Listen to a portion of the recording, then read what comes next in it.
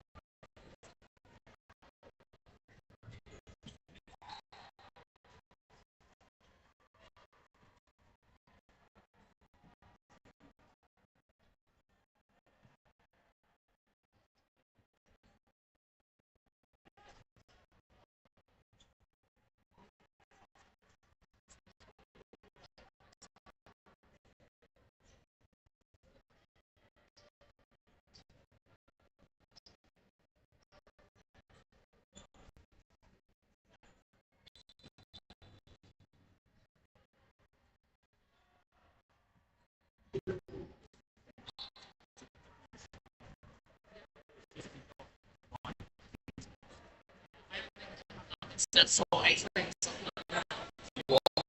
think I can say it again.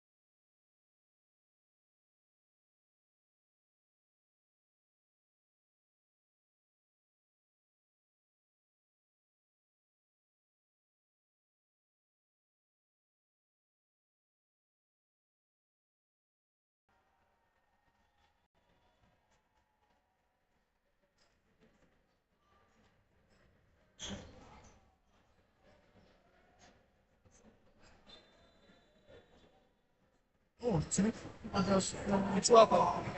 The only issue is, I think the camera's got some kind of output, so you'll see occasionally it just sort of blanks out. But it's not the internet, it's sort of the camera.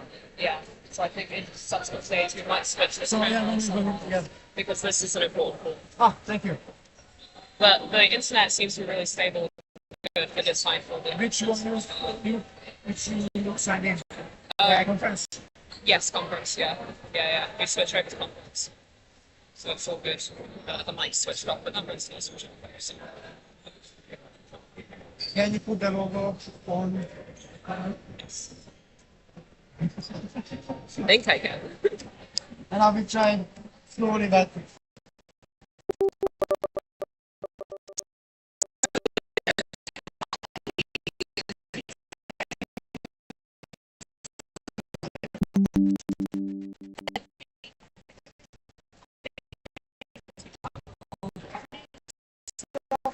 Amazing.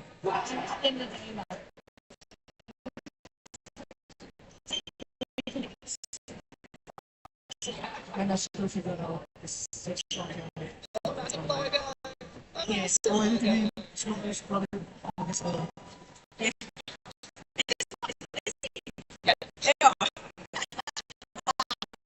To you.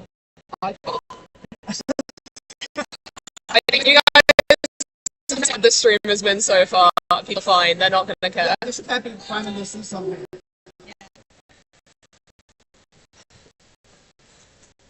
They could also hear everything I just said. Alright, what's in the middle? That's fine. Up there? Thank you so much. Let me copy this actually. I didn't copy it down. I will redo it now because I just realized that I no worries. Yeah, fine.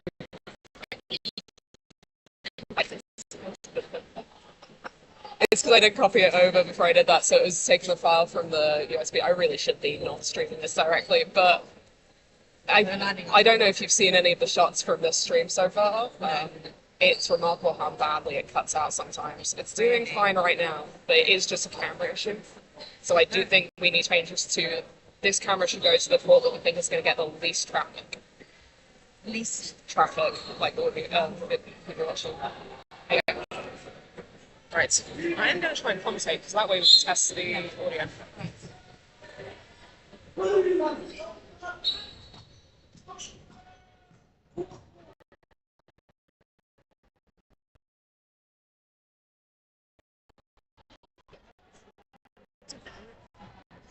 Message in the chat and let me know if that's absolutely fantastic. We are here on a very, very choppy stream. Apologies for all the problems this morning with the stream. That's what we're doing. But right now we've got a fantastic match going on between Sweden and Ukraine in the mixed division. This is Ukraine's first ever Euros match, and it's going spectacularly well for them. They are currently only one set behind Sweden, 2 sets behind Sweden, sorry. Just be angling with the... Yes, there's a dropping message to let me know if the video is coming through. That would be really, really helpful. As we're currently on a very small number of staff right now, it is early morning. Yes, I think I'm coming through. Good. So, this is Sweden against Ukraine. Sweden is on the near side of the camera for the team in yellow. Ukraine are on the far side in currently 4-4. A pre-shot there from Topperson takes out number 11, Vaha from Ukraine. He's going off, he's telling his team to calm down as he goes off. And a cross shot from Sarovic takes out the middle as Sekulic's shot, I believe it was, takes the right winger on the Ukraine side. So they're down to just one player left and no players left at that. And thumbs up from Ukraine. That is fantastic match. It's all been seen with blocked from all of that efficiency. So there's nothing that can be done there for Ukraine to stop back out. So with that, we should be at a 12-6 scoreline. Yeah, here we are. Good, good. Always good to check that the technology is working.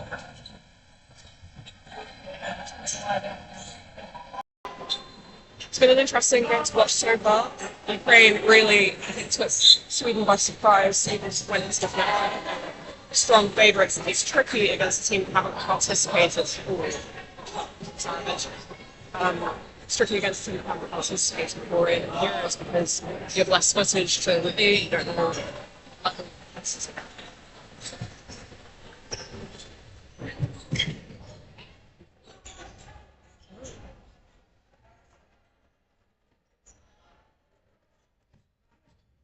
So this better audio. Please tell me if this audio is coming through clearer than the one I was on just a second ago.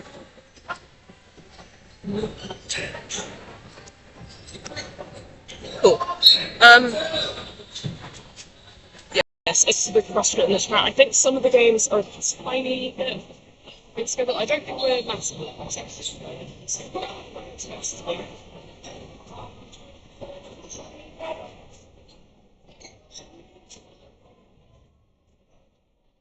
But yeah, I think so far what's happening in this match is that Sweden sort of went in thinking a crazy warm-up match. Ukraine have really not had it's a great match rapidly from Skarabich, who immediately backs up with suicide. I think they've now really started to get their stride there. Sweden, that's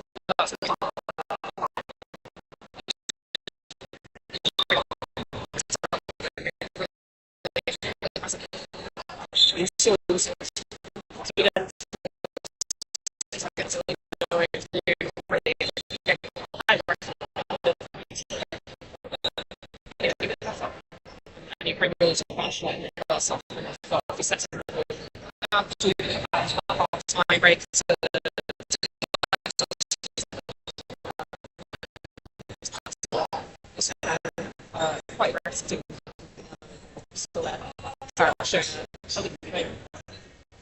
Not even plenty of time.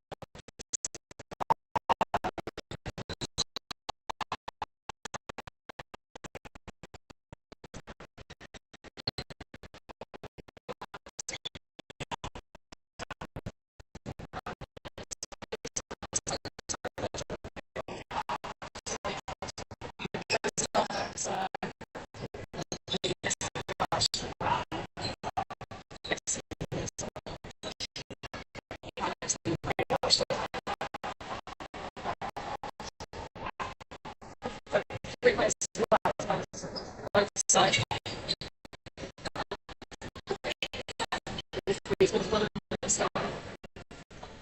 To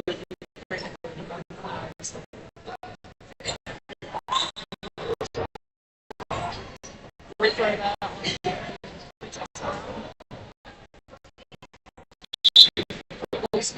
I'm going to pause discussion. For discussion is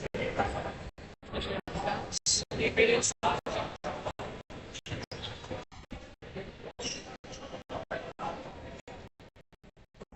Start from the photographs. Set up this to explain.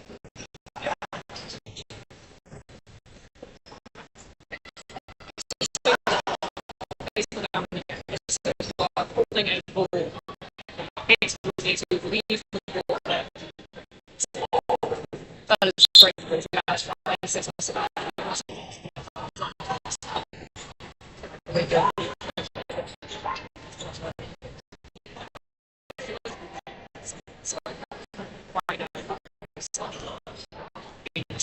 Let's go.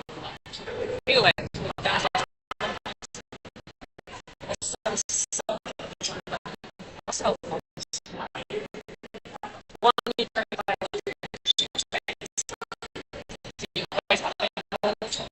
buying out time It's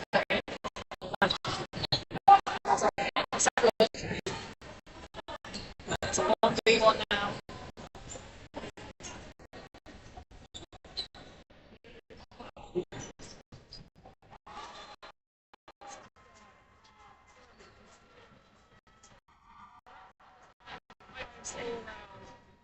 So you've got to needs to grab it, and she went because somebody's in the spot on. Right back up and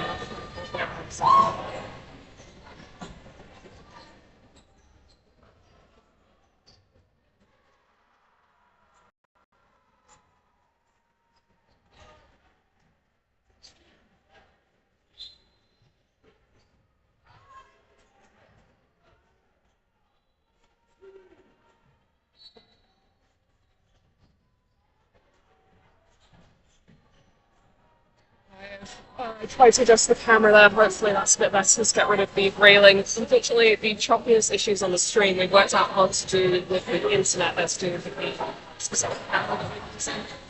Quite a few technical issues. So, we don't expect the to change massively on the stream today for this court. It shouldn't be the same as other courts, but this court will be set to this camera probably for the rest of the day. Potentially associated with lunch.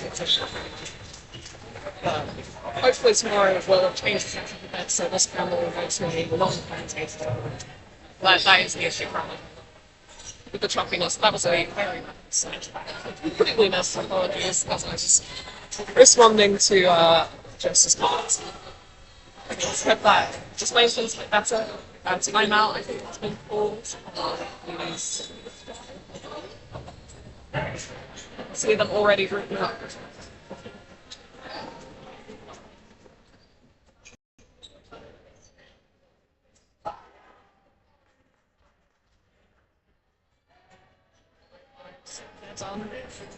Ukraine is still talking, still deliberating in background. Score as it stands right now is 18-6. It's obviously quite a lot of time left in the half, but it's going to be a tall order if Ukraine wants to pull that back. 12 points is 6 sets, and we've got enough time. If you played in about 2 minutes on a set, you can pull it back, but that would be quick sets, and that would be constantly winning quick sets in under the amount of time. So you'd be having to knock out every player on your opposition on the student side in under 2 minutes for 6 consecutive sets to pull back the win. I think that's possible. Athletically unlikely. Sweden pops over the line there. No, control by Thompson there, definitely got the cross over the line. The player's been told that he's still in. Straight on and back onto that Cyprus. Ukraine is pretty. They decided to keep 2 there. They did not manage to hit Sweden. So we'll release from Thompson. Swings by.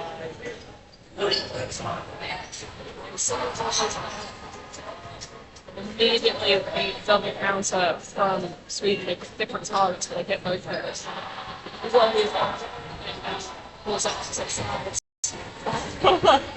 Thompson tried to get the catch there, but he fumbled it and he juggled it a bit in the air before he managed to eventually let it go.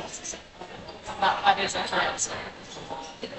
He didn't really need to make the catch there as none of his teammates were out, so the catch was brought anyway.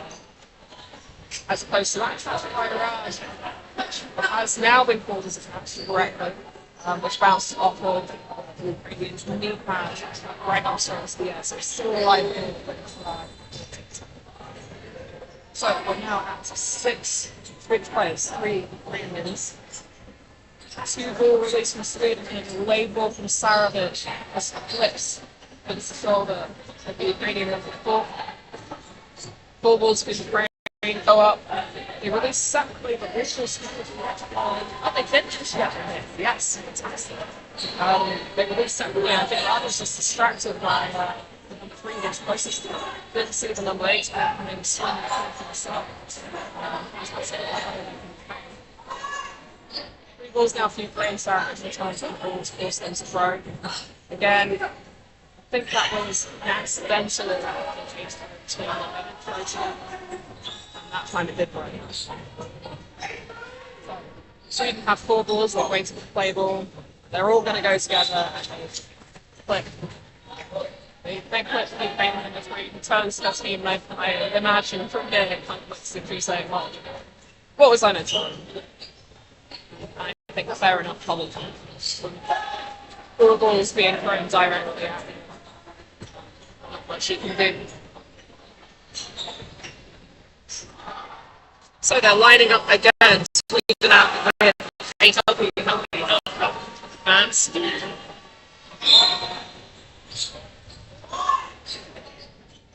So now it's just playing for honor. Points playing for honor. Players not playing for the game anymore. Good block and post release that for Sweden, but no hits. Ukraine going up, they've got 4 balls, but they're going up with 3, at least 2. Third's coming back. Block. So they've got 3. Still no hits yet. And a free throw release until Son. Who switch frees. A little bit unfortunately right behind his teammate Alpha, number 3. And she tried to backtrack to get out of the way of Sweden's release there and tried to preserve herself, but didn't realise she was back in the small teammate. Very unlucky. It looks now as Ukraine know that the match is done, they know that they're not going to win this, so they're kind of like inflated a little bit. You know, they're moving a little bit less, a little less aggressive. It's all the same rabble, this is the same as what we've seen in the first one. You can't really blame them.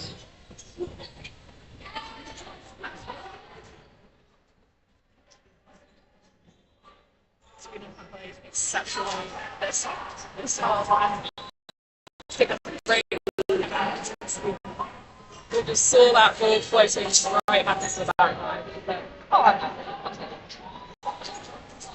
That's just it, like saying it was how they play so Sweden can get all 6 players on the field. Firmly, offensive.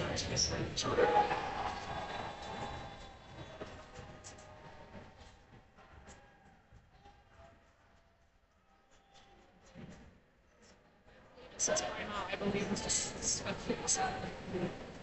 infield. Some debate over a ball looks as if Ukraine's complaining about an issue with grip. It looks like they're sort of gesturing at their hands there.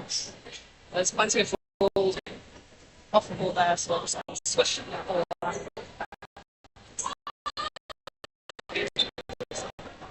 So, next round.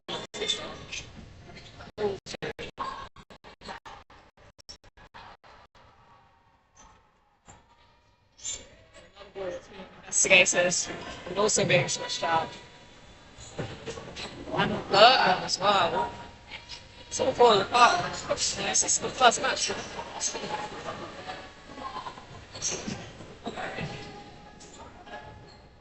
Curious to see what the issue is. It's a pressure issue, maybe. There's a standardised pressure rules have to be to potentially some of them are pumped. Ukraine strong to get the proper police. Full start there for against Sweden. So it's internal 5 balls.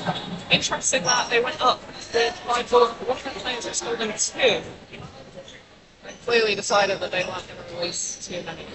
It's just back to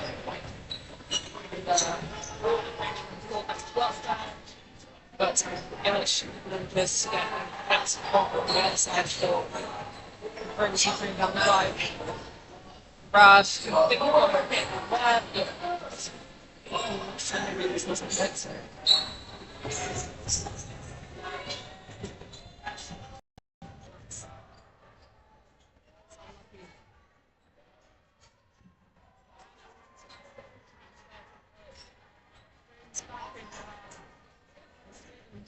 just round 6. But right after 6 minutes. It's really proving very difficult now for Ukraine to break back another match. Again, it's almost works in their favour. Illich managed to get out of the way of the first one, and that was that. And he knew that the second one was going to get released, and he just had to go and grab it.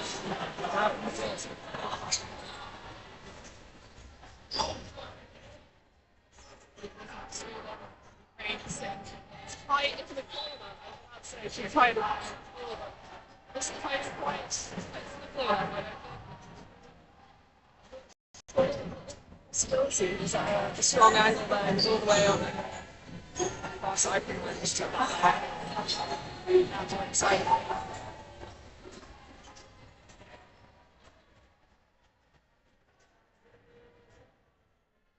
So we're now at 24-6 to Sweden. They have had a hell of a second half. They really come back in the second half. They're taking very quick sets now. So we were saying earlier, Ukraine had to win 6 sets in under 2 minutes per set. I feel as if Sweden had that. And we're like, no, we'll do that. I think we can do it.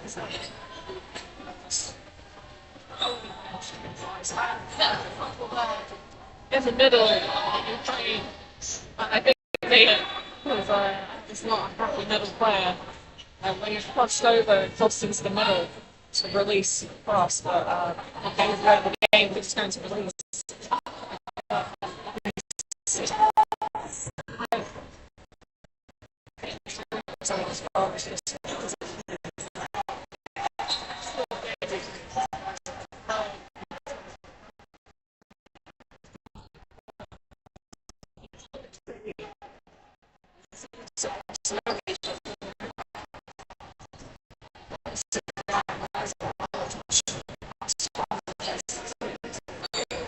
And that's the time, as you're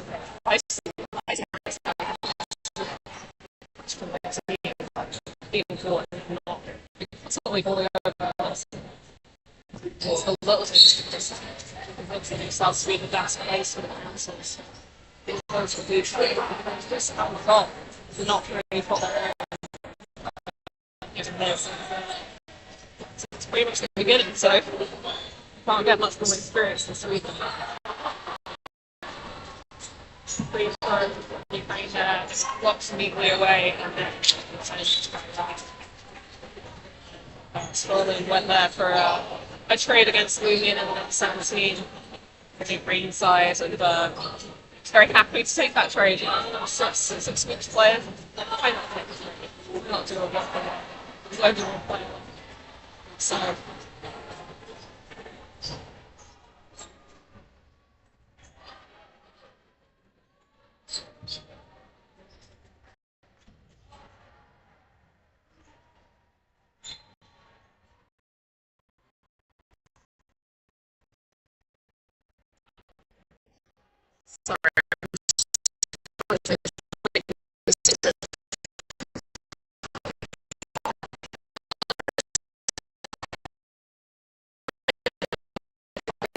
Last set of weeks after this, I love to say it's like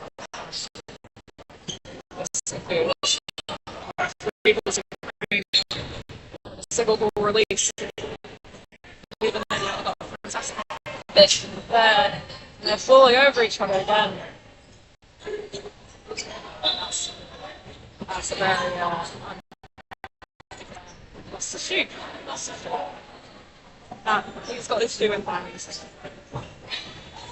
He's so close to the left, not players. He's got to win that. Sweden did do the correct thing there to find out in things, but had the right to attack. I'm not sure what she got. Actually, how this shot got more, but it's nothing.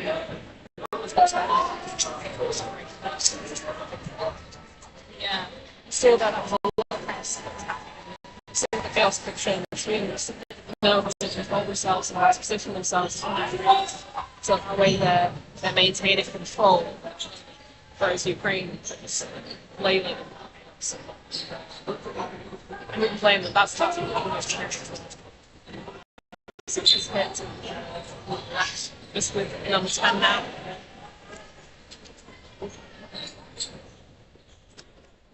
Apologies if I'm mispronouncing the names, by the way, on either side. There are only so many languages you can speak. And with that, 10 setter has been hit out. Sweden wraps up that set. There'll be one more frame, I believe, in this set. So there should be.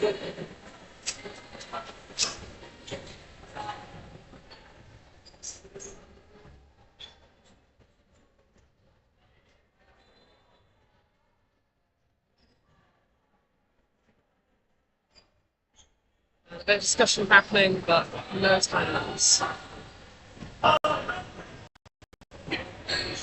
Be a quick set, this one. 90-second set. It could work as a best by the team. Purely comes down to which team manages to get the first few hits and then manages to maintain control. That's looking like that's going to be Sweden right now. Morgan gets a great hit there.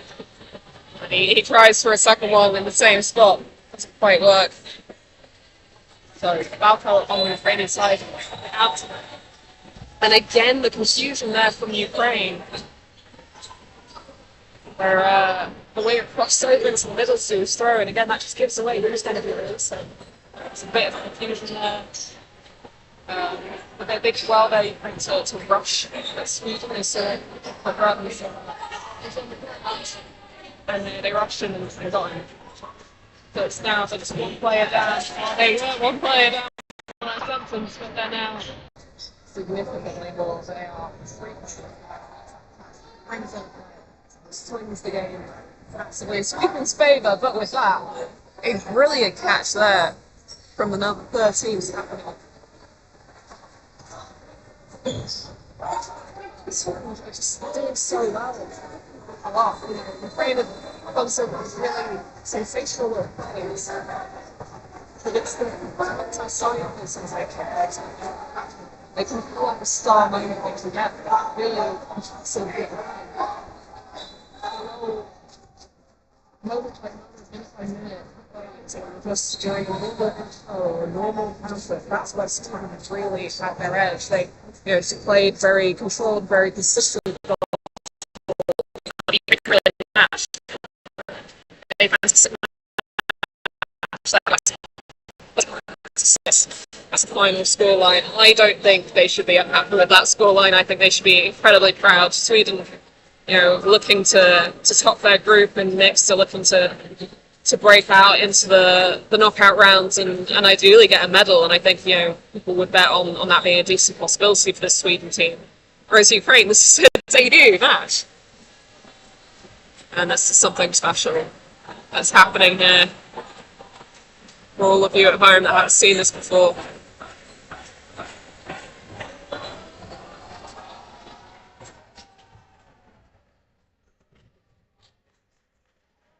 It's a tradition from Sweden, but some of the other teams have adopted it as well, but I think the first instance that's someone.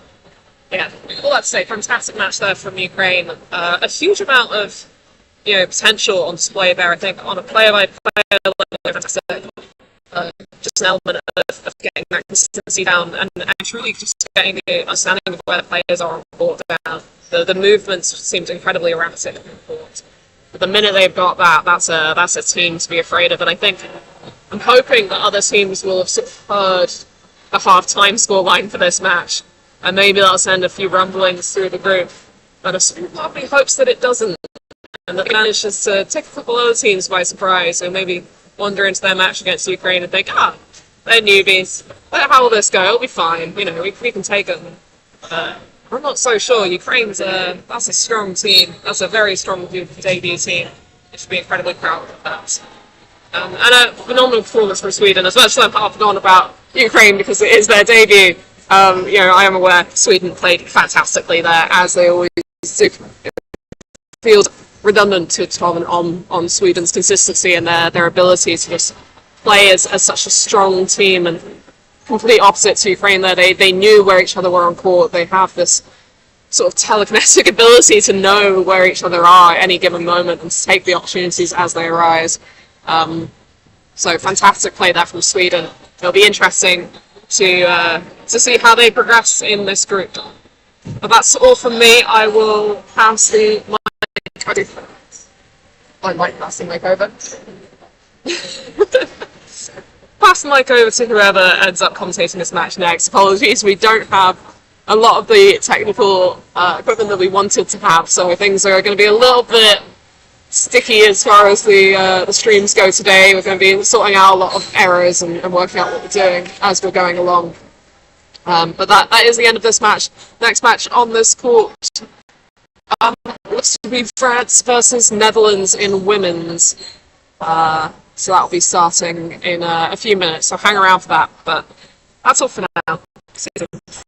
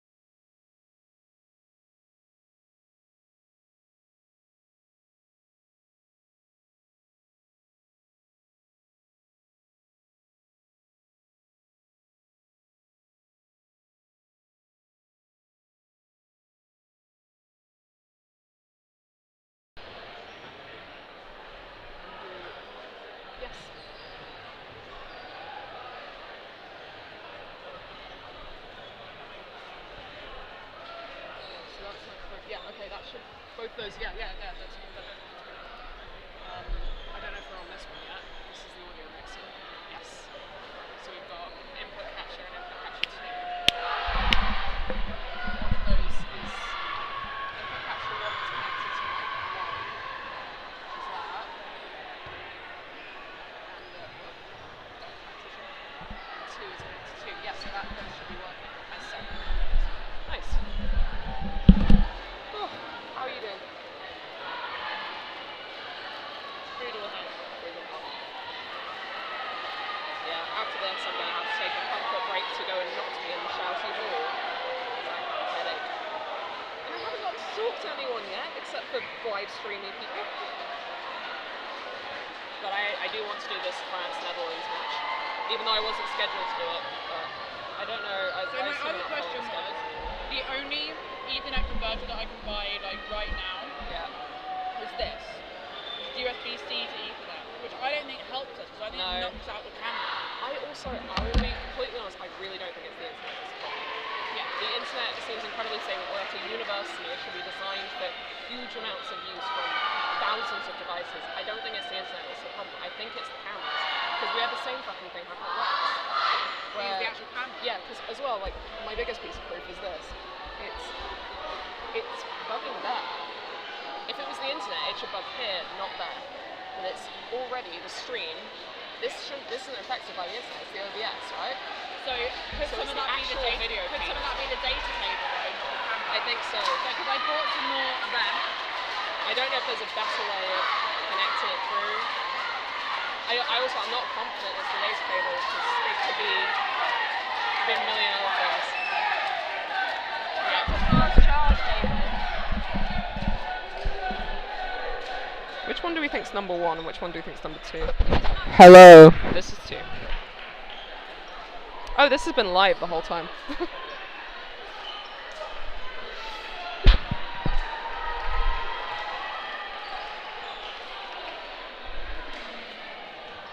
Alright, let's put...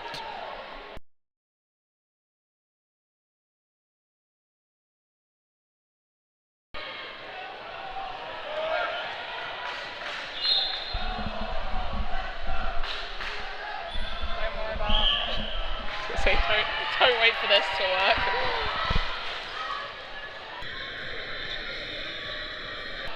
Right, yeah, I'm going to commentate. Hello, welcome back. This is a women's match now between France and the Netherlands. They're just lining up on either side of the court. Yeah, you can see that. And France get the quick start.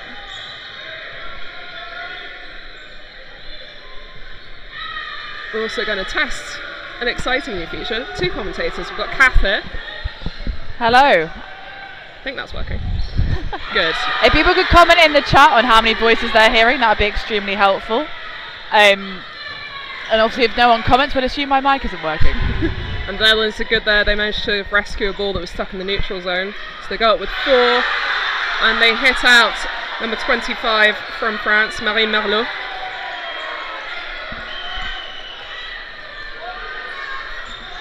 A lot of high pressure from France. Finds the hit on number 38, Bomber from Netherlands. Yeah. Nestle got a great counter there. But it did cost them 2 balls. Hit there on 67, I believe. 61 Yeah, Vernier. for France. She tried to go for the catch there, but it wasn't quite close enough and it kind of fished instead. Thank you very much for the response in the chat. Glad to see we've got both mics working. Thank you so much for bearing with us. So 2 balls do not find number 29 for France, but number 6 is hit out on the counter. Or caught, actually, apologies. Hits on 29 for France. For the Netherlands! That was a fantastic play. Got the hit, got the catch, got everything sorted right there. 2 balls in the hands of France with only 2 players on court, with 5 players for the Netherlands still coming up court. Big pressure. Coordinated throws do not find 33. And Cascade on the rebound by 33 for France, which is a Fadern. Please excuse my pronunciations. So we're back to 3 players on 4 in favour of the Netherlands here.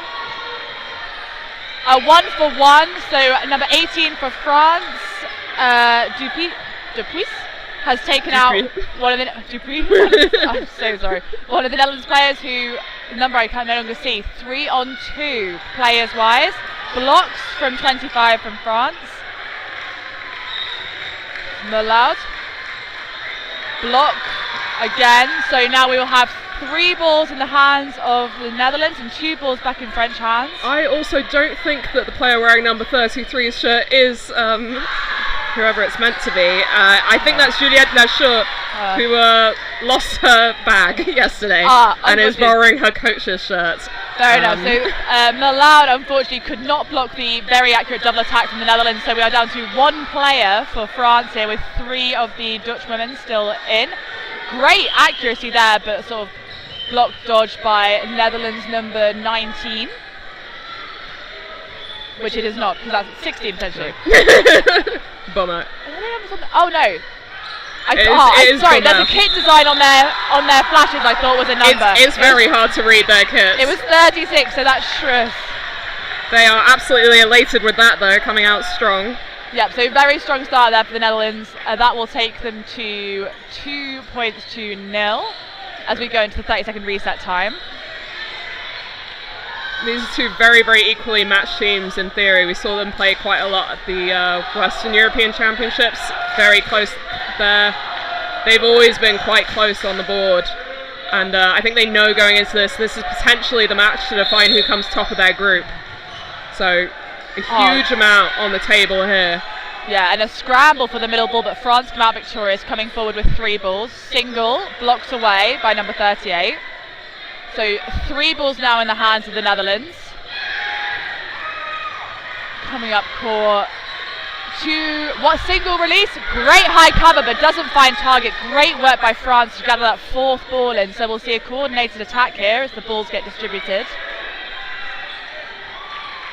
So 3 balls released for 2 hits, which is obviously a big plus. I think potentially not quite the timing they were expecting, but you can't argue with results. So the French are now 2 players up. Single ball from the centre for the Netherlands, does not find target, so 3 balls back to France with that 2-player advantage. 2 balls on number 38 for the Netherlands. Valiant attempt, valiant effort, should I say, but are not able to dodge. But 4 balls to the Netherlands. Let's see what they can make of this. And a very hit there. sensible. 2 balls straight on target, so number 25 for France makes her way to the outbox. 3 balls to France. Blocked by the Netherlands. So we now have Van Pulgist on the left-hand side as you're looking at it for the Netherlands. Oh, a lovely sort of pre-throw by Dupuis. Takes out 26 for the Netherlands. Oh, and ricochet shot is called. So number 22 also makes her way to the outbox. Yep, so Lanting and Miedema both out there. Oh, Van Pulgist gets the pre-throw, but she gets hit right after, and that wraps up the set. No point in going for a 1-for-1 if you're the last one left, I think. Quite, it doesn't have the effect. I think, to be fair, congratulations are in order for France there, who really gained momentum through that set and stuck with it. And I think sometimes you see these teams get caught in a real dichotomy of, do we keep pushing at pace because it's working, or do now we have a massive player advantage, slam the anchors on and try and see where we go. But I think it's going to be a very, very fun game for us to watch here on the stream if we keep with this pace, because it really adds a level of drama. It's interesting as well, in the first half of that last set, then a lot of the players were jumping up instead of going for catches. I think they're sort of going in with this mentality of, we don't need to catch yet, even though both sides are extremely good catchers. Yes, certainly. And so we saw a lot of people getting clipped. I wonder if we're going to see that change as sort of the game goes on and you realise, you've got to win the set from the beginning. You can't just be waiting until 2 minutes have passed and then try and win it. Yeah, and I think especially, so we're only on game 3 here today, so everyone's new to the sports hall. We've got net to net, which obviously is fantastic. It's a big occasion, and I know that I think sometimes you go into these big matches feeling like, what I really need to not do is try and do something flashy on the 20th second. I think that's what's happening here. I think a lot of them are like, I'm going to play really safe, and then they play slightly too safe, and they don't dodge quite enough. Yeah. Again, really evenly matched by 61 and 16 on those middle ball, but France are victorious again. Pre-throw and single, neither find target, so we reset again, 3 balls to France. Single on that. They really want to hit the... Bummer, which, I think it's obviously she's already had impact on this game. High pressure from 12 for France. Well blocked though. Really good use of court space. Oh! And that is a perfect example of why you should, why you do put that pressure on the wing, because then the cross court is absolutely lethal. But it doesn't matter. What a catch! Van Porgy's done really well to get out of the way of that sort of loose ball from number 12, and also got a vaguely valid shot in, so that's absolutely fine. But 6 players on for the Netherlands. Van Porgy's finds target. 4 players for France. Down to 3. She just didn't dodge out of the way there. She sidestepped, but she didn't move far enough across, and the Netherlands had, they read her well there. They moved across. You can see the power and accuracy straight onto the ball of the holding player. We're dropping blocks here, which you don't get to see a lot in games. So I think this is really the Dutch answer to that French speed we saw in the previous set. 2 balls coming up court with France. Coordinated counter, really nicely played there. I think that was a really smart move. Van Porgy's been really effective this set. To take her out on that wing is a really good choice. 3 balls to the Netherlands coming up court. Oh, pre-throw does not find target. The Dutch have learned, and we get ultimately a 1-for-1. 38 for the Netherlands out, and so that's a very good 1-for-1 for the Netherlands. The Netherlands, I have to say, from a shaky 20 second, have managed this to perfection. I think that's a bounce there on the foot before the foot of the Netherlands, but great areas. 3 balls to the Netherlands coming forward. Coordinated attack, just the single. Fair enough. You see that high pressure. We've got a line foul. She lined before that. She jumped backwards onto the line right at the back of court there. Very unlucky from Dupuis. I don't know if the Netherlands even had time for sort of a quick team talk at that point, but whatever the collective idea was between that set and the last set, they really pulled it together. Bravo! Whoever sort of straightened that out. But I think we're in for a real contest here. So we are now coming 4-2 in favour of the Netherlands, but we've only played 11. We've got 11:50 to play. Apologies, everything's counting down, not up. Just getting the hang of everything. But let's see if Netherlands can get that centre ball after losing out on the last 2. There we go. 3 balls to the Netherlands from the off. What are they going to do with this? Single down the wing. I think a lot more. Finds fingers of number 12 for France. What an excellent shot. Did they move Nathalie over France? I think she was on the left wing before, and they put her on the right wing there. I think that's a reaction to the fact that the Netherlands equivalent, from our position, right winger, is doing so well at the moment. She's hitting everything, she's catching everything. And so they put their best player in front of her, and she's already out. Yeah. So we have 3 balls to Netherlands, who have a player in hand. Single ball attack, well dodged, and these sort of post throws, as we term them, have been really effective previous sets, but now the central player is warming up and starting to get out of the way. Again, but as you can see, this high pressure, aggressive play style from the Netherlands, and the French are giving as good as they get, brings players close together near the neutral zone, looking for those hits. Good block there. Good block, also good areas, but nice dodge from number 40, I believe, or 60. 40, that's Beers. Good dodging from the middle, and again, I think France have settled in a bit. Now they're like, these are the ones to dodge, we'll find the ones to catch later. The thing with the pre-throws as well is pre-throws only really work about 3 or 4 times in a game, and then your opponents work out that you're pre-throwing. So you can already see that France have started to slow it down a little bit on their throws. They're waiting to see if there's going to be a pre-throw. I think they're a bit more prepared for it now. Yeah, and I think we, exactly as Doge said, a little bit more cagey. We've taken the pace down a little here.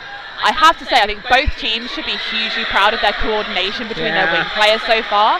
We've seen some real teamwork, which has it allowed these sort of cross-court hits that have been so exciting. 4 balls. Oh, great dodge. 2. Fantastic dodge from 61 or 61 shirt wearer. I think that is 61. Yeah, perfect. fairly good. That looks like her, I think. Good dodging. 2 singles from France. Potentially not the plan, but they get one back off the back post, so they won't be too happy with that. So now they're on 3 balls. Using all that space in the neutral zone. 2 balls on target and just getting back out of the way. So I think, both teams are like, okay, we can both play fast, we can both make that work for us. How do you like it if we slow down a bit? We have seen France give 4 balls to the Netherlands twice though in this set, which is interesting. I'm not sure that that's something that you want an opponent that's such good, that's such strong throwers on the Dutch side. I don't think I'd want to be giving them 4 balls as much as this. Yeah.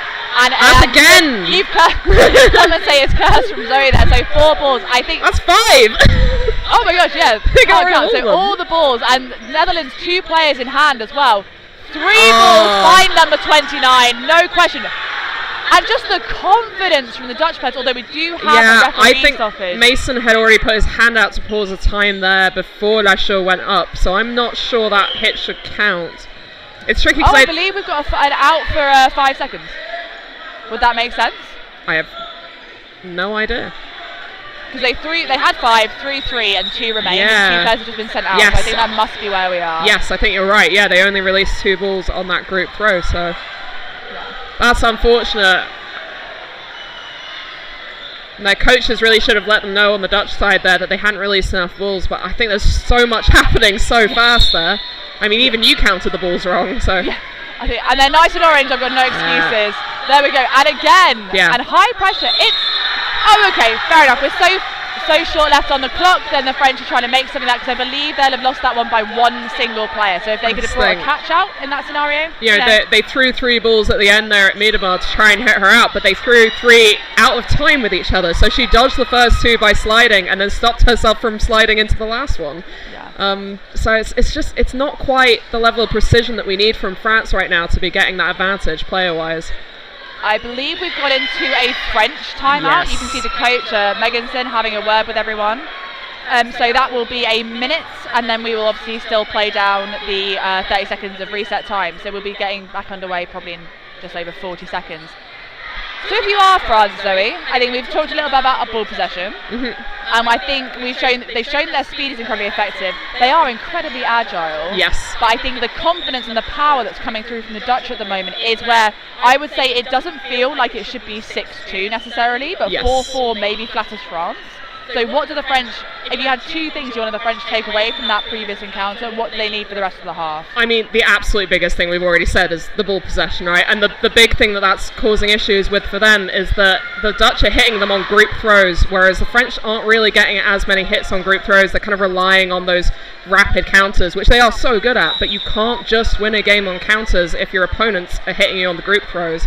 So not only do they not seem to be giving the balls over, but they need to be dodging out of the way of those. There was a hit on the French side in that last set where I think 3 balls were released from the Dutch, and she still went for the catch on the French side. And I respect the balls basically, as it were, of just going for a catch in that situation. But you don't need to be going for that catch. You shouldn't be going for that catch. She did not make that catch. It's the kind of thing where if she made that catch, I would be, saying that that's what an amazing play. But it is strategically not a good play to go for a catch if 3 balls are being released. Just take them and go as a group throw again. So I think that's it. It's just picking your battles, choosing when to go, and they're a little bit messy. Yeah, so they start with 3 balls. Let's see where we start. Nice! Yes! And just to add insult to injury, the catch completely unnecessary catch, but so much fun. But a statement of intent there from the French. Right, so balls down the middle. I think using those their wing players as they press up to defend their middle player as they release, because they know they have to watch the Dutch pressure. 1 release from the Dutch, who remain 1 player down, but with 3 balls to France. We have 7:55 remaining in the half, so we're going to have 3 sets at least. Nice block there. Oh no, apologies, we won't have quite that because we have the 30-second reset, so we're looking for at least 2 sets.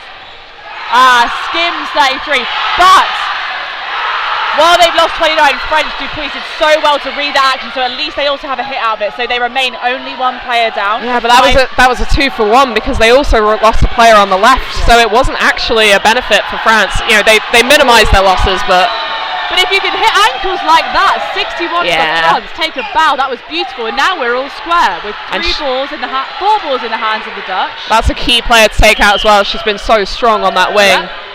And good choices from the French. 2 balls straight down the left wing as we look at it, but the tiny dodge by number 12 means that we still have 4-on-4 players. Fakes and then a single. Oh, that's a double hit. Good honesty from Beers as well. I think from our angle it could have been a bounce, but she takes her out well. No, that definitely, the way that it bounced up, it had to have been a hit, I think. That's so unlucky for Carmen to get hit as well. Ooh, and there we go. I don't think that, I completely understand going for that catch in that situation, but a really good placement from the Dutch, so we bring it back to 3 French and 2 Dutch players. Great dodging from 61 for France. They will now have 3 balls. We've got about a minute left in this set. Nice, they're going for a counter. I think you could hear the calls for communication there and the coordination, and I think that was like 85% of the way there. They've got a little bit of tweaking to do, but the ideas are correct, I would say. I think that was a speed issue. Lanting's so much faster, and she had less cover to space to cover in that time, so she just arrived too quick. Yeah, 3 balls in the hands of the Dutch. Oh. Dupuis, honestly, with these sort of almost throwing at the same time as the phase 1 throwers, getting all these ankle and knee shots, I think has been huge for France here. That was a hit first. Hit first. Yep. Netherlands are cheering, but no, that's a shame. A fantastic catch, though. Yeah, it was a fantastic catch. It may not count, but not for the score. I think that is much better from France. And I think it's difficult sometimes to see exactly what they're doing, but I think you're completely right. It's just a bit more discipline, a bit more sort of like clarity and like, right, when we are this up, we will go for catches, but when we are not, we need to gain that player advantage through the hits and see where we are. I think that's absolutely it. They went for one catch that they missed there, but you are correct that it was the right one to go for. It was a single ball, so you can't criticise that. They've just neatened up a bit of that sloppiness, and it's working a lot better for them now. And they have a huge crowd cheering for them as well now. What a catch! 25. So while it looked like a sort of strong start for the French for a second, they actually had 2 outs on the French side, and then a catch brings the 1 hit that was made to the Dutch back in. The catch from Dupuis! Honestly, Dupuis. And now France have 4 balls as well. It's just going back and forth on 4 balls at the moment. Yeah, we have had a substitution, so Mabrouki, number 9, has come on for France. Great dodge there from Carmen, but unfortunately a teammate did get hit out on the same attack. Yeah. But France are given 4 balls again. Yeah, we're even on players here, 4 on 4. Great movement from 61 for France. Sees France with 3 balls in hand. I think very wise from the Dutch only throw 2 there. Yeah. You saw all the power behind that ball and really good areas, but a lovely step by the Dutch player, so that's number 23. It's a really interesting detail there was Maruki fell over in the middle of court, but I think it was a sort of contained fall to try and avoid a pre-throw that never came. Yeah. And I believe we've had a motion from one of the French women that actually the court. Oh, so we've got a 1-for-1 there that's been called. So it's number 12 on number 16 for Dutch. Yeah. For Dutch. Which I think has just been agreed that it was a 1-for-1. Fantastic. Yeah. So it's Van Porgis for Netedy, I think. 3 on 3. 3 balls in the hands of the 4 balls in the hands of the French. They pop one for ball retriever. And a hit. Well thrown through. Yes, I believe that would be a hit. Yeah, that was a hit on. Yeah, yep, go on. There we go. Sorted that out. 2 on 2. Gosh, it's going to get a bit. I think Larissa Lanting there wasn't sure if the ball that hit her was released by the person she'd hit, but it wasn't that ball. And a 1-for-1. 1-for-1. And we're down to a 1v1. I hope you're enjoying this as much as we are, and the stream's holding up, because this is genuinely exciting dodgeball here. Good areas. Let's see what 61 on the Netherlands to throw now. Oh, so 61 is looking for that catch. She really is. She's giving herself away a little bit there. I think the Dutch are going to go for throwing power, maybe. Yeah. And unfortunately, that was the right call. So of course, France were burdened to throw there, so she didn't have a choice. She was going to have to go at some point. Yeah. So making the smart choice to come forward to the front of the neutral zone to reduce that throwing distance, unfortunately played into the style of the Dutch players who are happy with that throwing power. A lot of them with a handball background, I believe, and that has cinched that victory for the Netherlands. Oh God, this is. I think that last 1v1 really summarises the game though so far, as the Dutch are really confident in their throws. So they don't mind the fact the French can catch, supposedly anything. They're one of the best catching teams, and the Dutch don't care. They're making them look like they can't catch because they're just throwing these really, really fast balls. And granted, France are getting catches here and there, but overall, I think it's really working out in Netherlands' favour that they're going with this very aggressive, very high-powered throw tactic. And I don't think France really knows what to do if they can't get the catches. Yeah, and I think, to be fair, there's plenty going right for the French. Yes. Ultimately, the cross courts have been unbelievable. The accuracy, I would say, I think the accuracy is better than the Netherlands, objectively, but the power behind the Dutch throws offers them a little bit more margin for error. Yeah. So I think the French have to keep believing in their throws, and they have to keep looking for that. Yes, we've got some comments in the stream. This is more tense than expected before. I think so. I think this is an excellent game. I thought this was going to be a really tense match. I don't know how much you watch these teams at WEX, but they're such a well-matched pair of teams. But well-matched in the sense like they're the same level but in different areas, and that makes for such a fun viewing experience where it's not just two really good catching teams or two really good throwing teams. They've got different abilities and they're trying to work out the best way of pitching those against each other. And that just makes for such a fun tactical game that's going on right now. So I think the Dutch have switched up. Yeah! Catch from Van Polgies. Love it. I was just going to say, who's been taking off running for centre ball. Yeah. But actually, giving away that centre ball doesn't matter if you can make a catch from it immediately. I don't think a single particularly good hit's been made off that first ball so far. There was one in the last set, but it led to a catch immediately afterwards. Exactly. I think we'll get to it at half time. I've got some thoughts on that. Someone remind me in the chat. Yeah, perfect. So we are 1 player down on the French side, 6 players on for the Netherlands. Unfortunate, thrown through the block for the Dutch, and this is what we mean. The accuracy and the power means that even if your initial reaction is true, sometimes you're extremely unlucky with that where the ball goes afterwards. Yeah. Bounce there on the throw from Malard, 25 for France, but good areas again. 3 balls to the Netherlands, coming all the way up court. Oh, quite a good dummy there, I'd say. Yeah, I think so. You can see Natalie's face. She was really upset with herself for just not dodging. She didn't think it was coming towards her there. Well, you could see the use of positioning by the Dutch players, but the wheel thought it was coming down our right-hand side. Great. Nice dodge. Good throw by the French. I love the cheer after the dodge as well that she gave That's herself. me, to be fair. Anytime a jump works. I did a jump and it worked, and I'm proud. We've got 2 players up for the Dutch who do a coordinated attack, but do not find 29 for France. That was a really good leg lift block combination. Right, coordinated attack from the French. What are we going to see? I think we can see where that was going. Yeah, but they know where the threats are, and I think at this point you're trailing by 2 sets, and we're going to go into half time in 1 minute and about 7 seconds. Try and figure out how to deal with your problems, I think is where the French are at. So a jump from 25, unfortunately, I think sees her get hit by at least 2. You can see the catch attempt there, which is a good idea, especially when you are down by 2 players. But yeah, it's all about picking those opportunities, isn't it? And the French can be forgiven for still trying to figure out quite where they are when they're still sort of just about trailing at the end of every set here. Good timing, good block and good timing, I'd say, on the release. But I think the Dutch are now expecting that. It's been one of the French's more effective tactics, so they're very wary of the sort of pre-post throws. Again, lovely areas from 61 there on the release. 3 balls to the Dutch. Oh, what a great dodge, though. Play 2 is called. Yeah, correct choice. 1. Another needs to be thrown. Another needs to go. Yep. Yes, there we go. And that is why you have to keep watching the refs. But Carmen is not having it.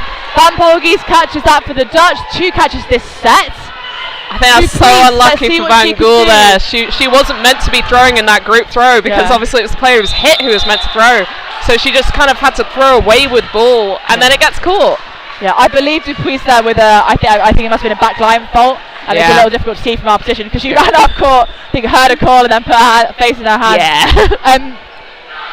So we are now going into our 5 minutes of half time. Yep. 10-4 advantage though to the Netherlands. 10-4 advantage, and I think to be fair, that does not reflect the level of enjoyment as a spectator that you get out of this game. This is scintillating. I think one thing I would say about the French is I feel like potentially they need to believe that those throws and also really back their power and potentially be a little more aggressive in their placement. Yeah, we're seeing an awful lot of shots for knees and toes, which are technically brilliant things to do. Yes, but I think the Dutch just slightly have the edge on sidestepping, on stepping over, and I wonder whether being a little less cautious on the positioning, but still really trusting your arms, because I don't think the French have a power problem.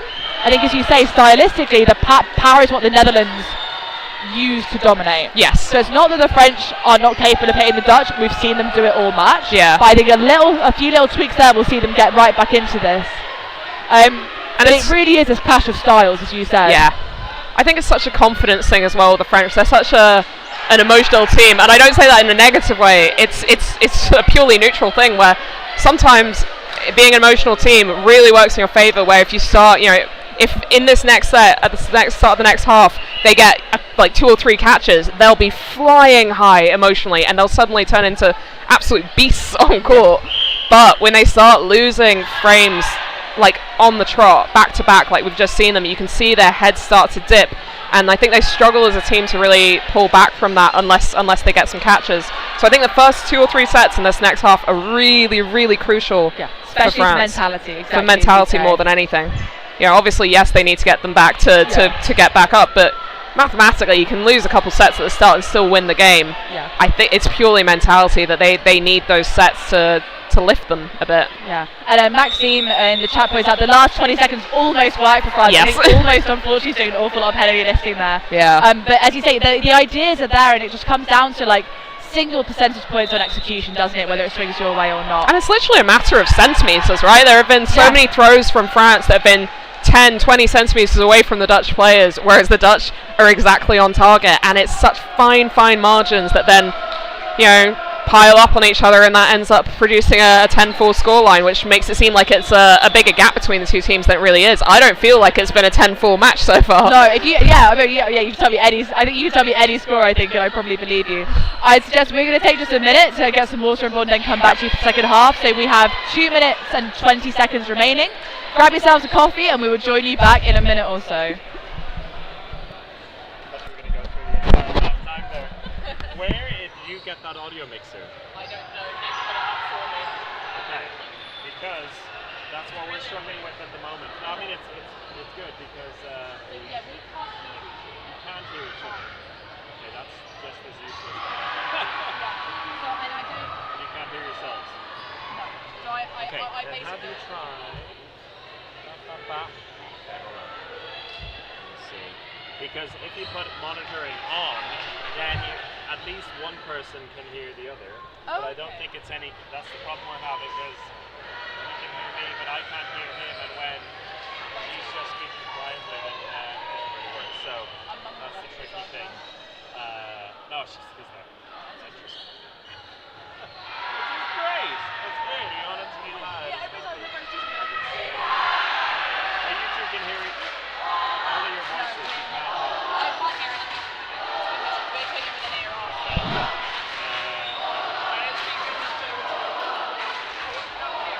It's okay. No, but you're having the same problem we have, is not hearing each other. I've got my ear popped out. So Yeah, but it is so quiet. we're also having The French is so loud. the French chanting, so it needs to be really nice. I can't hear what Cass saying, I'm going to guess. But you seem to be working on it. It's working out, I think. Simple, actually. Tools. So with the mixer, does that not work even with the... So I think it's something essentially and then if we want to do like a group and everyone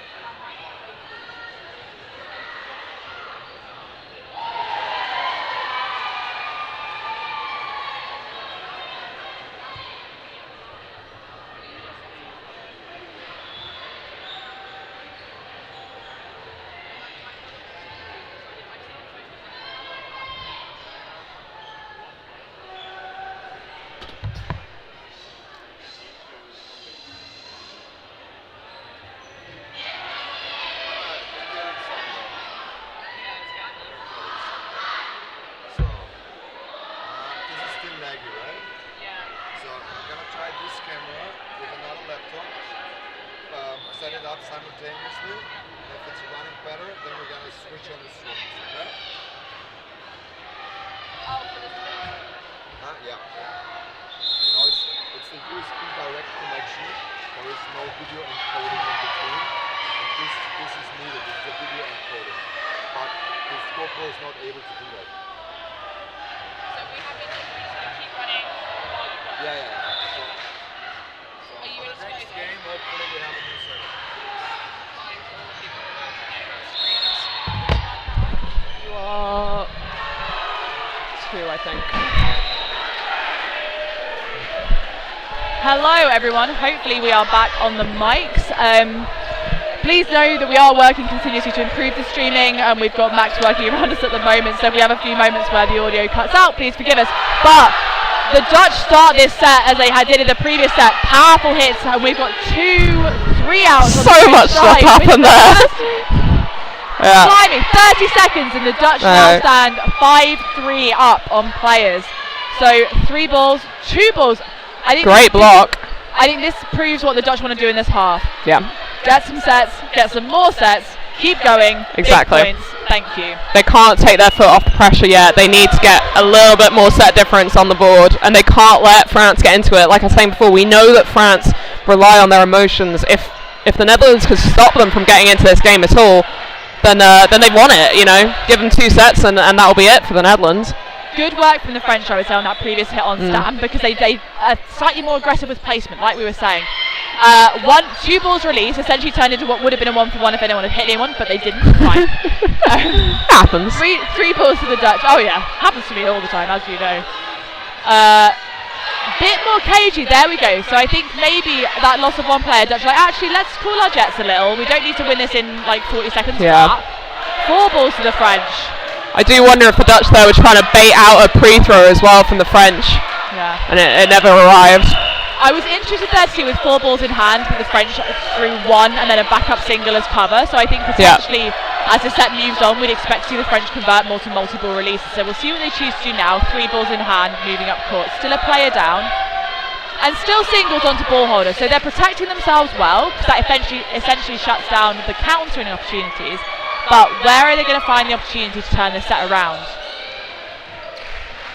There we go. Good block. And they've got 4. Yeah.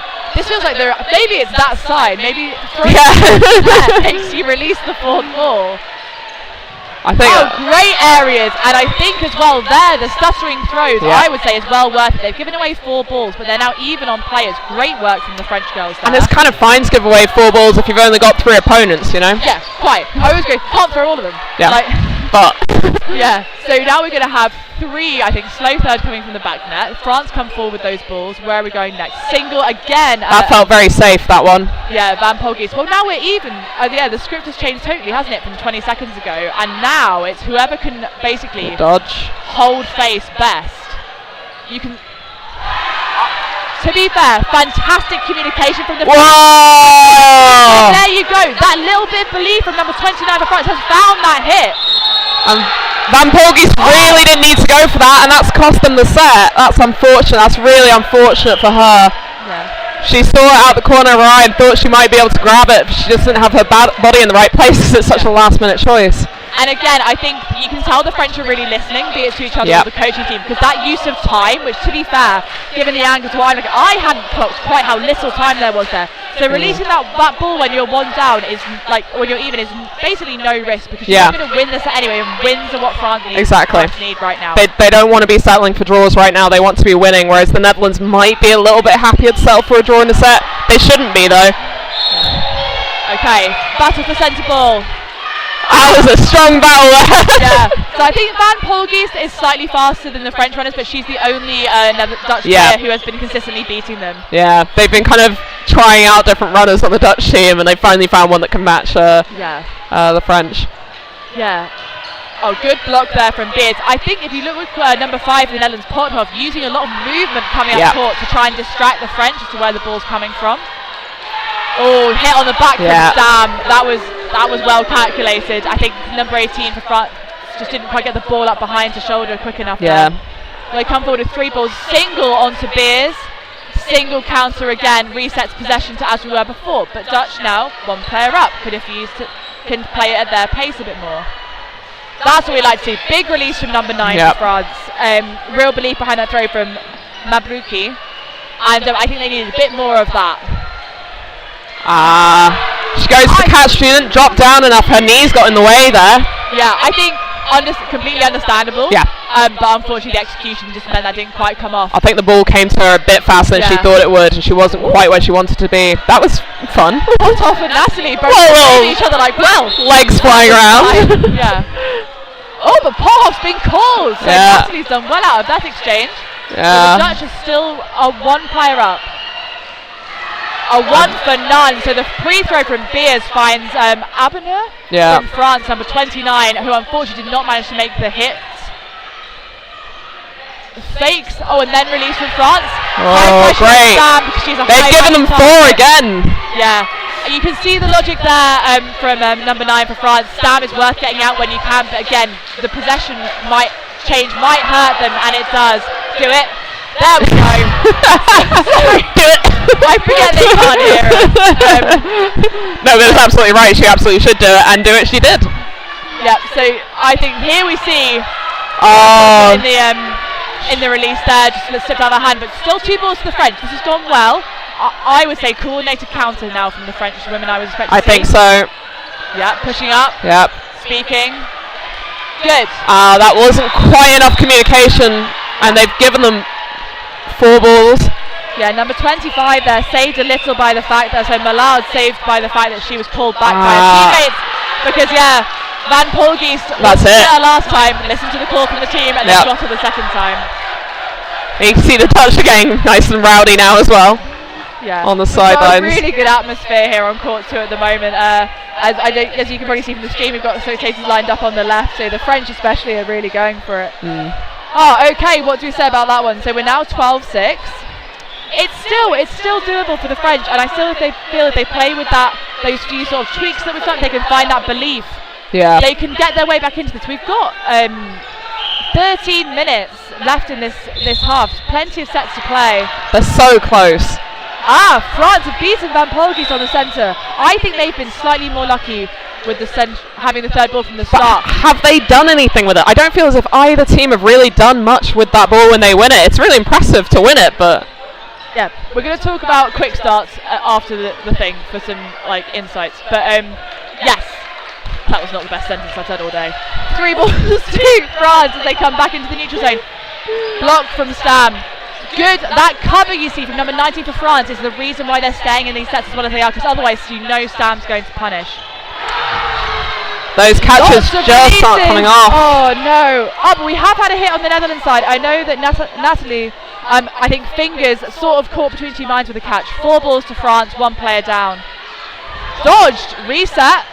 3 and balls. go. Fantastic hit.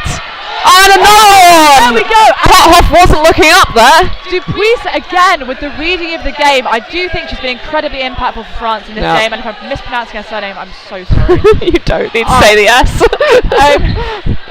Yes, a hit there, but so 1 for 1, and suddenly, despite the fact I'd say the Netherlands look completely in control for the whole of the first minute. Yeah, they've lost it. 5, and it's France's set. There we go.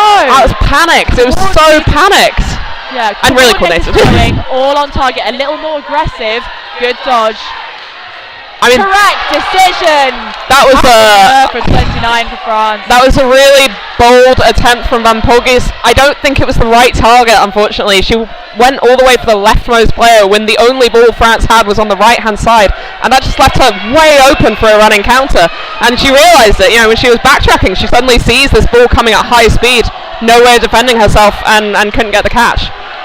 So can this change the tide for France? So we now stand at 12-8, only 2 sets in it, and so it's a group game, so we can stand for a draw. We can go for a draw. Overtime or anything. That was my prediction personally for this match. Okay, I would love to see that, to be honest. If the French can put another few sets in like they just did, it will be so well deserved. Oh, a hit from Stam there. Fantastic free throw.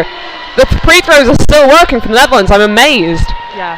I think as well the Netherlands are doing well at changing the target of the free throw, but similarly 29. Everyone's free throws are working. Maybe we should always just free throw. Yeah. That's the answer. 4 balls to France, who are even on players. Big fakes. 2 ball release. Oh, she had it, but Miedemar just dropped it. Yeah, span out. That was a fair attempt. Yeah. And she's unfortunate not to make that stick. No, there's so much spin on that ball, she couldn't catch it. Yeah. Great pressure from Natalie there. Fabulous control from the French ladies there. You could see that they both wanted to show they're still here, but they come up with 3 balls and a single on Beers, does not find her feet, but again, aggressive areas. Good defence from Mabrouki as well on the way back. That was really good from France. I have to say, I think had the French been less on top of the cover when they come back, this would be a completely different story. Yeah. It really has allowed them to build into this game. No, that defensive play on the way back is really saving them. Nice block. Blocks. Love that. Ball retrieve for the Netherlands. They're going to have 3 balls and 1 player down. So the French in control for this part of the set. So let's see what they can do with that. The Dutch calling from the middle. That looks like the Dutch calling from the middle. Maybe. We'll keep an eye on that. Interesting. Let us know in the chat if you know the answer. Definitely calling from the left on the French, not the question you asked. Blocks and another good areas. They are so close on Beers that we're needing all the refs looking at exactly where the balls are coming from. Yep, another one straight through her legs. She's doing so well to dodge these, honestly. 3 balls to the Netherlands, taking all that space in the neutral zone. Single ball, well dodged by France, although I think at the last minute she was like, get your head down. Yeah. But it works, can't argue if it works.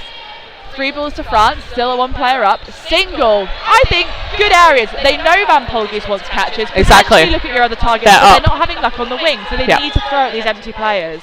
I think what France want right now is safety, so they can then go on the running counters, which they're pulling off so much better. Yeah.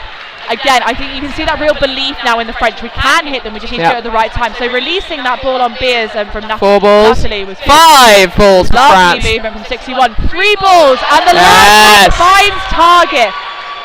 2 balls for France now. They should be holding their heads so high. I really hope they're swelling with confidence because this is a fantastic turnaround. I think you can see a little bit, they're smiling a bit more on court now. I feel like their heads have lifted. Big movement attempted by a 61 for France, but unfortunately just found her ankle. But it was really good placement from the Netherlands. 2 pre-throws are not successful. Double counter is Beers is out. That felt messy from the Netherlands. Why do they have 2 different targets? Why are they going for the catch there? There's so many little bits of messiness. There we go. It feels uncharacteristic. It feels as if they're getting a bit stressed and they can feel it slipping out of their hands. Yeah. They're not putting the control that they should be on this match right now. So wow.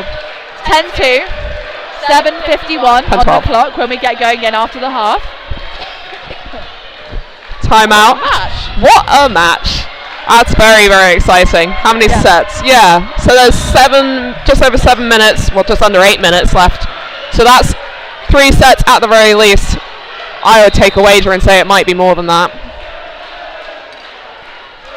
They're running these sets quite fast at the moment. So 3, potentially 4 sets. Yeah. So it could very easily be a draw. If it is 3 sets left, that could lead to a draw pretty quick. Yeah. So I think this acts so the fact that the break in time has happened here, I think it's a bit of a neutral point. Obviously there's French momentum, but ultimately getting 1 set ahead is not enough to guarantee the Netherlands a result in this game. So while from a mindset perspective, obviously the French are going to want to come out and keep pressing through. Yep. The main thing is they need to hold on to this pace, this confidence, this slight. I think it is subtle, the adjustment they made in practice, but it's incredibly effective. Yeah. So much energy from the French crowd. I think it's really critical for France to win this next set. Yeah, I think for the Dutch, I don't think necessarily they've been doing anything wrong. I just think the French have got a bit wiser to what their tactics are. However, they do still have that particularly strong throwing power, and they need to maybe sort of, if it push comes to shove, a little bit more communication in those key moments, and they will be able to turn this back. Oh, and just as you say that, I was so sneaky from Natalie there. She saw that they were all coming in stock, and she was like, I'll have that. I'll throw a ball in the middle there, bound to hit at least 1 person. Yeah, back to your question on calling from middle. I think certainly Lanting has been doing calling. I think that's the key. 3 balls to France, coming up, 1 player up from that excellent pre-throw. Straight down the middle. It's a very good throw. But yes, well left by Lanting. And again, if the Dutch make smart choices, there is no reason they shouldn't come out as the winner. But if the French keep playing like they are, there's no reason they won't come out the winner. I think that's it. What do we know, really? If the French can stress the Dutch out of making good decisions, then I think that's it. Yeah, we saw another. Oh! But Natalie's having such a good frame right now. 2 hits that she's had in this frame. And I think maybe you can see the cracks starting to show on the Dutch side. They want to hit them, and they want to hit them now. And it's leading to a few 5 balls! Possession. But good work from Stam. I think she's realised how much of a high-value target she is for the French, and now she's putting those. You can see that Natalie called for the ball as she was running back. She knew she wanted to do this. Put pressure, stress them out, try and make them make a mistake. I think it worked. Out and in. The French coach gesticulating wildly from the box. And the Dutch picked 2 targets there. I don't know if that was deliberate. I don't think it was. They threw at 2 different targets, hit 1 and caught 1. Good. I have to say, I think that if you picked one thing, the French have done better this half than the Dutch. it would be awareness. Yes. Awareness of each other, awareness of the referees, and sort of essentially awareness of where they are in the game. I think that's really giving them the edge. I think the Dutch are playing too much of an individual game. They're trying to find hero moments, they're not getting them. And the French are finding the hero moments. They are succeeding on them. So on that note, Stab, who's been such a key player, did a really good release quickly, but has been targeted because the French know. The French know, and with a 1-for-1 at a really key point, that is exactly the momentum you wanted for the French. Well, that's so unfortunate. The French wanted to hold on to. What we've already pointed out, going for a 1-for-1 when you're the last player in is not going to go your way as a team. And I wonder as well whether because the Dutch are happy playing such an aggressive style, and you can see that in their position on court, right? And both teams do it, which is what made it such an interesting match to watch. But as you say, if when it's your default to start running forward when you're in a situation with a ball in hand, suddenly when you're in those positions where you are at a disadvantage in players and also in time, you put yourself in danger by default. And they're putting themselves in danger and then looking over for the call, and that's happened 2 or 3 times now where they've been in a dangerous position, not even looking forward. Oh, French winning the quick start. 3 balls straight onto Bomber. Bomber, excuse me. 38 for the Netherlands. Single. Good blocks. I have to say, Bomber's footwork has been. Oh, she's been phenomenal. Yeah. Jumping up around everywhere on court. Such a springy player. Oh, the catch! Catch made, and that's the other thing that wasn't working from the first half. The French are pulling out the catches now. I was saying, they start getting catches, they never stop. One player up for France with 2 balls in hand. Single is caught again! And this is the Dutch caught on the horns of a dilemma. We know we can't hit them, so we need to throw at them. But are they going did Stam get a catch there? Yeah, Stam made a catch, I think. Well done, Stam. So now, again, it swings once again, even in players, 3 balls to the Netherlands. It's interesting as well, because the Dutch, like we said so many times, they have such strong throws, but most of them do actually throw higher than we normally do in the women's game. Because they believe because they know that they can make the hit. And as soon as France have got their eye in, they can make catches. Bomber, unfortunately, unlucky on that one. That wasn't her fault. That was not her fault at all. She's being targeted because she's so impactful for the Dutch. Block into Stam causes number 18 for France to block into herself, which is unfortunate. But the French still hold 1 player in advantage, so 4 balls to the Netherlands. Much better reading that and sensible coming back. They're given 3 to France. I fear they're going to pre-throw because it does normally really work for them. I wonder whether a running counter. Oh, what a hit from Van Polgis! Yeah, what do you know? Van Polgis. Quick counter works perfect there. Excuse me wrong. 3 balls to French, all even on players. Target from Stam. This is what the Dutch want. This is what the Dutch want to do. And they don't need to win by a lot of players. 1 player will do, but it gets them back on top. We have 55 seconds here on court 2. 3 ball releases, does find number 19 for France. I think this is what the Dutch needed those last 2 previous sets. This little tightening of discipline and sort of. And that was a bit messy as well from France. Netty threw away their only ball way off court, so the Netherlands could throw without any pressure there. 2 balls in hand, throw a single, blocked. Stuck on court? Question mark. There we go. Van Polgis goes and gets it in. Putting the pressure now though. Look at that. That 1-for-1. And that, I think, if you look at the body language of those 2 players at the time of the 1-for-1, there was no doubt in Beer's mind that she was going to hit her. She was going for it. Was it Natalie for France? She tried to throw and dodge. That was a line! Oh my gosh, it is all happening on court 2 here today. What a game no matter what from the chat. We completely agree. What an absolutely fantastic game to have got the stream working for. That was a great turnaround from the Netherlands there though. They were looking really shaky at a point halfway through that set and then they just turned it around. And that's given them the advantage. 1 set up going into what's very likely to be the last set. Kind of depends though. We've got 1 minute 44 going into this set, right? So that means if you know you're about to lose the set, do you maybe step off right at the end to force? As someone that should have done their homework, these 2 teams are expected to come sort of towards the top of their group, right? So the things they want to consider are obviously win's a win. Win's a win. Set difference will matter. So obviously, if the French are up, the Dutch will want to walk off. I think so. If the Dutch are up, The French need to make a decision as to whether they think the momentum is with them enough that they can tolerate losing by 1 set, or they want to try and push. I don't think the Dutch will want to push for extra sets, but I do think if they're like, I don't know, they might, yeah. I think it's tricky. It depends on whether or not they think that they're going to be able to, if this match ends in a draw, if they think they'll be able to get the set difference in the other matches that will pull them into the top place in the table. And that's really hard to guess.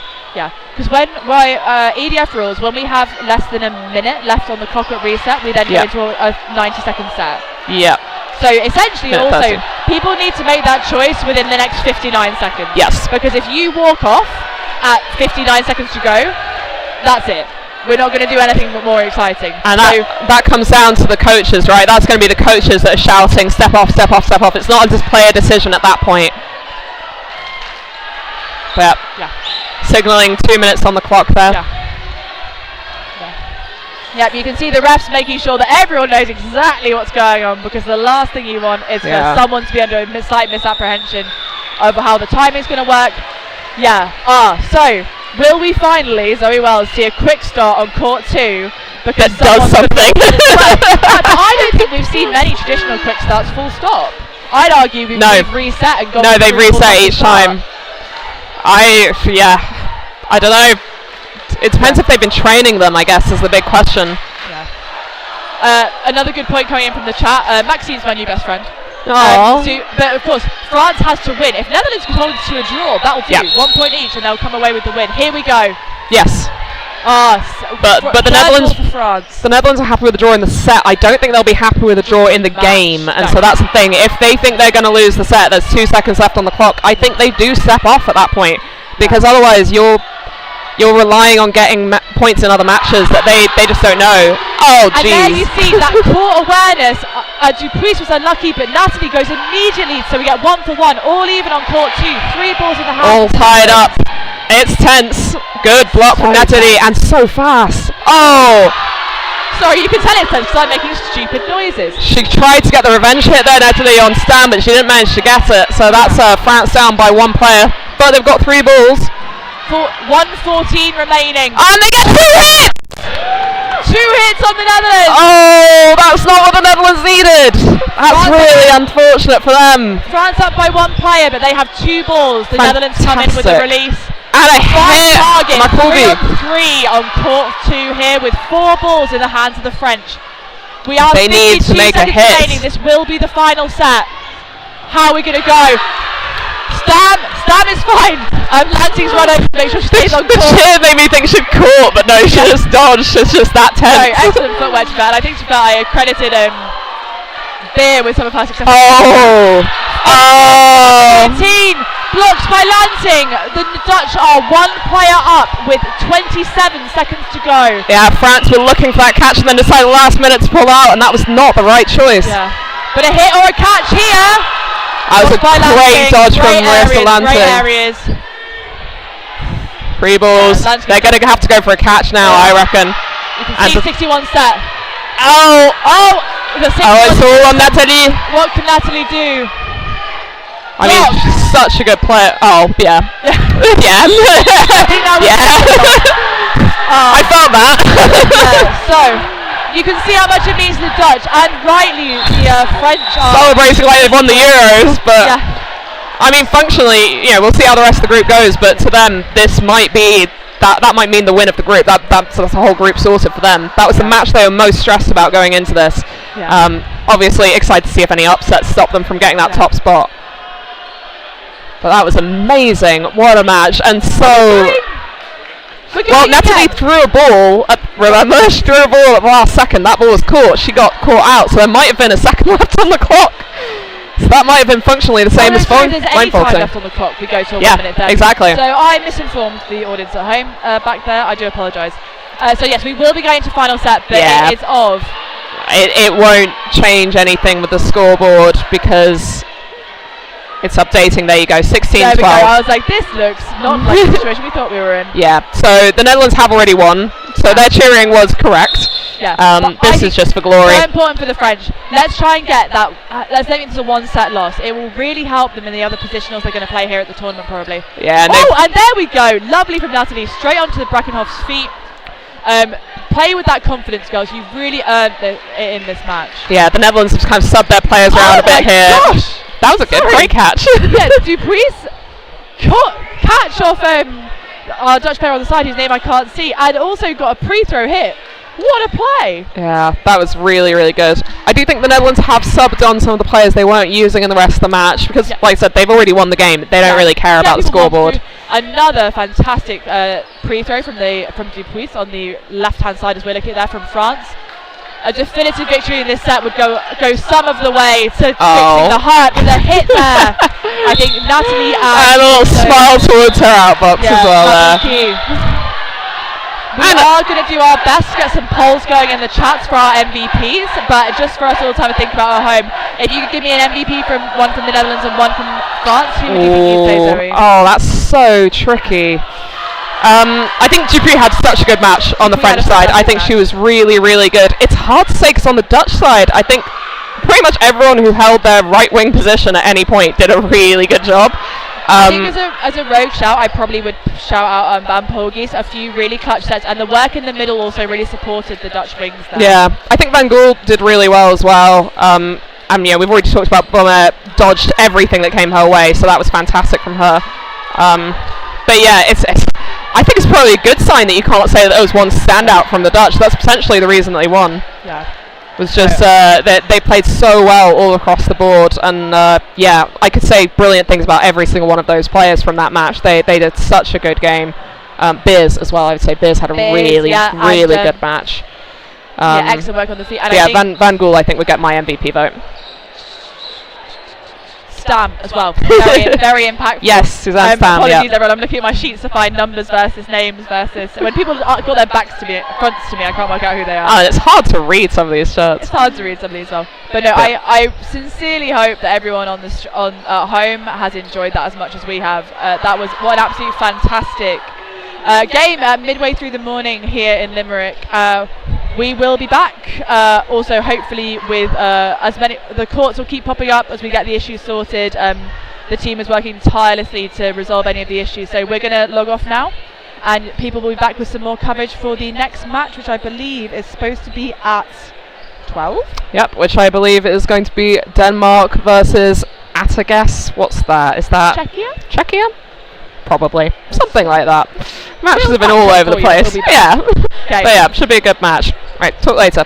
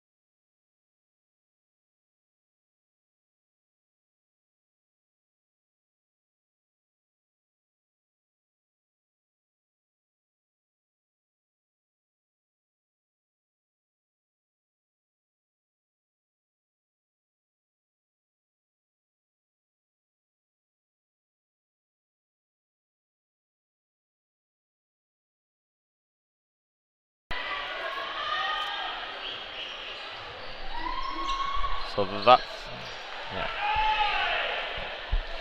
Ready? Hi everyone and welcome to this Euro 2025 Limerick dodgeball game between Czechia and Denmark. I'm James Dixon, and joining me. And I'm Sam Robinson. It should be a good game. Yeah, absolutely. Denmark relatively new, but a strong contender. Also, having a coach as experienced as Will Robinson is always going to help them. The man's been in the game for years. Yeah, I know the Danish team originated as they just started off as one club that I know Will Robinson, when he moved over, having spent a lot of time in England, set themselves up as a manager and has really pushed this squad to the next level. They've pulled out some decent performances in previous tournaments, so we'll see how they do. I know on the Czechia team, they're constantly pushing into those top 8, top 10 spaces. Yeah. I believe it was 5th they got in one of the recent tournaments, maybe Worlds or Euros. They're just a strong team all round, so it's going to be an exciting match.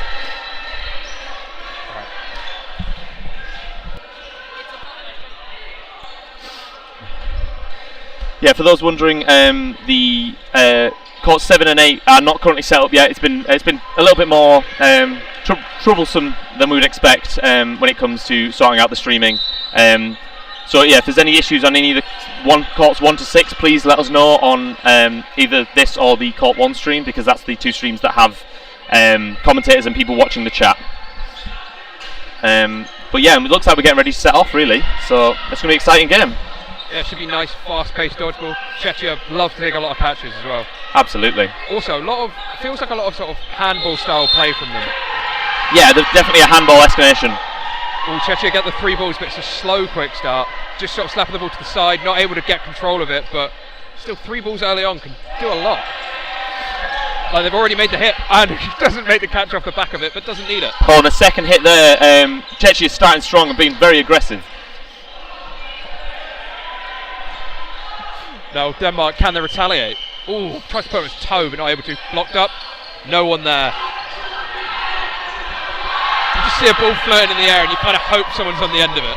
Yeah, absolutely. But it's always that tough. It's that shout of, oh, ball up. Yeah. Oh, and a clean hit by number 10 of Denmark there. Yeah, it's the sort of, it's hit me, I'll shout catch it and pray someone saves me.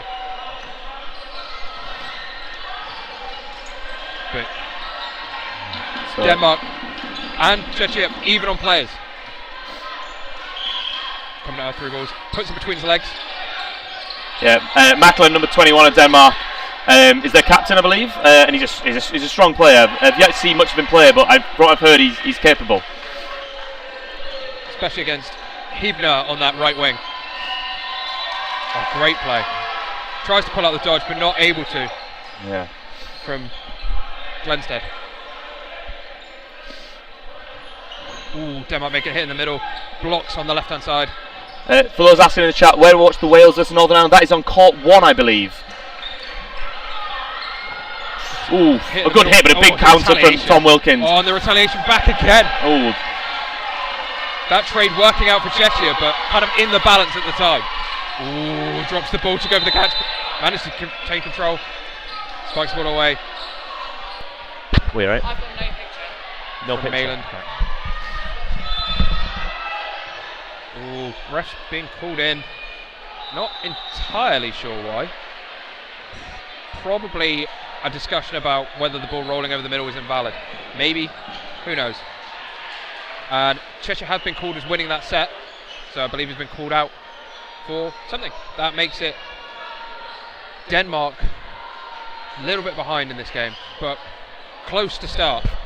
It's the big plays, the sort of big trade in the middle there that could have gone either way, just went towards Czechia and kind of let them get the momentum to win the game. Or win the set, I suppose. But now, coming in, will they be able to actually pull off a quick start here? Denmark managed to slap it back and slowing the game down. I guess trying to slow it down, keep it controlled. Coming up now from Alois in the middle, makes the hit. Puts Denmark a player up. Can they hold on to it against this 3-ball attack? All blocked away. Free throw. Ooh, and the catch made. The athletic single-hand catch. He's gone out for it, but he has brought his teammate back in. That makes them 1 up on players. Ooh, survives that. Otherwise, little duck, little scurry away. And it's broken the court, so I assume they'll get someone tall to fix it. Who knows? But it's going to be a little bit of break and play while they sort of attend to that. Does leave Denmark a player up. Can they hold on to it?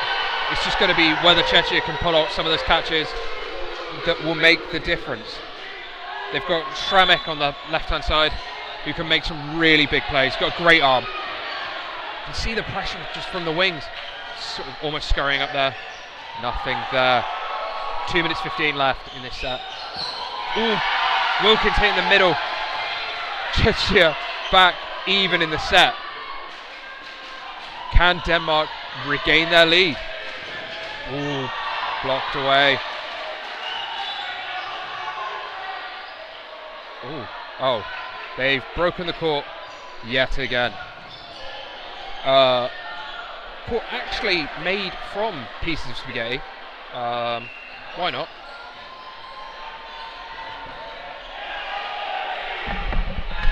But it is still 2-0 to Czechia. We have a couple of breaks in play from the courts breaking, but we'll come right back to it.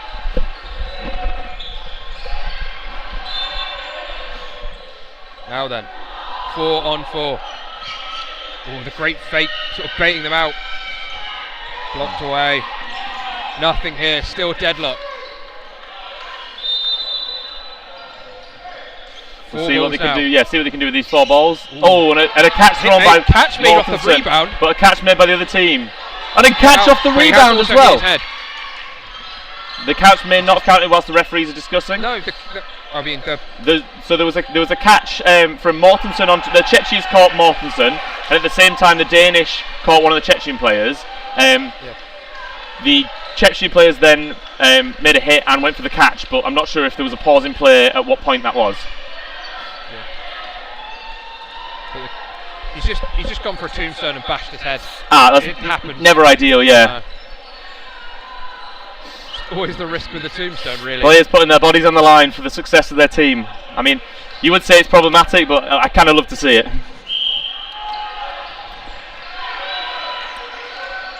But I assume they'll be doing an injury sub. Just try and get him off the court for a bit, give him a little bit of a breather. Yeah, absolutely. Applebin, is that still saying there's no sound on court 4? I'll very quickly go and check that and come back to you. I believe there's just some confusion over what happened after the refs tried to stop play for that injury. When time was really paused, I suppose. But it looks like it's going to be 5 Chechen players versus 3 Danish. And they come up, they release. Ooh, 2 hits. The same player, but 2 hits. They come up again. Blocked away. Oh, he goes to the catch but isn't able to reel it in.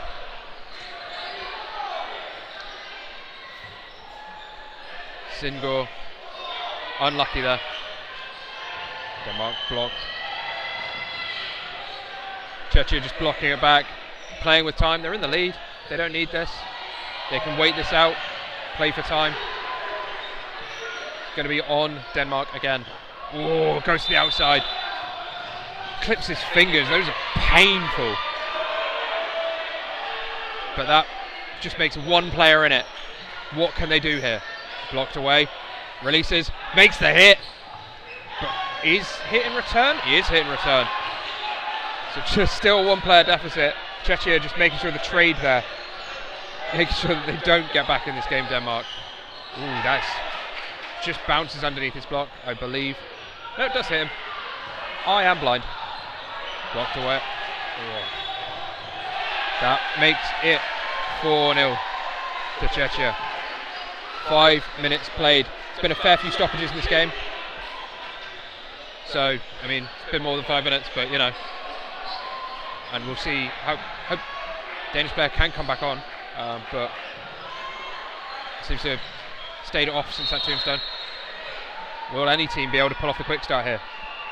Just get that early quick hit with some early bits of aggression. They run up now. Denmark managed to get the ball. Player out in the middle. He's thrown at, but she's just gone over the middle line at the start. I've not really been that aware of it. So now they come up again. 3 balls. Plays it. Wing blocked away. Blocked back to Denmark. Gives them another 3-ball opportunity. They come in again. Releases low between his legs. Like a open door. But that gives Czechia 3 balls. Blocked down. Popped away. Yeah, it looks like some of the courts don't have any audio. We're still working on that, but don't keep your hopes high. It's a lot going on. Oh, the court's broken again. What's happened? Court's broken. Ah, the fence. Yep.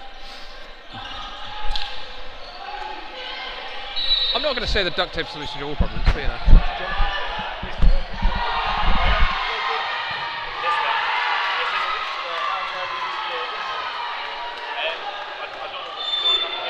But now we're back in play again. Court mended.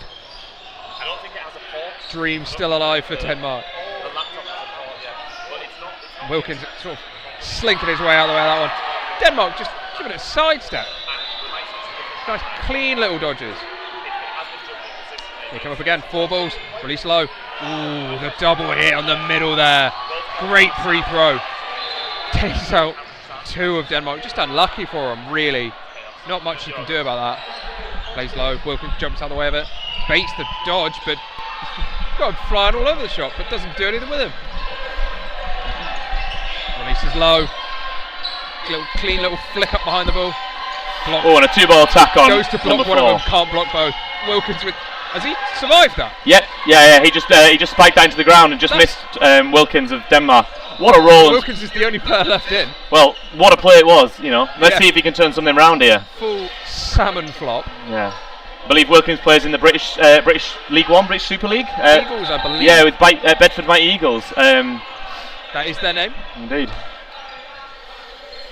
So we'll see what he can do representing Denmark.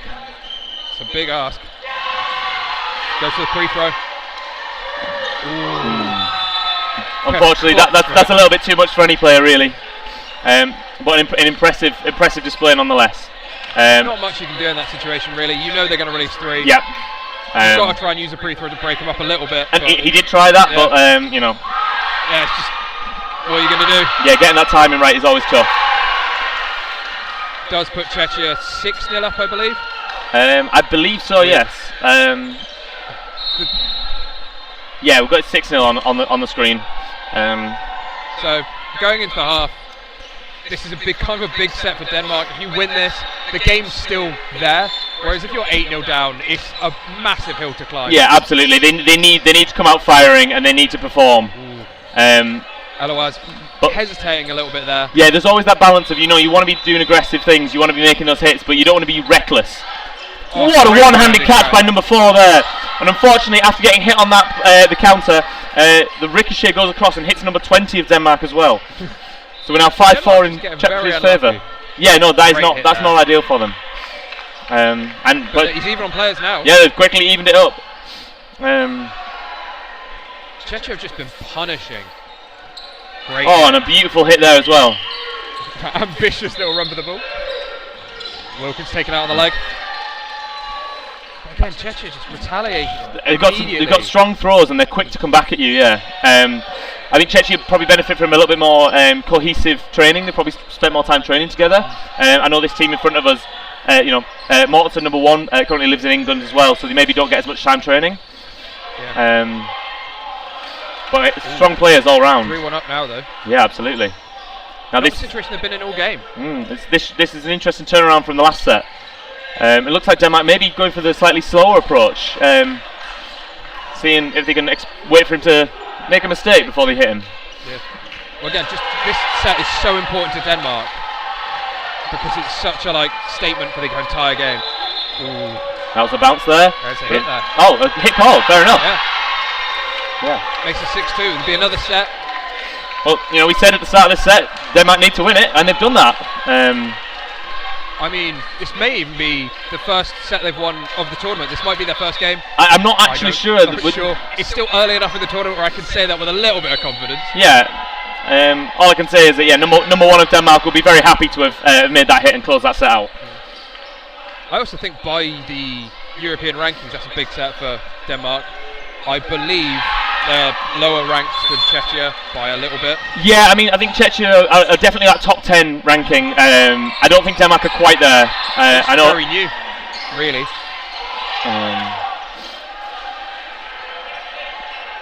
It's that experience that you can see the Chechen players have in terms of just throwing, like knowing when to throw and not hesitating. I think the Chechens also have started picking out the key players from Denmark, and that pre-throw on Adam Eloise, he's a strong, experienced player, and playing the sport for maybe 10, 15 years.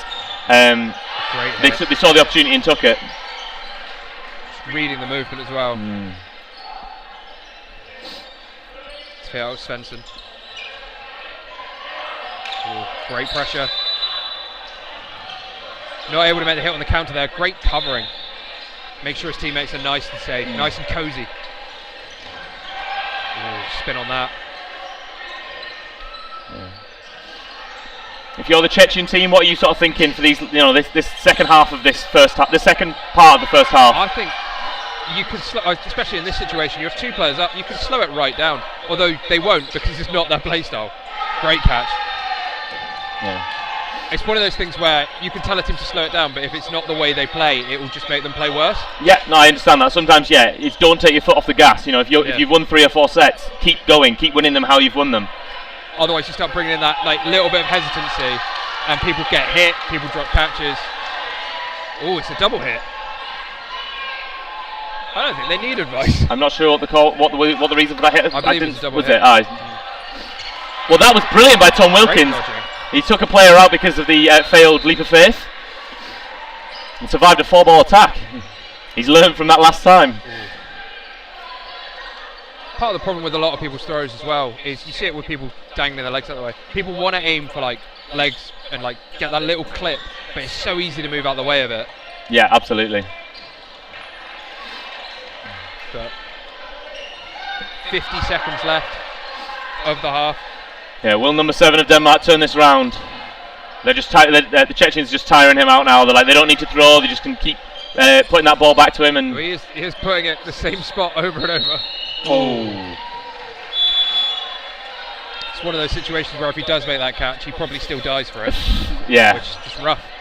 But you can't gameplay by the Czech. Yeah, no, it's just clean, consistent, and good accuracy, taking advantage of when the Danish aren't as coordinated. I'd like to see the Danish come back into this a little bit. There's maybe 2 or 3 sets in this half. I think they'll take at least 1 more, maybe 2. But they might need to start pushing a bit harder, or maybe change things around. Well, this will be, I assume, maybe a shortened set. Should be a shortened set, I think. The final one. Yeah. It's just not on the scoreboard because No, we've still got 7 minutes left of the half, don't we? I don't know. Let me see what I can Maybe. see. Who knows? Yeah, it looks like we still have to be fair, I think the breaks in gameplay kind of messed me up. Yeah, there's that 30-second gap between each set. I quite like it. It's a rule that we don't have over in the British League, but I quite like it. It has its benefits, but I think it's nice in a quick game, terrible in a slow game. Yeah, absolutely. Anyone who's seen Derby Phantoms play would know that would be awful. Oh, and a strong hit by Eloise. Yeah. You can see him fling his limbs to try and trap it, but there's just nothing there.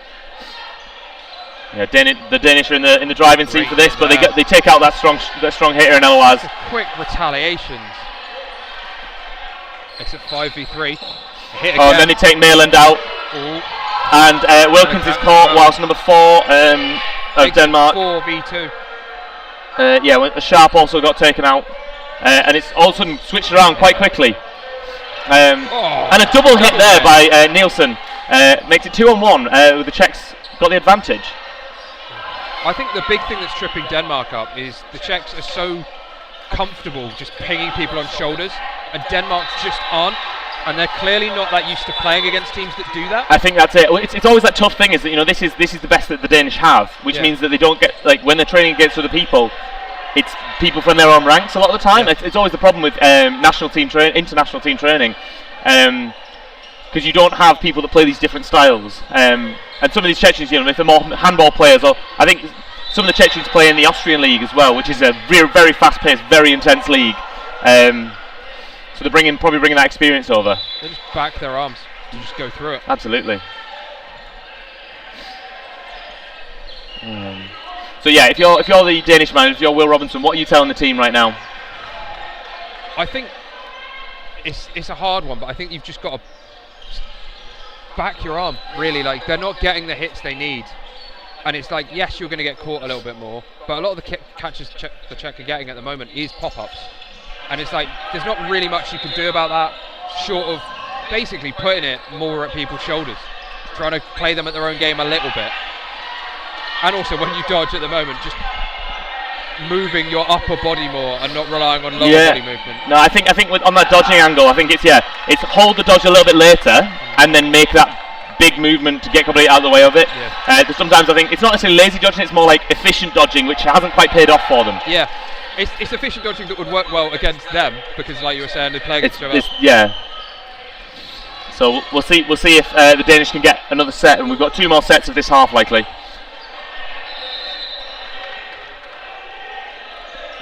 But, we'll have to see if anyone can put off a quick start. Yeah, it's quite a good viewpoint we've got as the commentators. We can see at least 4, maybe even all 6 courts of cloth. We just saw a very impressive catch by Sam Laverty on court 1. Denmark get all 3 balls, but not able to do it particularly quickly, but maybe they can take a little bit of control here. Ooh. See the adjustment from the centre there. And the Czechs come up with 3 here. Are they going to get one of those early hits? They don't. Just the lateral movement helping them out. Oh, 100%. Walker's in. I've been quite impressed by Betcher at number 73. Some of his throws look quite strong, I think. But especially as a middle player, it's so valuable having that. Yeah.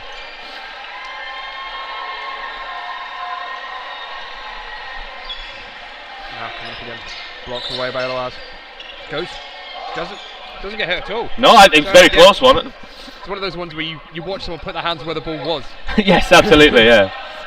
And the 4 balls now, but they don't convert it into a hit. You know, a minute into this set and there's no hits on either side. Could this be a pacifist set? I mean, you've got to remember, energies get a little bit lower, people get a bit more tired, they may be dropping down intensity. Ooh. Oh. The problem is the intensity of the dodging also drops. Yeah, exactly, yeah. That's where those with those sticky hands really benefit. Yeah. Tries to give him retaliation, but he's more than aware of it. I think if those retaliations coming out from down, they need to be quicker. They need to really take advantage and just be that moment straight after. A lot of it as well is like taking someone out on their, like, when you're watching them throw, they've got a leg that they have planted to make that throw and just hitting them there because they can't really move it. Great hit there. That's a phenomenal hit. Eloaz. Yeah. I think part of it is also the Chechens' cover has been really good from the middle. If there's a winger throwing, that middle player is ready and covering them. Yeah. Oh, and they're starting to take advantage of these hits now. He's been let a little bit down by the fact that his teammate has been doing the same dodge that he's just done multiple times. Yeah. Unintentionally predicted. Yeah.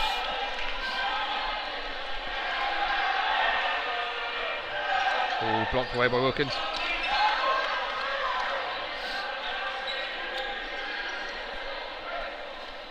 Denmark are not a team that likes to reset. Well, there's a hit that puts Denmark in the lead, but there's only 30 seconds left in this set, so maybe Denmark can be slow, can actually pull this one out. 3 throws left, really? Ooh, throwing 2's very risky. I think if you throw in 2 there, you have to hit them. Yeah. 15 seconds. Interesting tactic from Wilkins. Ooh, did he and there was a hit there on Mayland. That leaves us even with 5 seconds left. Are Denmark going to take the draw? I think Czechia's would take the draw. It either looks like they are or they're not aware of the time. I think it might have been both actually. It may be the coach was like, leave it chill. But Eloaz just pointed at his watch, or the metaphorical watch. So maybe he just wasn't aware of the time there. Makes it 11-3. But 11-3 with there'll be a short set here. Looks like it's going to be about 1:40. Yeah. Denmark need to win this, I think. Yeah, again, it's one of the situations where it just puts it that little bit out of reach, and you go into half-time, sort of. Yeah. People's heads drop. it's a difference of 3 sets down or 5 sets down, and you know the Danish do have the quality to do that, but I think the Chechians are ruthless. Yeah. And as we've said, their accuracy has been just so on point, and the power's strong. I mean, Denmark have had some great moments in this game. Like they've been making some good catches and some good plays. Yeah, absolutely. A 1-for-1 there with Eloise making a hit, and then number 10 of Denmark getting hit. I didn't. Great block away from there. Great retrieval by Wilkins, really. But yeah, that trapping is underrated. Yes, yeah. Great. Oh, and a double hit there. A double throw, sorry, making the hit. This Denmark seems way more controlled than they've been all game. Like they seem to be sort of pulling themselves back in by just getting the. Okay, well. Oh, and a catch and then a hit leaves the 4v4 with 40, just under 45 seconds. Nothing there. See, that's a good sign of that cover again. Sharp can't do anything because that middle player is so ready.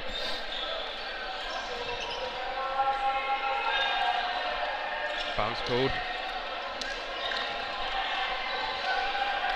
We've got 30 seconds here in this half.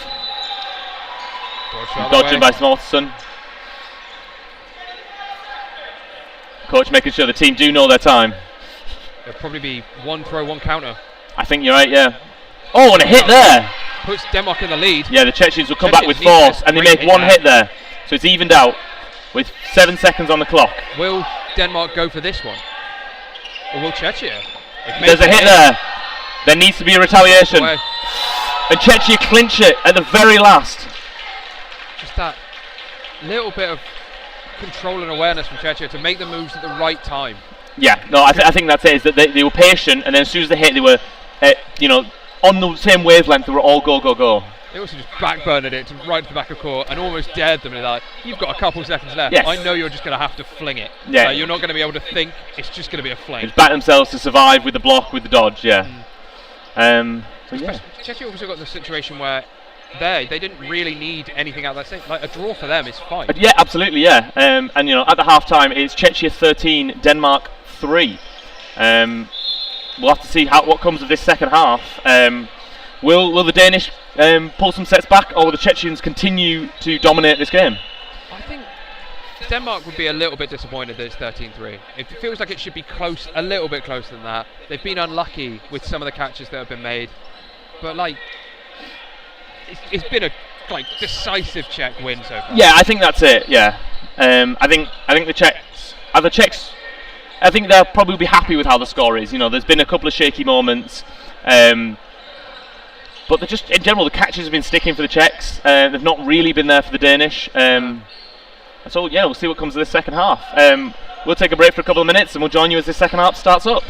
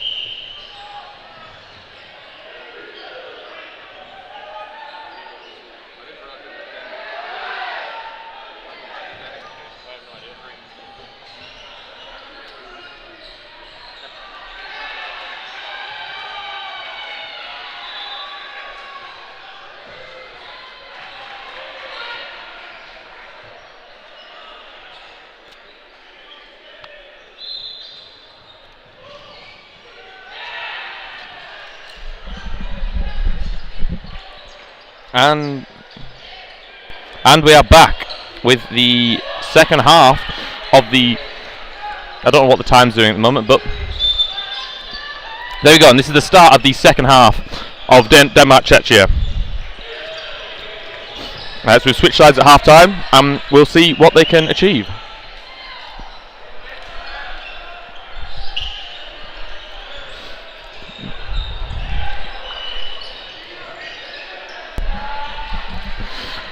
And Eloaz taken out there. So already the Czech have identified the problematic players in the Danish. They've begun the bully. Yeah, absolutely. Shramek on this side, this right-hand side, has been terrifying. Oh, absolutely, yeah. Just the arm he's got. He doesn't need the big wind up to the release. Yeah, I actually am quite impressed usually by number 9, Hebner. I might be saying that wrong, apologies, but he's got a strong arm, and he's like that good deputy on the wing, or like the switch around the wing and can do a lot. It's the cover you always want. Exactly, yeah. Oh, great dodging out the way there.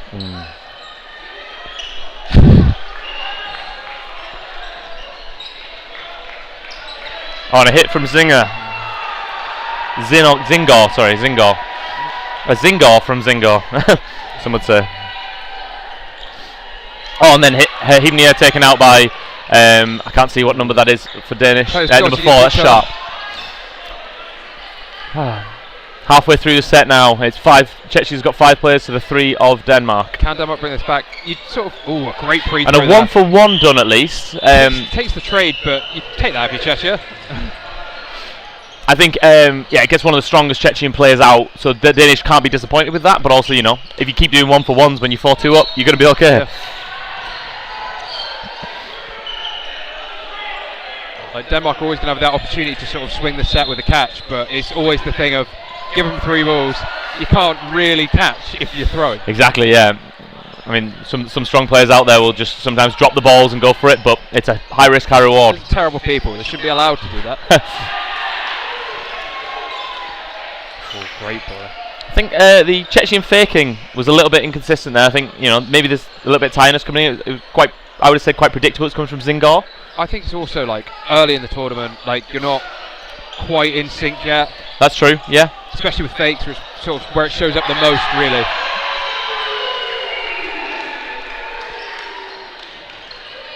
It's also just. Oh wow! And then great hit. One of the Chechen players hit, but as a retaliation, both the Danish went.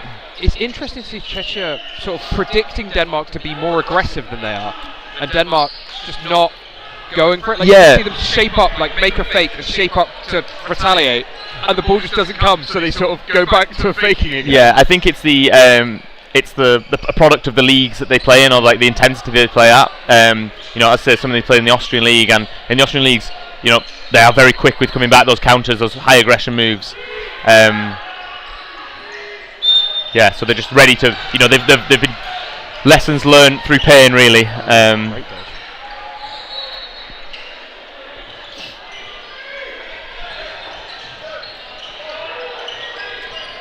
Oh, and a hit there from Eloaz onto Valek. Sneaks through his block. Yeah. I think the Danish have to be careful being a little bit too predictable. They're leaning on Eloaz a lot as their big arm. But if he moves off of that wing, he usually still is throwing. He's also just getting bullied for it. They are relying on him, but it's one of those things you see so much in games where if a player does go on the wing, it's just opposite that wing will always hold. Yeah. And it just shuts him out of the game. You can see it there, really. Yeah. Shramek is just staring him down. It's almost if you release, you're dead for it. If I release, you might kill me, but I'll probably hit you for it. Yes. Oh wow, hitting straight through the block there, and then just going again and hitting them twice. Taking advantage of a little bit of complication. Yeah, a little bit of uncertainty about what's happening. It's just taking advantage of that little bit of hesitation, yeah, Ooh. And a good counter there from Wilkins, made the hit on Hebner. But Eloaz then is taken out, hit through the block, or maybe dropped the catch. Could have been anything. Blocked away. See, it's the typical thing with dodgeball. There's always so much going on because you've got 12 players, 5 balls. There's always a lot. Especially looking at these courts where you're surrounded by other courts with other stuff going on as well. Oh, blocked away. Even on players. Can Denmark make this count? Great hit. And there's a really strong fake from the captain Malin there. Yeah, doesn't read it at all. Just sold that nicely, yeah. It is that variation that's getting Czechia now, where they're settling into patterns. Oh, and there was a hit there on Wilkins. I couldn't quite tell. But, you know, good honesty. We like to see that in the game. Genuinely didn't think he got hit. Thought he just retired mid-game. So it's now 2-2 with the 40 seconds left. Does give Denmark 2 balls. Again, Czechia don't need this. No, I get they can happily spend 30 seconds, then there's another 30 seconds to reset, and they go again, and they have to lose 6 sets in the next 14 minutes if they want to, if they're going to lose this game. And then a 1-for-1 there. But both sides more than happy with the trade. Yeah, I think it benefits Denmark to go into a bit more of a Oh, it will give them more time, even if they do. Oh, and he goes for the catch, but it's not quite set for it. And always spinning away from him. Yeah, no, absolutely. Yeah, Dervisic, finishing that off nicely.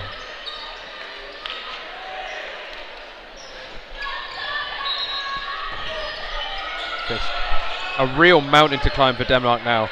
Not undoable, but a real mountain, and you'd almost need a different Denmark team to come out. I think not the speed and aggression you'd need to get those sets. They're taking LOAs off here, so that might actually lead to a more balanced Danish team, because who do the Czechs aim as that first target now? You so often see that with teams leaning on one player, and it just throws the other team off.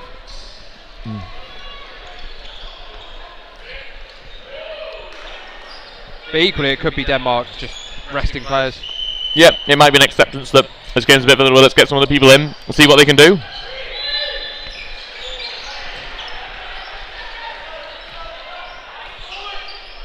Czechia are definitely one of the teams to watch this tournament. With the way they've been playing, just controlled, good movement.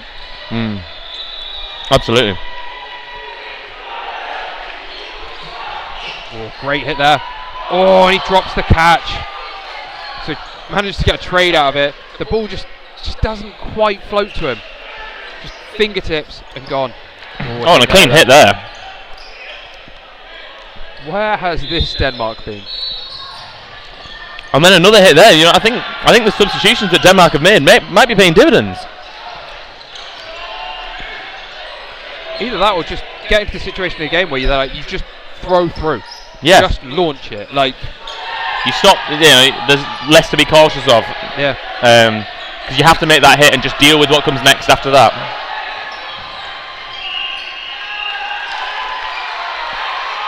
Just thinking that Czechia are not making that many straight catches. They've done a few pop-ups and stuff like that. They're not making that many. Yeah. So you can try and hit them centre mass. I think there's also a time when it's even if they are, you still just have to have them. It's a classic thing in training with dodgeball. It's you've got to hit the target before you can focus on where you hit the target. Yeah. But a nice little hit on the side of Sharp brings the game a little bit closer to Czechia. That was actually quite an interesting throw from Hibner. It kind of curved a little bit outwards and it was kind of a bit hard to read.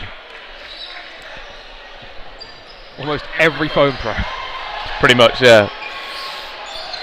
Oh, what a hit there. Sneaks round the block. Oh, see, yeah, number 73, Bechka, doing very, very well. Yeah, I said that earlier. Bechka, he's not necessarily the most powerful throw, but he's a very accurate throw in there. Just taking out ankles. You also have the thing of when you're throwing with people, it's very annoying when you have one very fast throw and one very slow throw. Yes. Reading that sucks. It's like when you have a curveball and a fastball coming at you in foam. Yes, absolutely, yeah. So it's currently 19-3 to Czechia. And I believe a timeout has been called I believe, by Denmark, given how quickly they were already in. I also think that it'd be a rogue thing for Czechia to call a timeout. Yeah, they don't need to. No. They don't want to break up this momentum. Yeah, you know, you're wrong. You're not wrong. I think that if you're Czechia, you've got to be thinking about your next games now. Really, that like realistically, Denmark are not coming back into this. You need to rest your players up. You don't want to have them like get an unnecessary injury or an arm strain or something like that. Yeah, I mean, I think the Euros it's a 4 or 5 day tournament, 4-day tournament. It's like there's a lot more dodgeball to be played, but also the other side of it, you've got a squad for a reason. You know, there's some people here that may be debuting. I'm not 100% sure, but if it's their first time or if they, get them that experience. Possibly they might be younger players. It's like bring them in, give them that experience against a team that they're comfortable against. Well, you also when you've got you've got this situation where you can put your dev players out, especially with Czechia with their sort of experience. But not only that, Czechia came 5th at the last Euros. Yes. Denmark. Yeah, Denmark came 15th. Yeah, and I think that was their debut Euros as well. So, they should be winning this. But also, some of the second string players for Czechia, like some of their bench players, should be able to match them. Yeah. But you want them to train up. You want them to give them that motivation to succeed. Same with Denmark. Denmark should be coming away from this and going, we've taken three points off a team that came 10 places higher than us last year. That's a really big achievement. Yeah, I mean, just looking with Yiskra and Morwood have come on, so they weren't playing previously, so it gets them back in. Perfect. Mixes up your squad a little bit. Makes the travel worth it. Absolutely. People travel from Czechia all the way to the green Emerald Isles. To a sports hall. Oh yes, of course. But yeah, Limerick is a lovely city. I would recommend anyone to come and visit. But maybe not spend the entire time in a sports hall surrounded by sweaty dodgeballers. You do what you want. You of course. Of course. Say, for example, in like 2 years, you want to go to a sports hall in Spain for some reason. Yeah, we've still not heard where the World Championships are meant to be held next year, have we? But not yet. I don't believe. I believe should be an announcement. Hopefully, at the end of Euros, someone said. But again, this is all rumours and whispers, so we'll wait to be seen. Dodgeball is a sport founded on rumours and whispers. Oh, great block.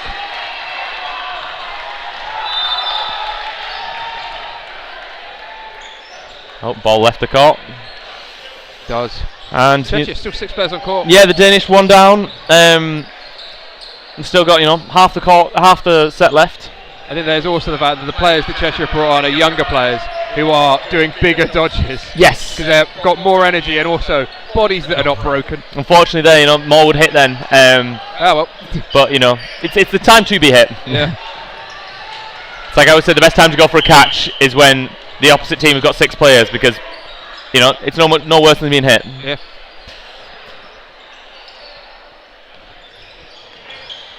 And we'll see if they can turn this. Oh wow, big dodge there from Yiskra. Flicking his arms up, didn't really need to, but style points should be a thing. Oh, great hit there. Pops the ball up. Oh, and a double hit instead of securing the rebound catch. But number 9 there just makes a hit whilst there's a lot going on. To just make sure the Czechs stay in the lead. Make sure the Danish pay attention. Great and a hit there, accounted, so it's a 1-for-1. Oh, and a very, very close there on number 14. Slick dodging. 2 against 1. See if Nielsen can turn this. A nice dodge, he balances Fakes it. Out. Unfortunately, one of the balls has rolled, so he's now just down to his last ball. Oh, I think maybe caught a little bit unaware of that. It's like easier looking throw. You're like, oh, that's fine, and then I think there's also the fact that Czechia have been throwing so many fakes that them actually throwing first time is a fake. Yeah. And for anyone watching at home, let us know if you've got any questions, any thoughts, or if there's any issues with the stream. There probably will be, but we're trying our best. Still 7 minutes 20 left in this game. Yeah, the Chechens are up by 18, so there's 9 sets for the Danish turnaround in 7 minutes. I think it's out of this points wise. Yeah, I think that's standing in the end, and even if they just slow it down a bit and try and make the sets go to time, reduce that deficit. They brought LOS back on. Yeah, giving him a bit of a rest, maybe see if they can pull a set or 2 out of that bag. I think there's also something said for every set you take could be a move up the table. Yeah. And then if you come third, that gives you a slightly easier playoff match, or maybe position you in a better ranking. And honestly, the better your ranking is, the higher you seed in future, which then gives you easier groups. So it's how it should be. Oh, what a catch by number 9 there, Hebner. Hebner seems to have figured out Eloise, I would say.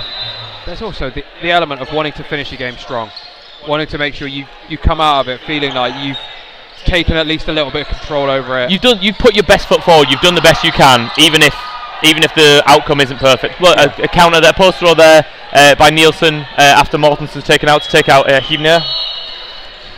There's a lot of names to think through. Oh, and a bubble up catch there that is caught, leaving Nielsen on his own. I believe number 18, Kino, that just went off, is Nielsen's brother. But I might be wrong with that. I've made mistakes in the past with various things like this. And a hit there for the 4-ball release. The Chechens... Not unexpected from a 4-ball. Yeah, absolutely, yeah. The Chechens now 20 set points ahead with just over 5 minutes, 5.5 minutes. But and why the clock? Oh, there's something being checked with the referees, I believe.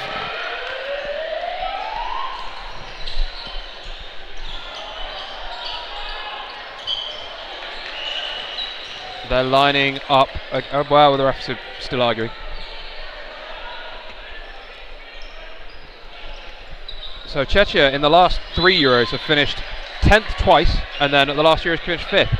Like, they're experienced. Like, they've been around a long time. Absolutely, yeah.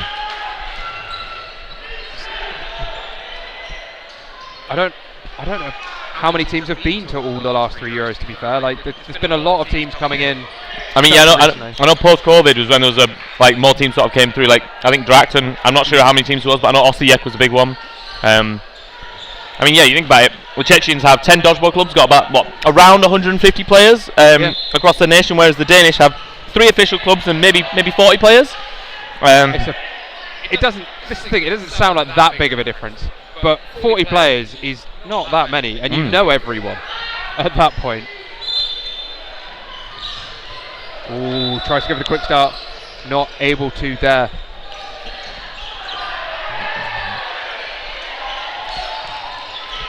What is interesting is that here in Ireland there's about 7 clubs and maybe 300 players, so there's a sort of higher concentration of players per club. You do end up with some clubs that are huge, like London Storm, for example, is a giant club. Yeah, no, absolutely.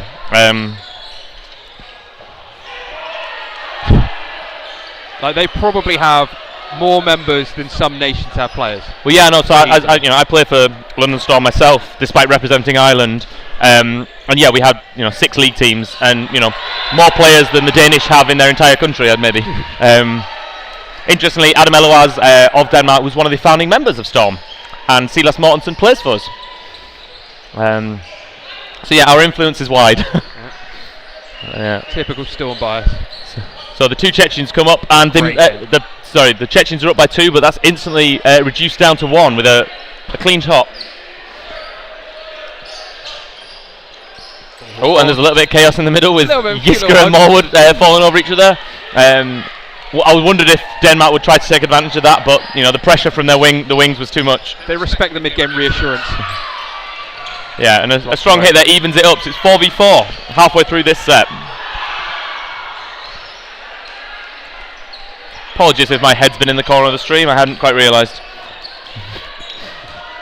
Oh, and a hit there from Mortensen puts the Danish in the lead. Can they get a set out of this? Can they reduce their deficit a little bit? It'll be interesting to see if this is some of the Chechen substitute players that have come in with Morwood and Yisker. So will they be able to match the calibre of some of their teammates? Also, will they back their arms as much as their teammates have been?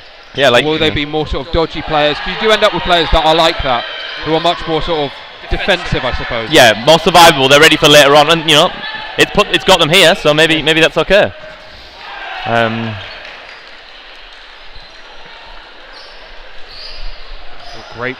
Great dodge in the middle there, and a great hit on Eloise. Ooh, Iskara taking the hit. Iskara, sorry.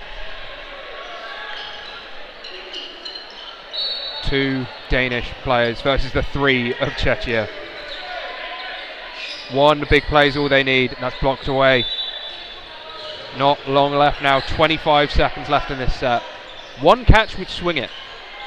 just one little moment, one little spark would take this for Denmark. Blocks it away. Hesitating a little bit, releases, blocked away.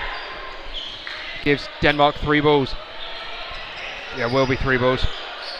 With 4 seconds remaining. There's no time left. It's going to be another set for Czechia. Sort of rolling through.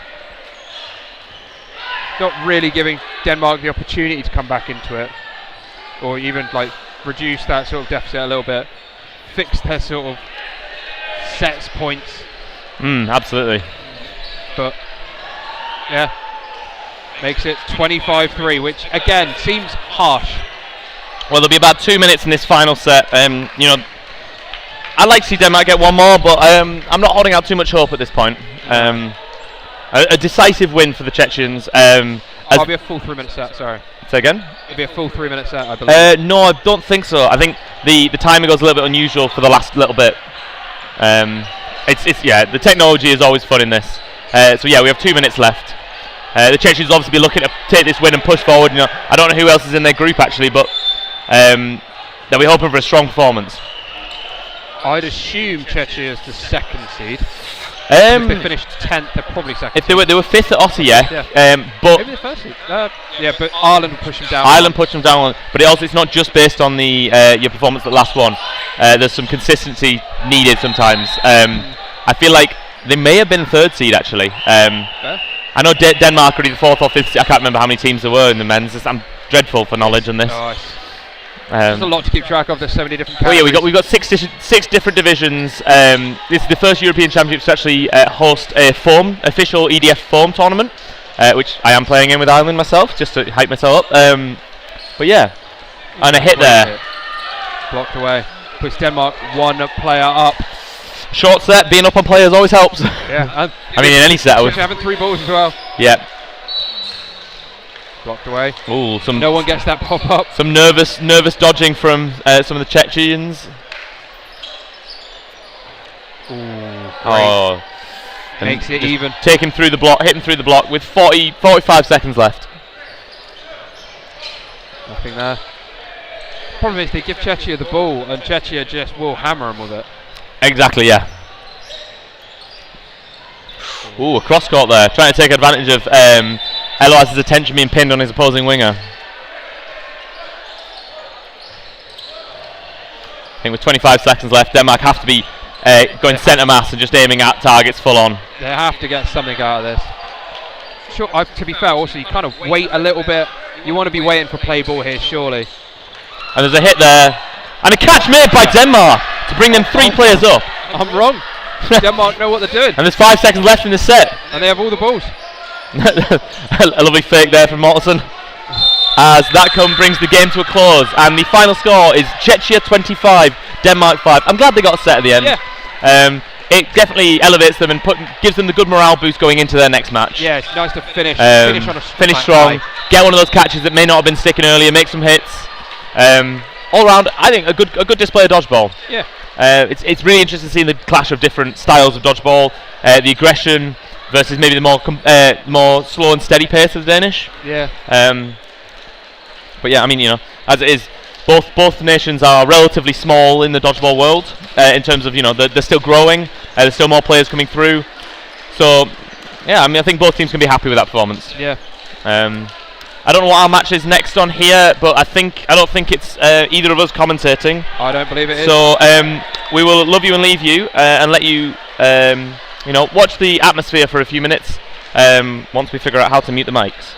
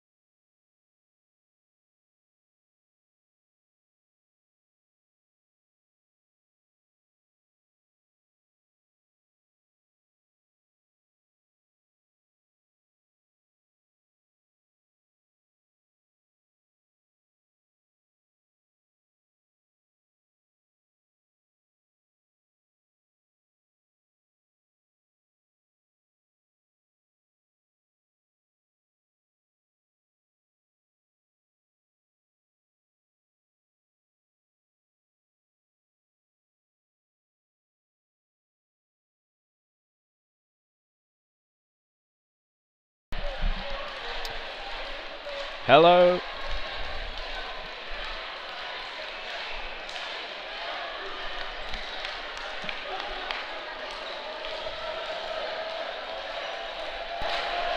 Hello and welcome to the Dodgeball European Championships here in Limerick, Ireland. We have a mixed group game up for you next. It is going to be Northern Ireland in the green and white versus the Netherlands in the blue and black. And we're handing over to my fellow co-commentator Jonathan Wilkie for the Netherlands team. Yeah, good. Still the morning. Good afternoon. Here for our second round of mixed, as Brew has introduced. We have Northern Ireland versus the Netherlands. On court at the moment for the Netherlands, we have Carmen van Polgeest, Lanting, Potolf, Wells, Van Hudelem, and our captain Elsma. And as we get underway, I will give you the teams on play for Northern Ireland. Murphy already taking a walk to the outbox. On the wings we have Abdul Karim and Johnny Hill. In the middle we have Sarah McCloskey, Helen Cunningham with the knee slide there, and right in the middle is Hannah Lothridge. We're just keeping an eye on our audio levels at the moment. If everything is alright, please let us know. If not, let us know what we can do. Can we make the angle slightly better? We can. Let's try and do that now for you as Brew takes you through the game. Northern Ireland coming up for a 3-ball press. Release from Helen Cunningham, hits out Potov down the centre. 3 male players for the Netherlands on the ball. Ref calling a timeout. They might just be switching a ball there. Perhaps it's got some perspiration on it, or perhaps it's not pumped up enough to his liking. Players will continue once the refs give the indication from the back of the court. They'll step on court and we will be back underway. Yeah, quite a tame start with only one hit really in it from that early out from Aaron Murphy, who was out on the rush. Kareem sending a post throw down the centre. The 3 Dutch players coming forwards. Oh, that ball just fizzed past McCloskey from Van Hoogdelem. Northern Ireland coming up with a 3-ball press. They have Helen Cunningham in the middle. It's Abdullah Kareem who hits Wells out, and then the bounce shot actually gets another man in the middle. It's Van Hoogdelem who's walking to the outbox, so that was a 2-hit there. Another release from Kareem at the wing this time. Lanting just lets it go beside her. Yeah, that ricochet shot taking out 2 of the guys on the side of the Netherlands, which is really unfortunate. It was really cruel for the Dutch team there, wasn't it? Yeah, but Kareem with an amazing shot to break the block of the player opposite him, and then getting fortunate. You see some players say that people make their own luck, and a hit has been called, but players make their own luck, so Kareem was such an excellent shot that it just came out. And a similar shot from Helen Cunningham there, breaking the block on the right-hand wing as you're looking at the game. Double counter, Hill and Kareem hitting out El Gersma, the captain, number 20 for the Netherlands. Now it's Van Polgeest in on her own. Yeah, Carmen playing for London Storm in the UK. Johnny Hill not managing to make that block, but a really excellent 2-ball attack there from Northern Ireland. They were super fast up court, and it just shows one of the things we've always said about Northern Ireland is that they operate so well as a unit. Both of their guys, both of their wingers up court, really capitalising on that running counter. Some fantastic plays from Van Polgeest, getting away from 3 balls and then making a hit herself. There's a high counter from Kareem, and she's caught high up court. Tries to make a jump over it, but he read it well and blasts her out. The first points of the game. The first set going to Northern Ireland. You can see the score updated there, 2-0. For every frame that you win, you get 2 points. If players are tied, that is, if there are the same number of players on at the end of a 3-minute set, then teams will each get 1 point apiece. So, a slightly new addition to the rules is how hard the refs are sticking to the 30 seconds between each set time. Oh, a long shot there from Johnny Hill. That was a nice quick release from the start.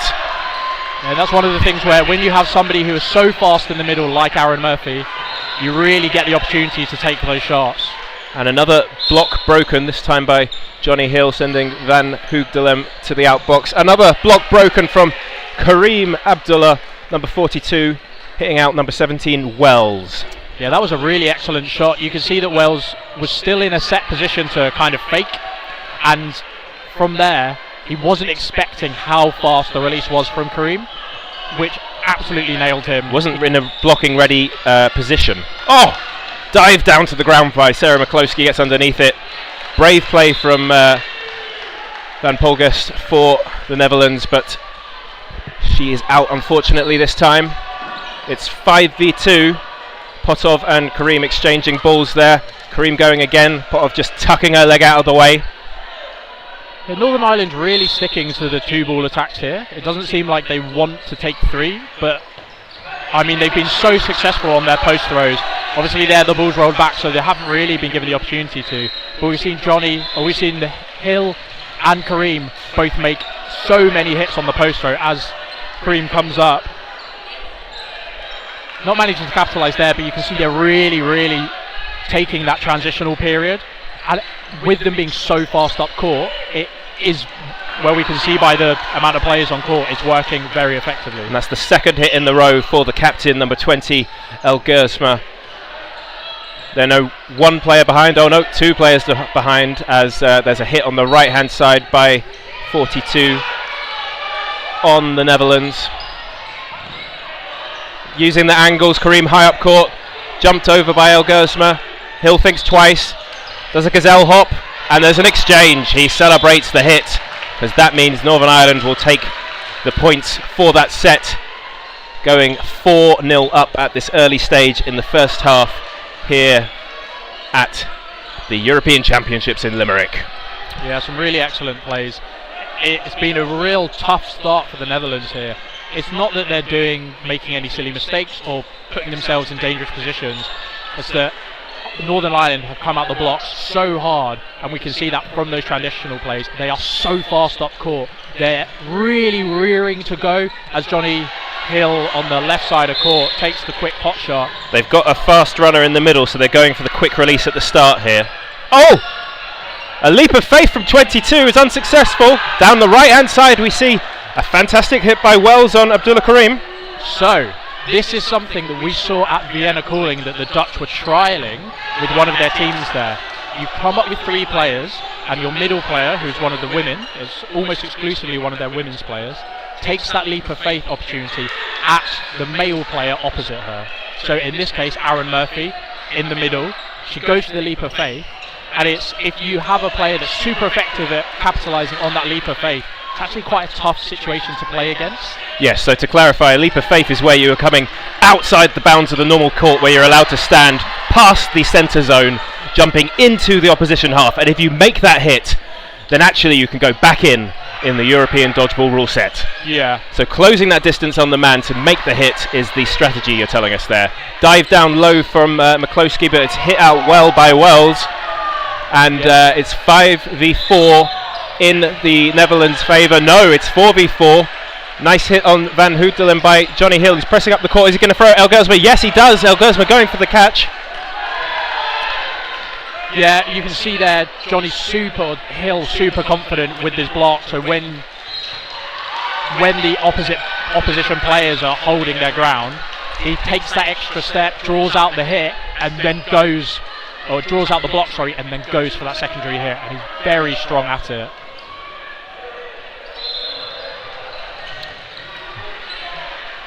Netherlands going down to 2 players. A block successfully broken with a counter. Oh, and a cross-court pre-throw on Wells by Hill, leaving number 80 in by herself. Again, what can she do this time around? She's got 5 balls to handle here.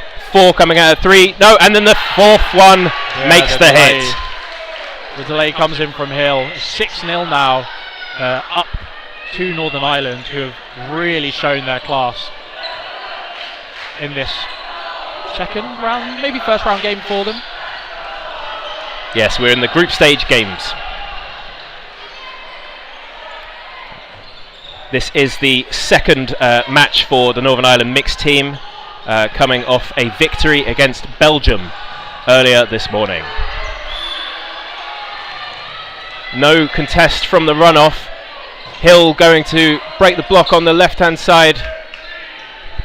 Yeah, he didn't quite go at the blocking player, but where they'd received that ball, you have two players in a really tight channel, which means there's no opportunities for any laterals. So he's making his selection smart. Yes, it's a really good shot because you've got those two players in that one lane, and it's super tough for both players. One, to realise who's getting thrown at, and two, to actually make a meaningful dodge other than an up and down.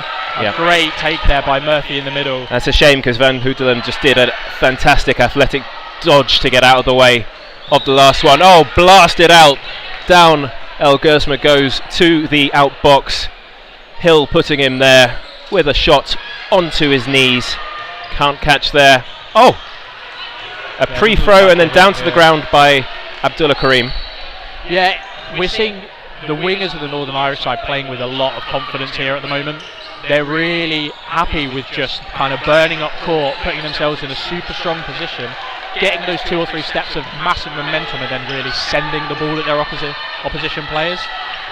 Just seeing Johnny Hill do it there. The trade there was excellent from the Dutch player. In the context of this set, maybe not, because now they're down to 2 against 5. But that's something you'd like to see them do slightly earlier on, as Karim takes that shot. Murphy comes forward and manages to closes out the set, and that's with only half of the time played in that set. So a fantastic set for Northern Ireland to extend their lead to 8-0. They're playing with a lot of confidence in this first half, which is always super nice to see. It's a really tough start for the Dutch team. We haven't seen any substitutions. Van Poortvliet has come off for Beers. You know, the Dutch women had a very tight-knit game against France women a few sessions ago. Great shot there. Good fake by Johnny Hill. Just draw out the slight dodge. Just clipping the heels as Wells was jumping up there. Yeah, great play from Lanting. Fantastic That's exactly cover. what you want to see from the middle player covering one of your wingers. And another shot successful down the right-hand side of court as you're seeing the game by Abdullah Karim, number 42 for Northern Ireland Knights. Aaron Murphy ducking down low to the ground to get out of the way of that shot. Pre-throw is blocked by Johnny Hill. No luck for El Gersma with that one. It's going to be a really tough game, I think, for the Netherlands. You have a few kind of trickle-on effects. Aaron Murphy almost takes that catch. But with Johnny Hill and Karim both being so confident with their throws at the moment, and they're breaking so many blocks, it means that the wingers on the Dutch side can't apply as much pressure as they probably want to, which means that the middle players have a tougher time because there's not as much pressure on those wings, and it just allows Northern Ireland to have way more breathing room in these high-risk plays, and they're coming off really, really well. And it also means that the Netherlands can't really gain much momentum going into this game or into the rest of the game. Nice block from Potov there, and a move into the half space created by Abdullah Karim, pushed up the court, was tracked well by Netherlands, hitting out Cunningham. Fantastic trade on the right hand side by Potov, getting out Karim, and we have 3v3 now on court. 2 released at Johnny Hill. Hops and skips over them. If you're watching at home, let us know where you're watching from, who you're supporting. Yeah, lots of love for Holland in the chat at the moment. Oh, did you see the jump from El Gersma there? And he flicked his legs out of the way to the right as he moved upwards and sideways. Now Northern Ireland have 4 balls and 1 player to eliminate. It's Lanting for the Netherlands. She does an early pre-throw. 2 releases from Lothridge and McCloskey into the ground, so no hit there. Bounces called there as the middle refs just confer with one of the line refs. But she goes for the one to her right, and the second one comes in from the middle player and manages to confirm the hit. Yeah, they read the pre-throw and then followed through with their shot, releasing two, which makes it very difficult to make a catch if there are two coming in at you at once. I think Northern Ireland doing a really excellent job as well at closing out these sets. There have been a couple of sets where they've maybe lost a couple of players where they didn't really need to. But at the end of the day, it doesn't look like they feel any pressure. It looks like they're playing with confidence, and they're the ones dictating how the game is going to go, which I think is, as a player, always what you want. You want to be the team on top, and with Northern Ireland's talent, they are absolutely doing that. And it's going to be a tough one, obviously, with the scoreline being 10-0 already. It will be a tough one for the Netherlands to get back into in terms of winning. But what I'd like to see, at least, is put themselves in a good position to then bounce into the next game. A lot of these groups, we talk about the big three of Austria, Northern Ireland and England. A lot of these groups have a team that people assume will be the top seed. And then below that, it's that second and third place really where the fight is for a lot of the rest of the European teams. So I'd like to see the Netherlands get ready to bounce into the next game and try and clear it. Well, thus far they've been playing well, and if they can take that good play into the next game, perhaps they'll get a better result than what we might see here with Northern Ireland 10-0 up at the far side of your screen in the white and green. Play about to get underway. No competition for the middle ball. It's pinged back to Johnny Hill, who goes for Potov that time, and she's easily able to spread her legs wide to let the ball sail underneath.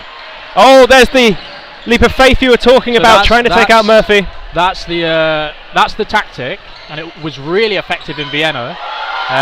Potentially, we've seen Northern Ireland do a bit of their homework, or Aaron Murphy's just excellent at dodging in the middle. Probably a bit of both. He's a small target, so that is to his advantage. Van Hootelum blasting a shot into Cunningham, and getting Northern Ireland down to 5 players now. Fantastic hit by Gersma, and an exchange, Beers for Hill. Yeah, the exchange not quite coming off as the refs decided that Beers wasn't in her throwing motion at the time of out. Thank you for that clarification, Jonathan. And we saw a hop by El Gersma, but actually he was clipped on the toes, and he takes us out there. Oh, sideways shot from Van Hootelum on the left-hand side of the... Oh, there's a counter from Hill, and then he picked up a ball to block the shot from Van Hootelum, and then punished him, pushing him to the back of the court and hitting him out in the process. It's a great play from Johnny Hill there, but I really like the initial shot at Kareem. Kareem's kind of started biting in slightly early. He's not let the play happen before he's taken those aggressive steps. So it's a kind of a no-look at the moving forward target, and chances are that's actually quite a high percentage shot. It's just he didn't get quite the accuracy because of the pressure on the other side. However, it's a thing that it shows that this Dutch side are now looking at those kind of things. They're looking to put those bits of nuance on their throws to try and adapt to the play style. 42 caught out by 42. Yeah, excellent pickup, Brew. Yeah, Boomer there taking the shot out from... Oh, and another great hit by El Gersma down low on the shin of McCloskey. He's made some good hits, 1 and 2 in off the wing. Yeah, Johnny Hill there, getting out on the ricochet. And for the first time in this match, we see the Netherlands with a significant player advantage. They are 6-3 up as it stands. An early cross-court pre-throw. Murphy on El Gersma makes the hit. Meanwhile, Lothridge is taking a walk to the out box. There's 2 players left in for Northern Ireland. There's high pressure from Boomer, who's just come on. Push pass by Murphy, but it's Cunningham who hits him out, going cross-court. And the advantage is cut to just 2 players now. Pause at the line. Sideways movement, but the after throw from Potov hits out Cunningham. Fantastic play from Potov there. Yeah, lots of patience there in that play from Aaron Murphy. Another leap of faith on Aaron Murphy, which he evades. Lots of patience from Murphy here. I'd probably say that the Dutch players are just rushing this slightly. They're really trying to gun for this final hit. I think they just need to let it come to them. Oh, he's broken the block and made a catch to win the set. So with the pre-throw, he hit out the player on the left wing. They were unable to control the ball there. I think that was a 1v4 we saw from Aaron Murphy. Yeah. Just showing the class that he is. He's an insane international player. Always been part of some of the best players, or at least some of the best middle players in the European circuit. But there, for me, I just want to see the Dutch slow down slightly and let Aaron or Murphy make that mistake that allows himself to open up. It felt like once again that even though he was 1v4 down, he was the player in control. We could see him pausing when it was on him to throw and catching his breath and taking it at the pace he wanted to. Is there going to be an early release from Hill? No, he decides against it this time, despite a clean pass back from Murphy winning the run-off there. Hill's hitting out Beers, and then that bounces back up court onto El Gersma. Yeah, unfortunate.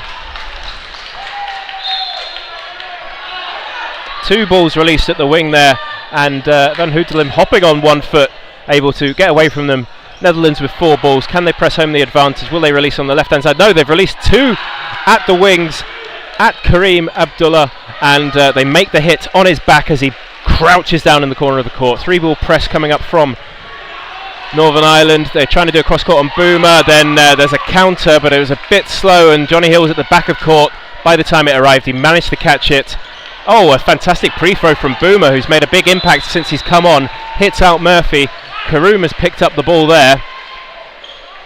And it's 3 balls in possession of the Netherlands. 1 ball released at Abdullah Kareem.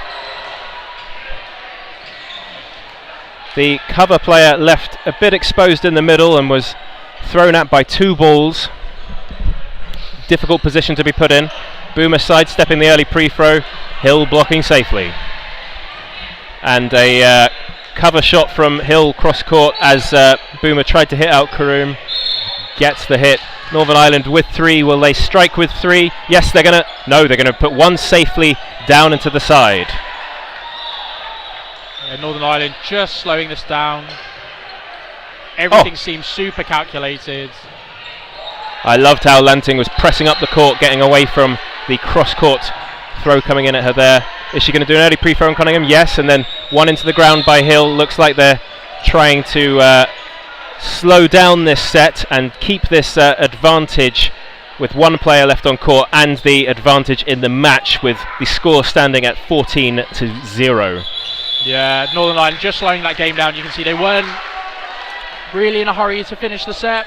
I think they had a half an eye on the clock, seeing that we're about to go into half time with a healthy 16-point lead.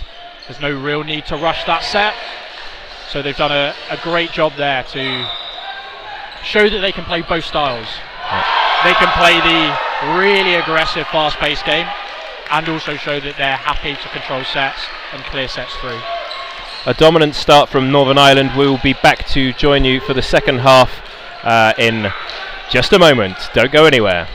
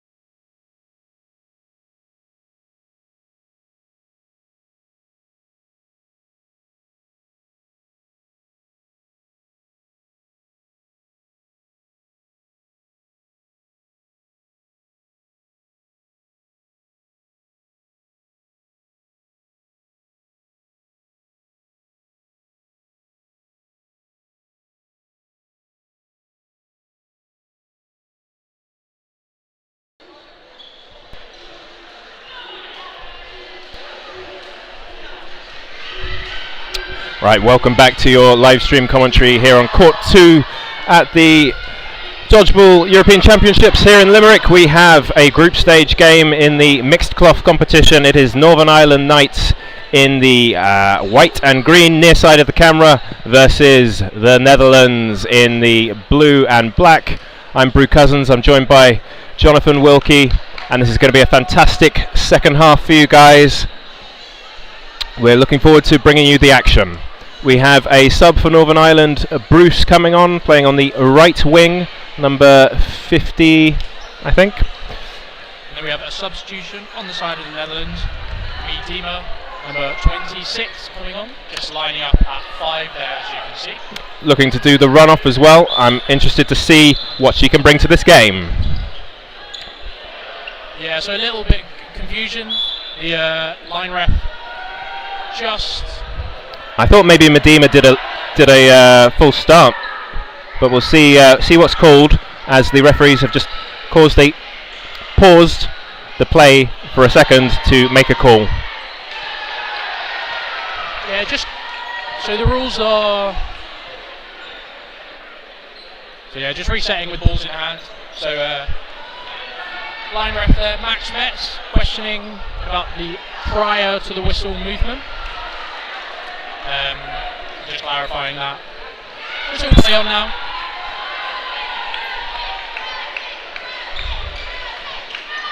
Oh, El Gersma just hopped over that one, neatly tucking his toes out of the way. Will it be Boomer on the right hand side? No, it's El Gersma. Flies one in at Murphy, who dives down to his left to get out of the way. Northern Ireland pressing the court. One from Karuman at Boomer. 42 on 42. Boomer jumps over it, tucks his knees up as he does so. Single ball released at Sarah McCloskey from the middle. She ducks down into the half space left by Bruce as he pushes up the court. Aaron Murphy blasts one, testing the new sub for the Netherlands. Oh my goodness! Plenty of action there. We saw Boomer going out, Kareem going for a desperate catch there up court. Yeah, diving for it. And Murphy was also looking for a catch but unsuccessful. So the upshot of that is we have 5 players for the Netherlands versus the 4 of Northern Ireland. Jonathan. Yeah, we are seeing your messages in the chat about one of the mics being a lot further away. I'm trying to adjust that. But yeah, looking at those 2 plays there, a great kind of off-body shot at Murphy. It looked like McCloskey also wanted to go for that as a catch. So it's nice to see that as a team, the Northern Irish players are looking for those ricochets, those catches where they're presented. And I didn't see what caused the ricochet onto Kareem, but I assume he was hit out. And a big shot there. I think he was being opportunistic, looking for a catch. But one of those plays where you love to see players really send it to try and secure the catches. That he did. Lavridge getting a block broken on the left-hand side, leaving in Sarah McCloskey by herself. Could this be the first points on the board for the Netherlands? They've got 3 balls, they've released 3, and there's a line fault and a hit.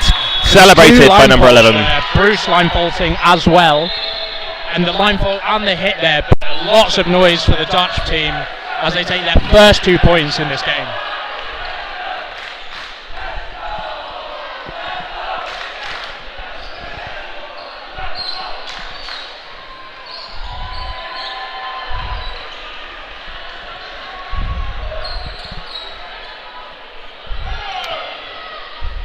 First points on the board for the Netherlands. They are 16-2 down as we recommence play in the second half here in this group stage mixed tournament game. Oh, Bruce hopping up and kicking his legs out to the side to get away from the captain or Gersma's powerful strike there. Yes, very deft dodge there from Bruce. Oh, and what a jump in the middle as well. Lots of noise coming over from the Scotland-Wales game on court 4. Looking at that change, oh, what an excellent shot from Murphy. But looking at the change from Hill to Bruce, they seem to be very different styles of dodgeball players. And we can see that. So There's that run. There's that. Successful leap of faith, but they switched up the target and went for McCloskey that time. So, did they make it back onto their side of the court safely as well? She did, because it's Beer who's just been hit out. Fantastic, and a block broken by Murphy there to give Northern Ireland the 1-player advantage. They have 4 versus the 3 of the Netherlands. 1 ball released by Cunningham, and it's blocked safely. Interesting switch between Hill and Bruce. Very difficult, massive hit there. Bruce manages to take the post throw, but slightly different style of players. Hill is very aggressive at court. Bruce is slightly slower and a bit more conservative with his aggression, I'd say. Well, that's what the match calls for at this stage, with them 16-2 up, so I can forgive him for that one. In fact, perhaps we could even celebrate it. So there has been a ball retriever error. So what does that mean, Jonathan? So, as a ball retriever, you're allowed up to 3 within a match. And those are the people that retrieve the ball. You're not allowed on court. You're not really allowed to influence play on court at all. The only thing you're allowed to do is give the balls back to the players on court. So, in this situation, she's taken the catch. So that's in this situation, a player was indicated to have stepped on court, in which that is a turnover, in which the non-offending team can ask for as many or as little balls as they like. Most teams go with 5. A great catch off a 3-ball attack. fantastic, and the refs deemed that to be a catch and out, so they got a player back in for the catch. But because they were hit afterwards, the player who made the catch had to go out. And the game was just finished off by a nice double running counter. We're now seeing Hannah Turkington, number 33, come on for Northern Ireland, and Josh McElroy, number 10. Lucy Maxwell, number 16, who was playing in the earlier game against Belgium, is also coming on. And it's been a bright start from the Netherlands, I think, in this second half. Could be easy to let your heads hang low with the scoreline as it is, but they are playing well. Slow start from Northern Ireland as they win the middle ball. Early pre-throw from Boomer on McElroy. Meanwhile, there's a hit on number 20, El Gersma, on the right-hand side as we view it. Single ball released from McElroy. Boomer pressing up the court. He's not going to go. Yes, he is. Murphy's blocked it successfully. Bruce passes it over. Murphy goes for the retaliation shot to see if he's noticing, but he was well aware of it. Number 42, Boomer for the Netherlands. Oh, what a hit from the right-hand side there. They're on to Maxwell. Bruce takes a step forward, and Beers bites in and makes a lovely trade onto Bruce. Fantastic plays from the Netherlands. Oh, 2-ball attack is successful though, getting out number 11 for the Netherlands. Van Hoedelem high-fiving his teammates as he makes his way to the outbox. Safe block by Aaron Murphy, and then a push pass into Boomert, and successfully getting her out as he dives to the floor to get away from the potential exchange. Oh, there's a catch and out. Hannah Lothridge gave away the catch that time, and we're seeing Gersma come back on, the captain for the Netherlands. Oh, bit of a lazy block there from Boomer as he takes that sidestep. McElroy tracks him really well, but there's no movement behind that ball. So you are allowed to block it and use your hands as part of the blocking when you are playing dodgeball in the cloth division, but if it bounces and hits onto you, then you're out.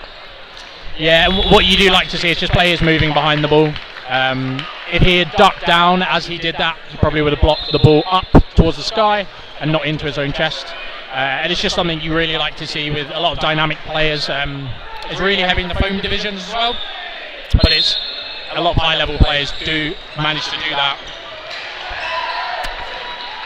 Keep your eyes out in the chat for the MVP poll. That will be coming about 5 minutes towards the end of this match. We have new substitute for the Netherlands. Leon de Kemmer de Groef has come on, playing in the middle. El Gersma hitting out number 7, Hill. Yeah, Adam Hill joining us on court. the rest of the game, or for some of the game at least. And a shot from onto Maxwell gets bounced up and is caught by the Netherlands. They bring a player back in for that. Yeah, and that is 42, as you can see him run to the outbox so he can jump back on court. So he has to put his feet in the outbox before he can come back on. Bruce hopping over 3 there, near side of the camera for Northern Ireland. And they get 4 balls in their possession. McElroy making the call. What will it be? Will it be 2 balls from the right hand side? 1, 2, yes, and the second one connects. That's a really good delay by Luffridge. So they were hitting him as he was on his way down after that jump dodge. I think we've seen a full rotation of the women's side in Northern Ireland on the Northern Irish team now. 29 Lothridge has been on, I think, from the start, Gotcha. But we're seeing a lot of subs as we move into this second half for Northern Ireland. We've seen Turkington and Maxwell joining since the half. Yes, indeed. Block there called on Bruce.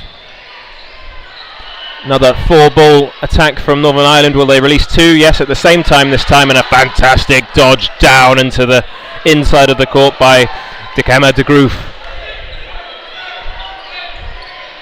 Sideways movement from Lowridge is enough to get out of the way of that one, which is blasted down the middle.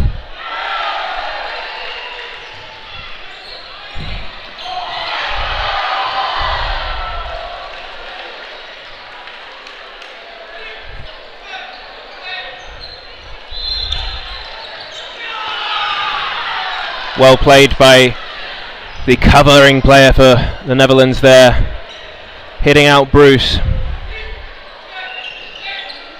That was Merrill, I believe. Really good 2-ball attack there on McElroy. Not managing to get out of the way of both. Safe block. And Leon De Groot has had a good impact since coming on, has been moving well. Sideways movement from the pre-throw. Thanks to the pre-throw rather. Anna Loveridge jumping up in the corner of the court, getting away from those balls to survive a bit longer. 30 seconds on the clock. Turkington out, but Loveridge still in and actually gets a hit on Boomer. But she's 3-1 down. Catch would level things. There's only 20 seconds on the clock. Pre-throw comes in early. They've read it. They've blocked it.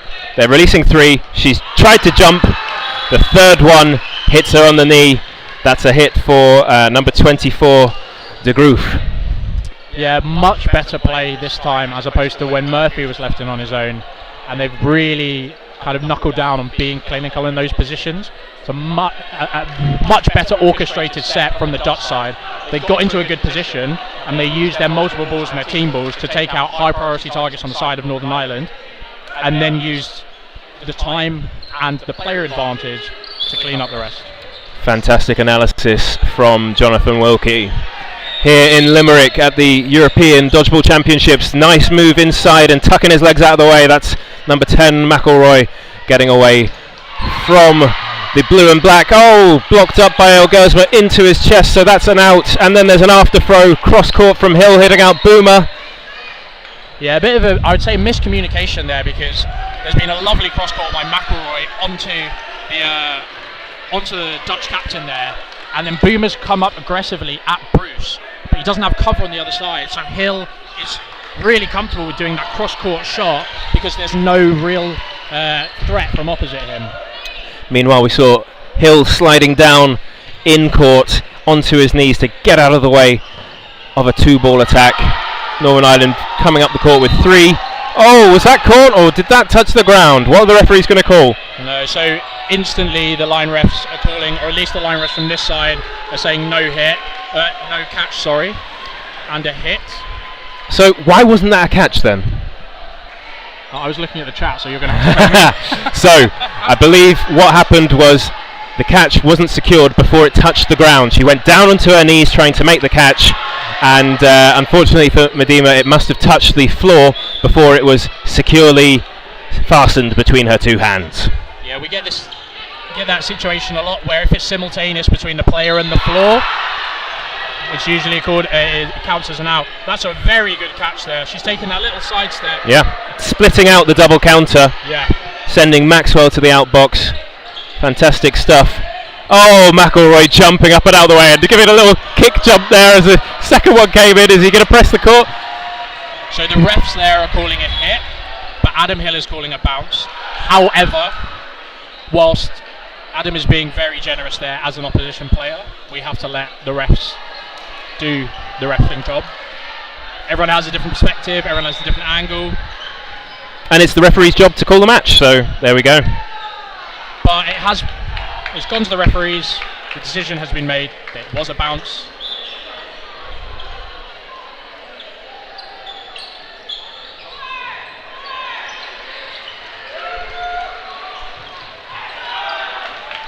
Beers manages to keep her back off the back line. Elsma goes for the post throw at McElroy. Hill was waiting for him all day. Turkington jumps over. Maxwell and Turkington decide not to go for this double running.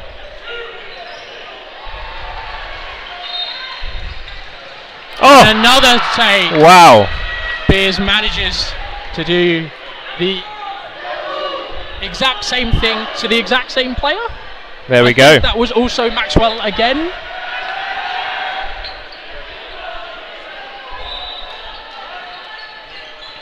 Although I did miss the catch to bring Maxwell back in. Which happens. We have Boomer left in on his own versus 5 of Northern Ireland. Single ball released, it's going wide. No chance for him to make a catch there, which is what he was looking for, throwing his balls up in the air. Early pre-throw, but it's just a bit behind him, and he blocks that second one and then releases at Bruce, who does a little lean backwards to get his body out of the way of that one. Yeah, Northern Ireland, sorry. Well, I was going to say seem to be taking the set much slower than they were until that slow but steady running counter. It seems to be a hallmark of how they're closing out the sets is with a double running counter.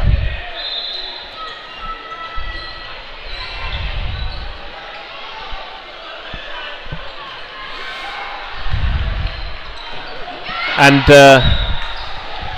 Hill and Abdullah Kareem? Well, we just do one of each. Okay. So Abdullah Kareem. I would say John. Okay. Johnny and El Gersma. Boomer. Okay. Yeah. And then for the women, and Lowridge. Lowridge. I think so.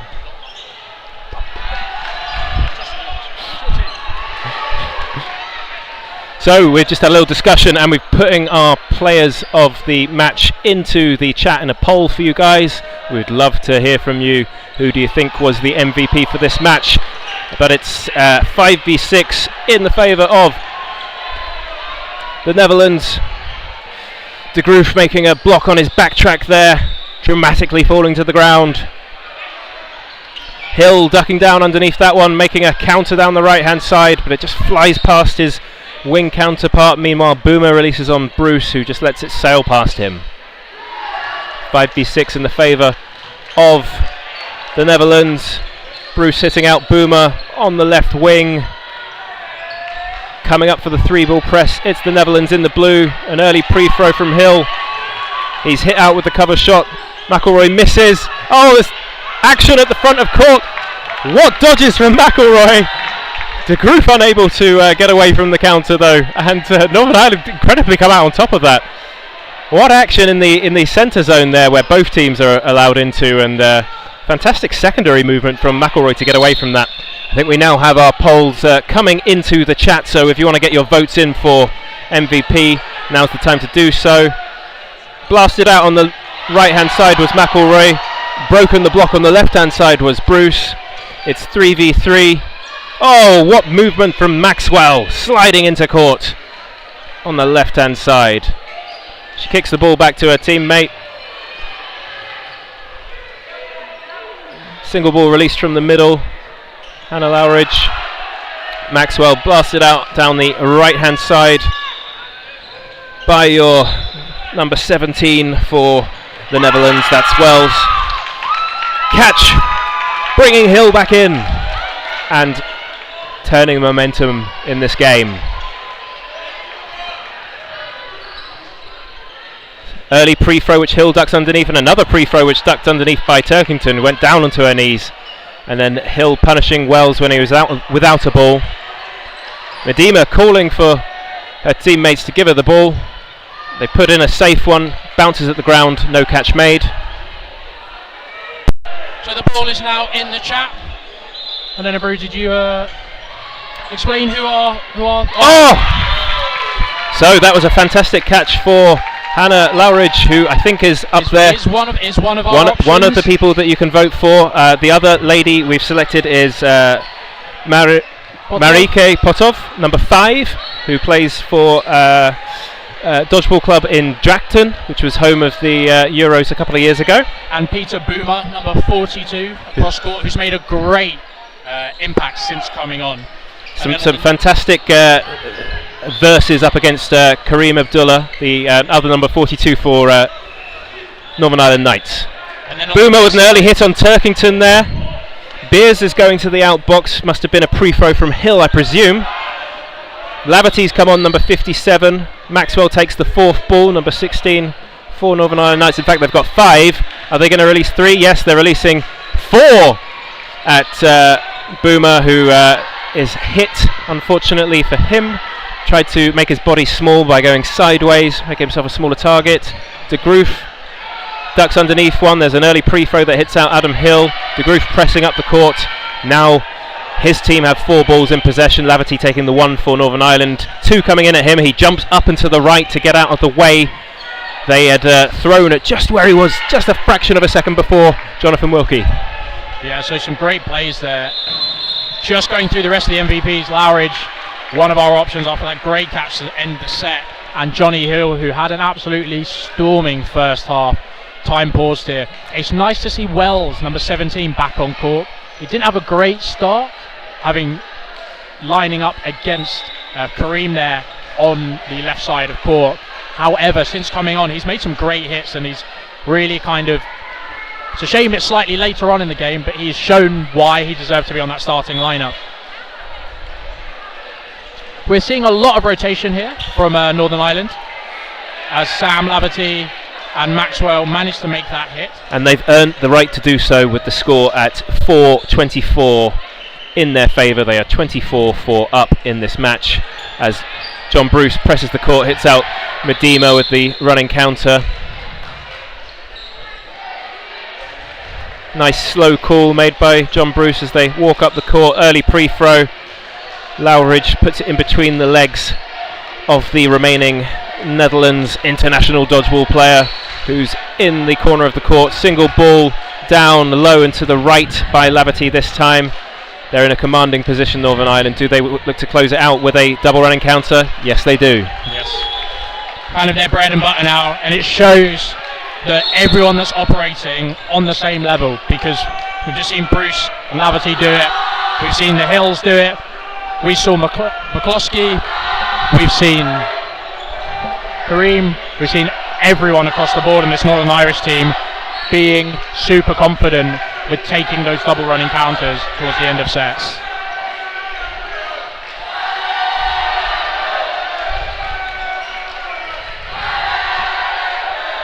And we will have a final 90-second set to close out this match.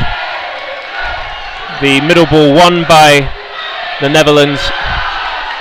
And whoa! Samuel Laverty! A fantastic catch from Sam Laverty before stepping out on the back line from the leap of faith from Beers. I thought she had him dead to rights, and then Adam Hill blasted out on the side there. Perhaps he could have survived a bit better in this short set with 1 minute left on the clock as Northern Ireland look to overcome a 1-player disadvantage as it stands now. The block broken down the right hand side by Wells on Hannah Lowridge, and we have 3 balls in the possession of Northern Ireland Knights. They need to make a few hits here. They're 2 players down. 2 balls released at Boomer. Maxwell blocks safely from the shot from Wells down the right hand side. The Netherlands have 4 balls here. What will they do with them? Are they going to release 3? Early pre-throw bounced. I think they might have hit Maxwell out, and De Groot probably hit by the pre-throw from Bruce. So they still maintain that 2-player advantage, 4v2, as Northern Ireland come up with all the balls. They're going to select Wells to go for. He hops over it, and then another ball released by Bruce with 15 seconds on the clock. It's in the hands of the Netherlands to make the next play as they press up the court. Hannah Turkington with an early pre-throw makes the connection, but she is also hit out by Wells, who's had a fantastic final set here. Bruce dropping his ball, going for a push pass, cheeky one at the end, looking to catch Wells unaware, but he was more than equal to it, easily catching that one, and the Netherlands taking the final points of this match, bringing the score to 26-6, Jonathan Wilkie. And Luffridge, number 29, takes your MVP for the game. Go and grab her. Yep, can go do. And grab her for a. I'll leave it to you, and I'll shout to people. So we're just going to go grab for the interview. But yeah, super commanding game. Super commanding game from Northern Ireland. A really tough game for the Netherlands, trying to kind of bring back some semblance of positivity after a super aggressive start and a really, really tough first few sets. Yes, it was 14-0 at the half. But that is just showing the aggression that Northern Ireland really want to come out with. Emma in the chat, I completely agree with you. Another fantastic win. Really shows kind of the game plan and style that they want to play with at the moment. That they want to play with that aggression. They want to play on that transitional and take the games to the other teams as opposed to letting it come to them. We'll just wait for Hannah Luffridge to come and join us up in the box. Bruce just grabbing her. There's a very loud game on at court 1 at the moment. France versus Czechia in the mixed.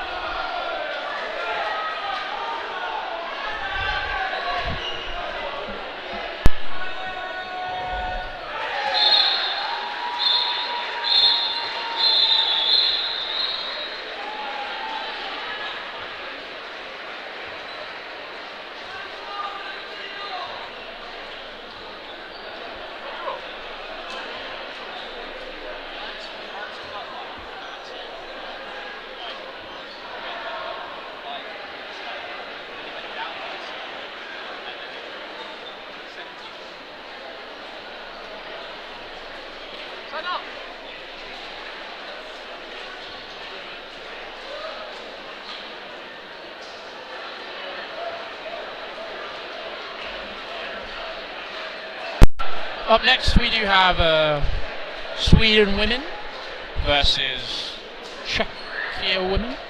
Just warming up. Just waiting to see if Hannah is joining us. If she is.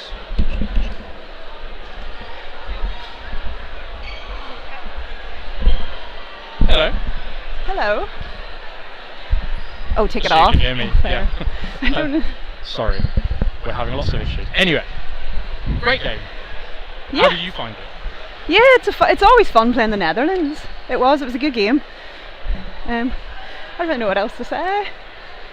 Well, you were voted MVP by the chat. Okay. You see the results there. Johnny was your Northern Irish competitor in that set. In terms of obviously mixed being such a different style, how do you find it playing with, especially Northern Ireland, where the guys play with such confidence as well? How does it, as a middle player or support player, I guess you could say, how do you find playing? How do you find playing in that scenario, in that situation? It makes it easier. Like if they're confident, I feel like right, I'm not going to be like no one's going to get a free shot at me then because they're going to be afraid to release if my lads are there to cover. Yeah, I've been in matches before where it's felt a bit that where people aren't as confident and you feel very open, but in the middle, yeah, if your lads are confident, then you're like, I don't really have to worry about a full power shot coming at me. Yeah. Also, something we picked up on quite, I don't know, quickly, is that across the board, especially with a 14-0 scoreline at half time, it looks like NI never felt under pressure. And is that something that is kind of a consistent across the squad? Do you always, obviously there are games where the pressure is felt, yeah, and that always happens, but in these group stage games, it looks like even when you're down 1-4 or that kind of those situations, there's a lot of confidence and pressure doesn't seem to get to you guys. I think it's all in the prep as well. Like we come in with like Adam does insanely brilliant notes, so we know we know everything we need to know about all those players and what they throw, like what way they're likely to dodge, if like the women, if they're a main catcher, where to throw on them. So yeah, I think it comes like you don't feel if you're prepared, you're not going to feel as much pressure. And then the game went the way we thought it would go. So I think at the point where if it flips and you're like, oh, this isn't what we were prepared for, then you would. But yeah, I think if you come in with all the info you had, like all the background homework and everything, then it makes it easier. On that note, did you know about the Dutch tactic of the leap of faith in the middle? Oh, we did, yeah. We watched the Vienna Open. That's where I saw and we it from picked, as well. yeah. Literally, one of the first notes we got was, if you see her sprinting straight at you, whoever that middle man is, she's coming for you and nobody else. So yeah, we did. We were prepared for that. I mean, it looked great. There was. I know. It's terrifying when she, like, I knew it wasn't coming at me, but if I'm beside Murph and I was like, oh, you really can tell it's coming. God, they look like under pressure because they. Yeah. Well, that's very true. If you have any final words? Yeah, I have. Do you have any final words? No, yeah, I can see all the ones in work are voting, so thank you very much. Go Wild Child. Good luck for the rest of your games. Thank you.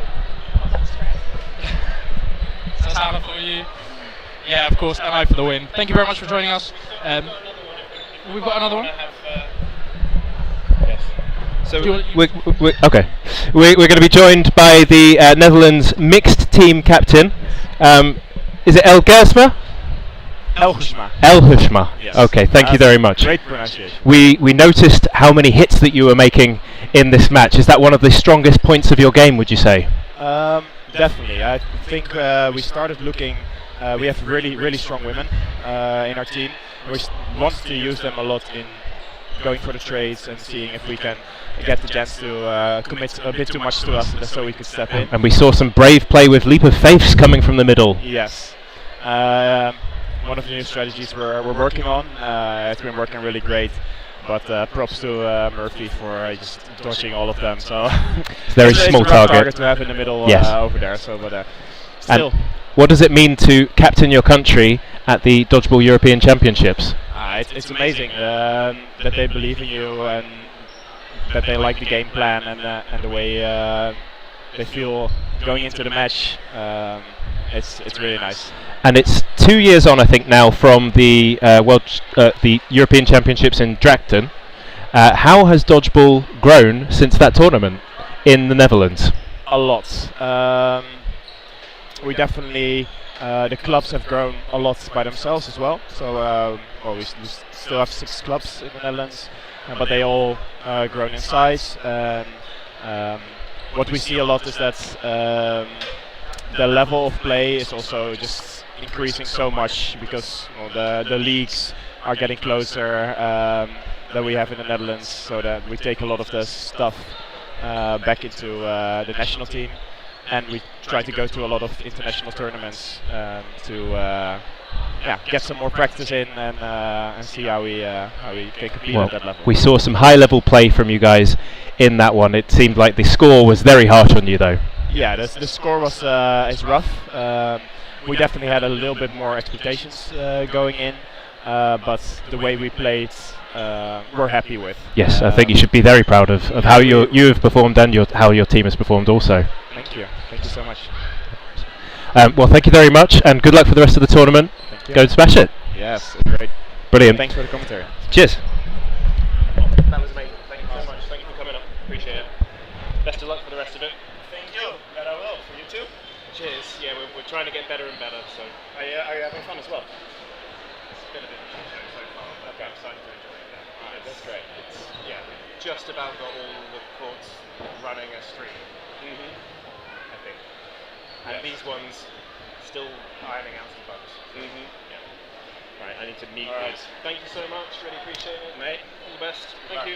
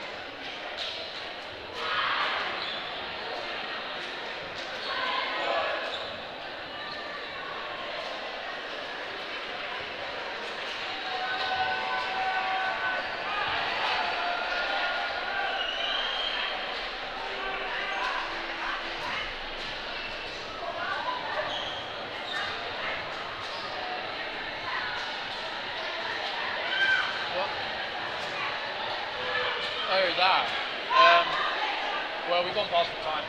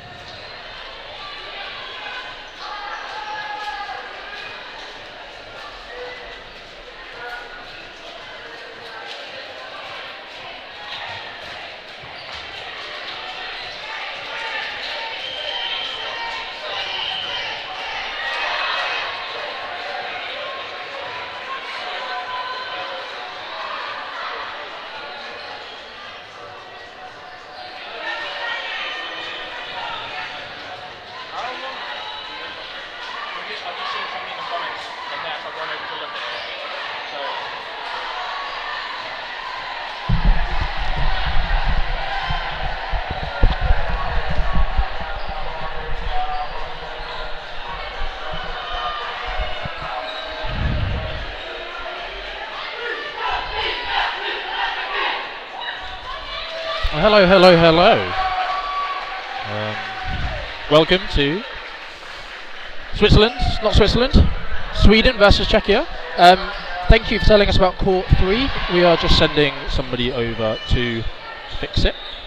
And that court is Northern Ireland versus Switzerland, which has begun. But yeah, we're just trying to fix that for you now. But thank you for letting us know. We're just getting ready to crack on with the game in front, which is Sweden versus Czechia. So Czechia, having had a tumultuous world where there was a contested game against France, which came down to a later played set. So the game concluded. They came down to playing a 1 minute or one set game, which decided the winner. As we kick off here, the 6 Swedes in the yellow on the near side of court versus the representatives from Czechia. An early hit out on the side of Sweden. Another big single down the middle, but Stralin just managing to stay in with his help from Brodzinski. Sweden looking confident here as Czechia come forward on the transition. Great hit there onto Stralin. Sweden come forward. Ooh. And a block there if he goes low.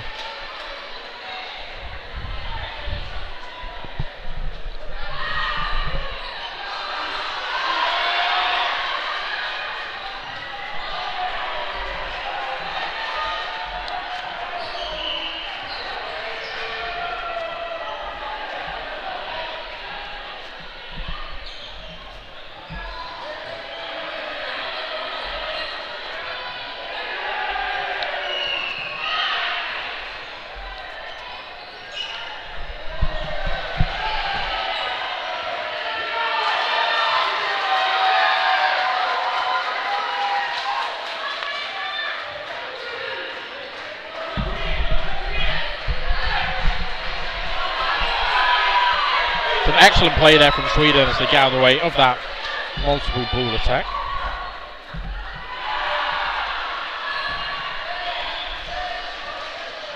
Block there.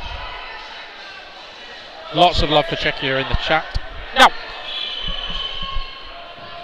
please bear with as we do try and pronounce the names of both the Czech side and the Swedish side. If you have any suggestions on how to pronounce phonetically some of the players, please do let us know. We absolutely like feedback in this situation. But as they play on, so yeah, Puta Joska makes that hit on the transition, coming forward, and they get 4 balls off of it. The 1-for-1 there. As number 88 and number 86 take to the out box. Edvardsen and Lundgren left in. Lundgren goes low to take the catch, drops her ball but manages to get it.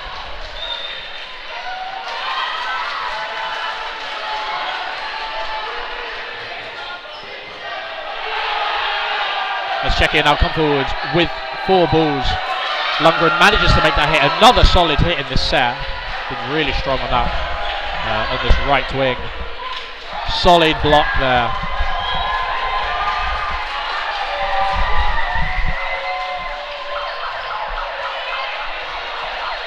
Lots of noise in the stands for Czechia.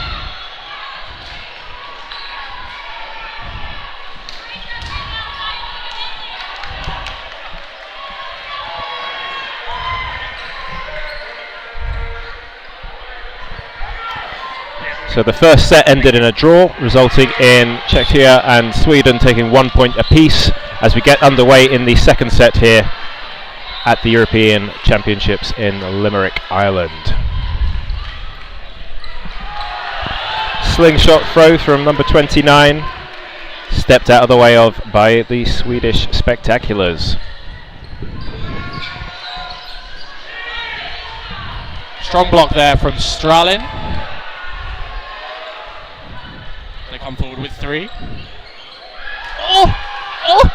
And the ricochet catch as she juggles it around, making it slightly more dramatic for us.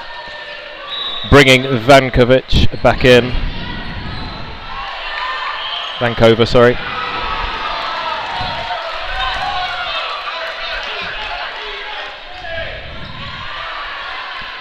'86 Ugla making the call for Sweden. They've got 4 balls, they release 3, and Vankova jumps over them with ease.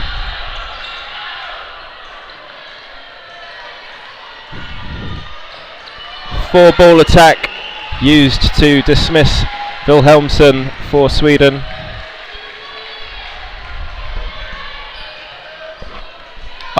And Vankova smashing out her counterpart on the wing with an early pre-throw. Yeah, some really good play there by the Czech women. Those 2 balls really accurate, and then a great pre-throw into kind of a plank dodge as she throws and then flattens herself so that any other reply isn't really threatening. Minimising the surface area upon which she could be hit. Kaczynski makes a great take with a fist bump as well.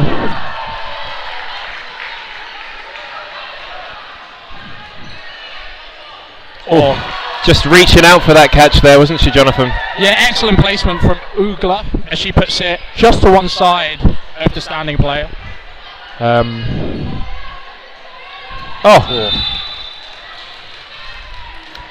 Fantastic post throw there coming in from number 29, Vancouver.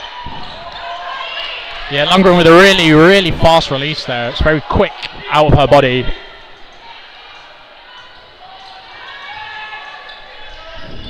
Very pre-throw and post-throw heavy game at the moment, especially for our second set.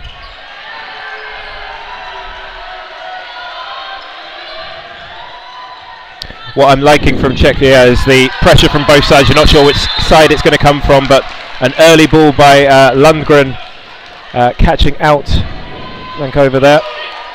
2 balls released at Ugla, who presses up the court to get out of the way. Yeah, a really good job there. Kind of. Oh, what happened there? There's an early pre-throw that hits Lundgren, and then that's the set. Oh, ricochet hit. Yeah. So I'm packing that one very quickly. We had a pre-throw onto the feet of Lundgren, another pre-throw into the face of the middle player, and then Ugla, who was on the far side, was caught. So 2 throws and a catch, ends the set. And that gives the points to Czechia, and they are 3-1 up, and we are 13 minutes into the first half here in Limerick University, Ireland, for the Dodgeball European Championships Women's Cloth Division group game. Quickly giving away the 4th ball there as Sweden come forward with a 4-ball attack. They throw 3. It looks like at multiple different targets. It could have just been the spin on the ball, but they don't manage to make any hits off that.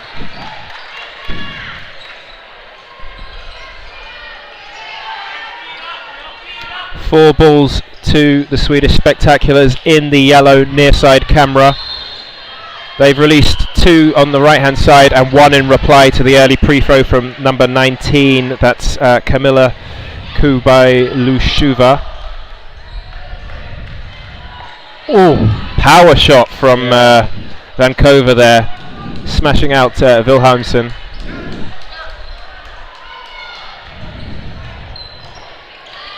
Yeah, Grodzinski going for the pre-throw catch. I think she's put herself slightly too far forward going into that throw. Absolutely. So the power there from the retaliation wasn't quite as easy to catch as she probably wanted it to be. And a multi-ball release on number 95 sees her take a walk to the outbox despite a fantastic jump into the air. She was unable to evade all of them on her plummet down to the ground.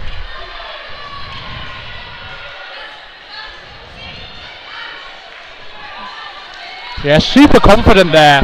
You see them, they come forward, they're expecting the post throw, they block it across, and they continue with their 2-ball attack. It was a really good read. It looks as if it was pre-planned, that they were waiting for the pre-throw and they were going to go with the 2-ball regardless of what happened. Don't you just love it when a play works out like that? High ball there. Potentially intentional in terms of just slowing this last set down, or the kind of finish of this set down. Well, there's 40 seconds on the clock, and it's in Stalin's hands.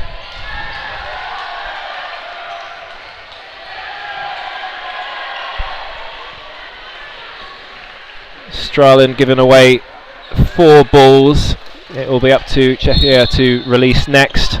Early pre-throw is red. They released 3, they released 4 even, and not much she could do despite a fantastic knee slide down into the centre of court, making her body small.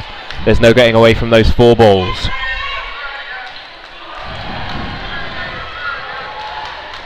Sweden also having quite a good start. They've just fallen short, a couple of multi-balls, giving away 4 balls in slightly inopportune times. Obviously there's very early doors in this game, but Czechia seem to have gotten into quite a good rhythm of just surviving. They've had a good few multi-ball survivals, which really alleviates that pressure when they know they can get out of the way of the big attacks coming through from Sweden. Have a substitution. Nero on. Number 25 for Sweden with a slingshot throw down the middle. 95 Lundgren making a hit on Vancouver on the right hand side. Czechia coming up for a 3-ball press. It's one released down the middle. Nero able to sidestep out of the way. Oh!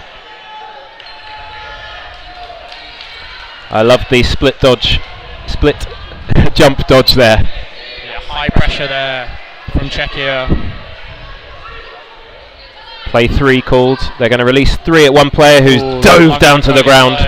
And it's bounced. Oh, well done to 95 Lundgren for that fantastic dodge. What was so good about that? Very well timed. Dodging, and a great follow-up here. But dodging sometimes is just down to when you time it. She's made her decision. They've thrown 3 at her. But because the 3-ball attack was very... And a second toe shot on the right-hand side for Sweden. That's 2 hits in a row for Lundgren, who's having a great set so far. Yeah, she's got a great arm on that wing. But we're only halfway through it thus far. Swinging slightly in the favour of Sweden. They released one early, and then there's an exchange on the right-hand side which suits Sweden because they're one player up. Yeah, Lundgren taking out 3 Swedes in that play. Or not play, but in the set. Taking out 3 members of the Czech team in that set. And also, I like that play because it shows she has trust in the rest of her team. It shows that she doesn't need to be there to finish these sets. She knows the team play is the more important stage, the more important thing to do at this stage. Well, it's a crucial one, hitting out that 3rd player. So now they only have 2 left in, and even though they've got 3 balls in their possession on their side of the court now, they can't use all of them. There's only 2 of them left in. Yeah. Safe block back by 36 Ugla.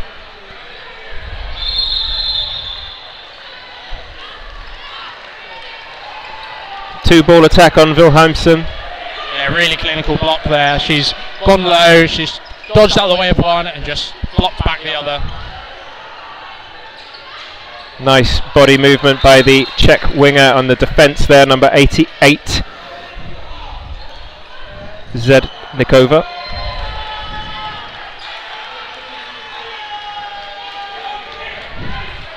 Yeah, 10 seconds left here. They need a hit. They're going for the open target, which is brave. So the first one was caught by Grodzinski, and then the second one hit, bringing back a player.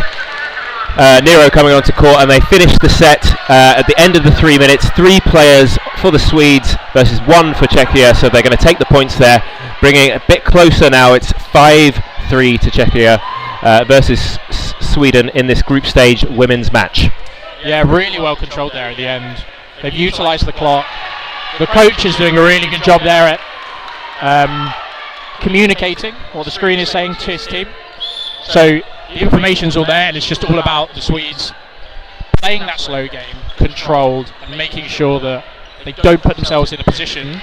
Oh, Grodzinski with the catch. Another catch. But they don't put themselves in a position where they're playing with a bit of panic. Little exchange on the right wing there. Will Lundgren have another stormer of a set? Werner puts it a bit loose, and there's a split jump dodge by number 6 for Czechia. That's the captain, Pustiajovska. A mean shot there from the Czech captain. It takes the toe off of Wilhelms. Werner staying up court and getting out number 23. Well played, Werner. Poor corner. Taking a walk to the outbox. A 4-ball attack on Ugla, who is just crouched down low into the corner of the court and actually moved a tiny bit forwards, getting out of the way of where those balls all struck at the same time. Yeah, I don't know if you can hear that from the box, but the coaches and the team loving these dodges. It shows that some of these plays are so impactful. If you give away 4 balls and they're throwing 2 or 3, chances are there should be a hit. Well, coaches know how important it is. And just as you said that, there was an amazing dodge by number 12 for Czechia, the Muzi Shova. Have we had a ball retriever error then? We have, yeah. So there's a pause in play for a ball retriever error, and what is that and what does that mean? So a ball retriever error is where the ball retriever does something they're not supposed to. So if you have spotted, as Werner has hit out there are 3 people on each side for this game who are retrieving the balls that go off court. They're running around the sides of the court, right? Yes, exactly. And the only thing they're allowed to do is give the ball back to the players on court. They're not allowed to interfere with play, and they're not allowed to enter the boundaries of the court. And their job is just to keep the game flowing, is that right? Yeah. In this situation, the ball retriever has just put his foot on court. The line ref picked up on it. The ball retriever also admitted to it. And then we get a turnover in which the non-offending team can decide how many balls they want. And of course they're going to take 5, all of them, because then there's nothing for the other team to defend with. Yeah, we do see sometimes teams go with 2, depending on what the situation is and how the play goes. Woo! Yeah, slide down to the ground. Number 29. Fantastic stuff from Vancouver.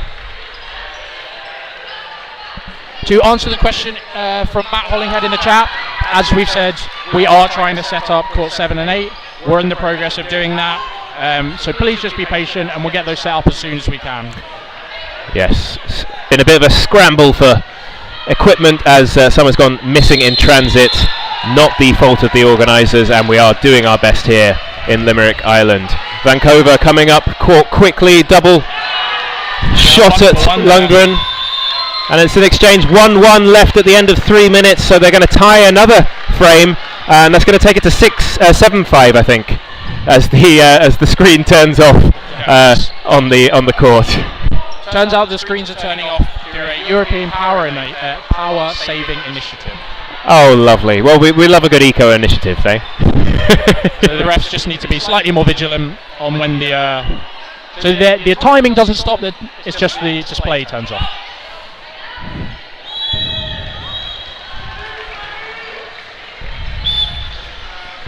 Referee blows the whistle for the start, and there's only one runner for the middle ball of Czechia, but managed to scramble and pick up the other 2 safely, and Sweden back on the back line in a more defensive position.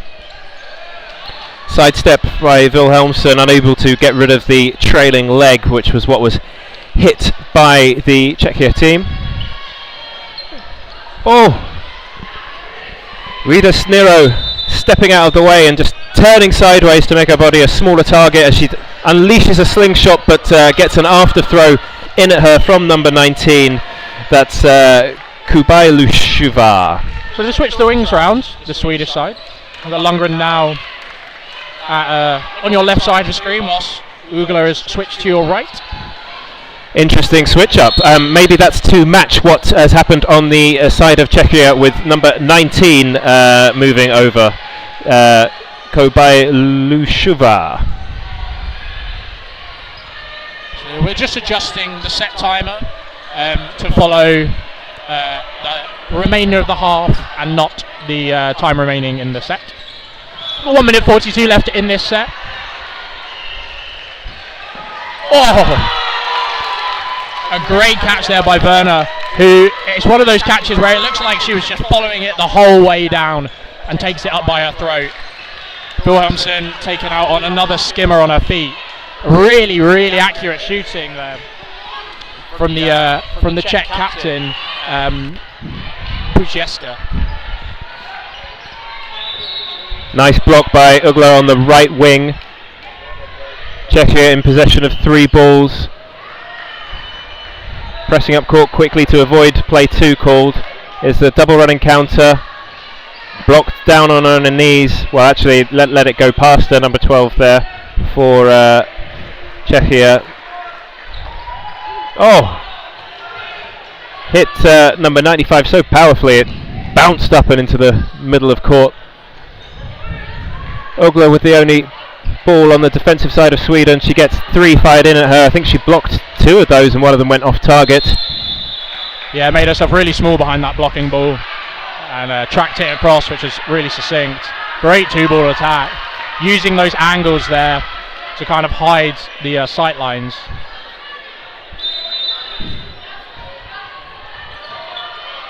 free throw made a connection by Ugla, sending 29 Vancouver out. Strong set from number 86 on the wing for Sweden. Can she get another hit? No. And she's set down on the ground by a fake after a counter, and that's all that is needed as 3 minutes is up. And that's going to put Czechia further up in advance as we end the half there, I think. Yeah, going into the half, I think Czechia deservedly taking that the 2-set lead. Just looking at how the teams are operating, Sweden are making some individual errors, maybe going for catches where they don't really need to, giving away 4 balls slightly more often than I would recommend. But Czechia are doing a great job at capitalising on that possession that they're getting. I think what they're doing so well is reading the game as well. They're reading when there is the opportunity to bait out that 4th ball and to gain possession of more balls as well. Yeah, with that possession they can do a lot more. They can be a lot freer with throwing multiple ball attacks. And we've also seen Czechia doing an excellent job at dodging those multiple ball attacks. It will be interesting to see if there are any changes from either side. I think it's one of those games where it seems like it could. It seems like it really could. Could go either way. You're saying? Yeah, it really could go either way if Sweden get a couple of sets to even this up, or even make it a 2-point deficit. I think this game will come down to potentially the last third or even the last quarter about if a team decides to go one or the other way with it. If you've got any feedback for us, we'd love to hear it in the chat. And stay tuned in the chat in the second half to vote for your MVP. That's the most valuable player of the match. That will be coming up towards the end of the second half. And we appreciate your engagement. If you're watching at home, let us know where you're watching from, who you're supporting, and what you love about Dodgeball.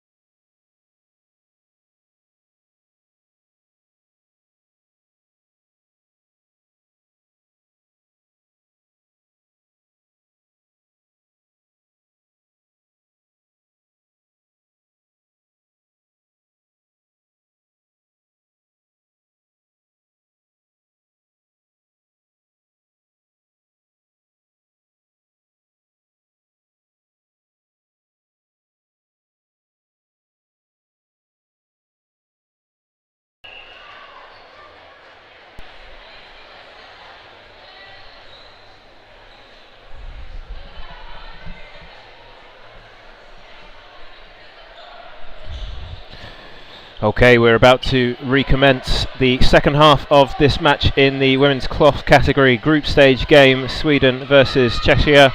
Sweden far side of the court this time in the yellow, and Czechia in the black and red near side of court. They are leading 8 points to 4, and that whistle starts off the 20-minute clock for the second half. Early catch from number 73. That's the captain of the Swedish team.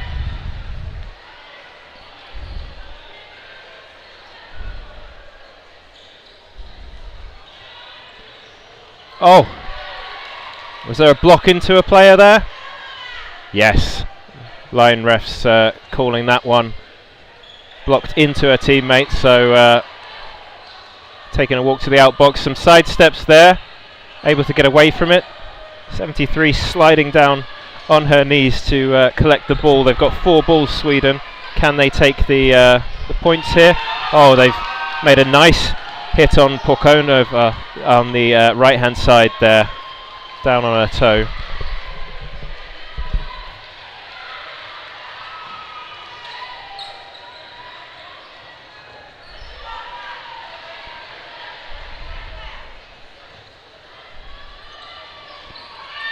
.35 looking for a catch, diving off court, and then a double counter on Vankova, who already dove down on the floor to get away from one, unable to get away from the second. Sweden with 1 player advantage and 4 balls. Side step out of the way by Pjezjovska. Fantastic dodge, light on her feet there. Single ball into the ground from the middle. Was the post throw on the right hand side a connection? No. Lots of love for the Czech captain in the chat with her sister watching. Oh, fantastic. We love the support. If you're supporting your friends and family, let us know in the chat. Just as she makes that block as she comes up court. Sweden just with the 1 ball, but they have the 1 player advantage. They've released 3. Did balls collide and then it missed? No, there was a connection there, and that sends the captain to the outbox.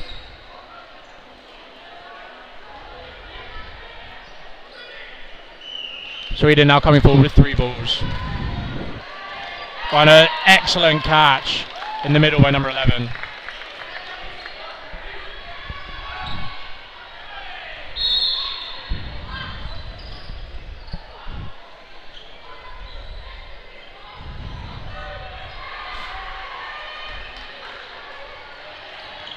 Oh, wow, the catch from the pre-throw, number 6 there. Big fan of that. Pustiejovska. Yeah. No, that can't count because there was a hit before that catch was secured. Yeah, really excellent play to stay alive there, or to stay with it enough to take the catch. It's just with that 3-ball attack, a really well placed 3-ball attack as well in a very dangerous area. She didn't manage to secure the catchable ball in time. Difficult when you're in the middle of court and those 3 balls are all coming in at you. I might try to get myself into the corner if that were me, to split the balls up a bit more and get some of them travelling a further distance in towards you. Yeah, agreed. She also would have been slightly nicer to potentially a bit of a bigger aggressive movement to really try and split the throw. Yep. Whereas she drifted slightly across court, which made her much easier to track. Running counter hopped over and away by number 25 on the Swedish women's team. Single ball released down low on number 11, sending Vondrakova to the outbox. Blocked by 86 on the right hand side. Sweden with a 1 player advantage. It's been a few balls down the middle, missing players so far from both teams in this set.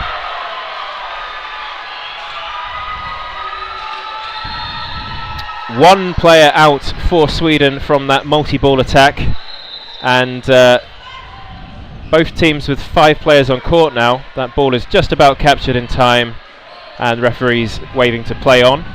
Yeah, I think that's been a referee initiative to kind of play on if that ball. Well, that's an excellent shot. Tried to hop over it, but just didn't quite get the front leg out of the way enough. I think that has been a referee initiative. We've seen in a few games that the balls have been thrown on from other courts, and the refs have really just called to play on.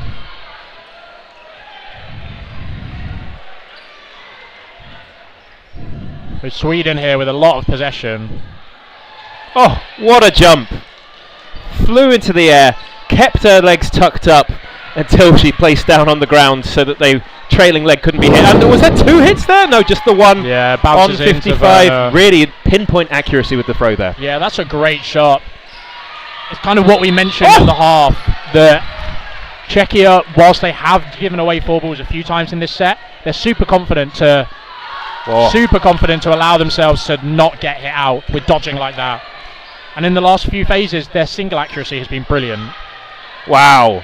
What I'm loving on the back line from Czechia here, both the middle players have just been kicking their feet out of the way, putting them as far as they can to one way or the other, just to get away from any ball that's coming in nice and low. Some really clean blocking there from both sides of court. Woo! Double standing. Oh, decides not to go for the catch. The double standing pre-throws sailed over the head of the middle player there, didn't they? So very good decision not to go for that. Oh. She goes for the latter one. Really forcing it going into the late stages of this set. 4 seconds to go. Left. Oh. And the set goes to Czechia. And just smart play, I think, in that set. That was what won them it. And it's very different to what we saw in the first half. The first half we saw a lot of 2-ball attacks from Czechia, really capitalising on those moments. But in this set, they were really strong with their single ball attacks. Pinpoint accuracy on the shins. Yeah, exactly. So really kind of switching up that play, and Sweden was slightly slower to adapt to it. Last minute sub there. Sweden making sure they got 6 people on court. Yeah, just in time. To get on top, before the whistle went. Oh. That's the accuracy Bruce mentioned so many times. There's not a lot you can do when the throws are that good. I was just appreciating that shot just there. Oh. Unlucky blocking it onto your teammate there. Yeah, that means you're out though, Lundgren. Lundgren just being subbed back on as well. Oh. Fantastic catch celebrated by Vondrakova for Czechia. Wow, look at the power in that one. So potentially seeing some fatigue dropping in now. Some of these throws from the Swedish side, very central. Not necessarily the best placement, which is why those single catches are being picked up. And across the board as well, a catch doesn't necessarily... Whoa! A great catch there. And the catch gets out the person who threw it and brings back in the first player out on your team, so it's a big 2-player switch. Yeah, catch is not necessarily being just down to the thrower as well. If you're coming up in an attack, you have people faking, you have movements as well. Absolutely. So if I notice that the other 2 people have stopped faking and they're not going to throw, then I only have one person to concentrate on and make the catch from, which just narrows it down, and you could just focus on the one person. Whereas if you think, oh no, where's it coming from? I've got 3 coming at me. Much more difficult to secure that catch. Yeah, exactly. Oh, the ball popping up. Yes. Would have been nice to have heard a shout of up or seconds, some people say. She was looking for it, so the awareness was there. Oh, dive down to the ground, which was well trapped, and I think number 12 should be out for Czechia. I'm not sure she's aware of it. Probably hitting the ground at the same time as the ball hit her. Yeah. But there was a catch on the left-hand side also, so they are 4 players versus the one of Sweden. There's an early pre-throw which was red, and then going for the catch from a single ball. Probably the right call, but just didn't quite execute this time. Yeah, a timeout there called by Sweden, which I think is a good suggestion. They are 10 points down now, 5 sets. We do have just over 10, or just under 11 minutes left, so it is completely feasible. But the way that kind of set went, I think a reset for Sweden is a very smart idea. What do you think the coach will be putting into the Swedish team now, as he has called this timeout and is giving in the tactical information? What might he be telling the women of the national side for Sweden? I think for me, it's just keeping that intensity level. It seems to have dropped off slightly. We can see some of the ball retrievers kind of waving their hands up to bring the energy. I think they do need to bring the energy, especially when you're down in these situations. It's all about the motivation and the confidence. And they certainly have the skill. We've seen them take the catches, we've seen some of their throws, and we've seen their dodging. It's just they need to be really on point and clinical about that going into these late stages of this game. Whereas Czechia, on the other hand, they're not cruising, but they're really disciplined, I think. Yeah. They are controlling the games when they need to control them. They're working well, and it's just really, really succinct dodgeball. Middle ball won by number 12, Mosisova, and they're coming up with a 3-ball press. It's released from the middle, but there's a post throw coming in from number 25 to hit out Vondrakova. Single ball safely blocked on the right hand side from the 3-ball press, and we are back to Sweden with 3 balls. Will they press the court and release one from the middle again? No, it's coming from the side. Oh, sideways movement, and putting their body sideways also to jump out of the way of that one. Oh, a catch from Sweden, number 23 in the middle. Unfortunately, getting her ball caught this time around. Sweden now with 6 players on court. They have a 2-player advantage. There's a double running counter, but the second one is caught. I don't know why he selected the target which was further back that time around. 5v5 now. Yeah, you see what that initial catch meant to the Swedish team. Big cheer as it came across. But that catch on the backtrack, evening up these numbers. Very, very good 2-ball attack there. Going low and beating the blocking ball.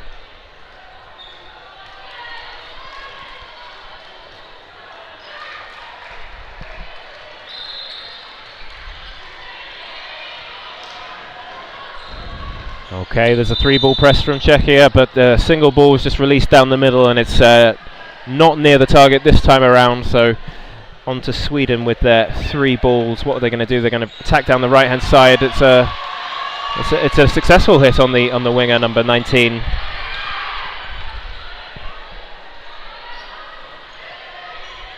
Oh! Wow, just adjusting her body last minute to group up that catch. In between her arms. Plucks it out from in between her legs, which is a great catch. And it's been a couple of catches which have been the difference in this set, but will they close it out with 50 seconds to go? They don't get that catch, although they set themselves well. Didn't quite time it right by wrapping their arms around the ball. Oh, bit of a line fault. So we've got 8 minutes left in this half. We'll be looking at MVPs very shortly. I think Lundgren on the side of Sweden has had some great sets with her arm.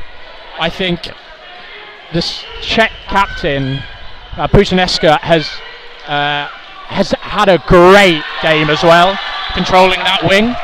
So those would be my 2 shouts. Brew? Yeah, I'd also put Pokorna up there as well, number 23, I think, for the Czechia team.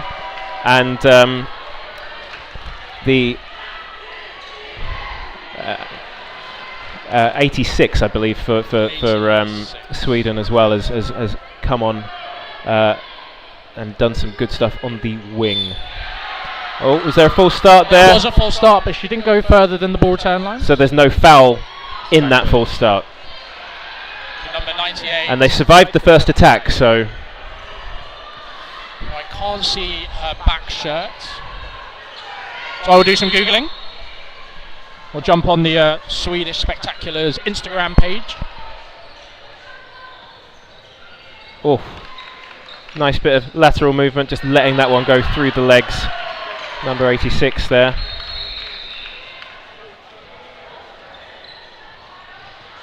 Slingshot throw by 23, and then just to say back off, number 11 released at her wing counterpart, Vondrakova.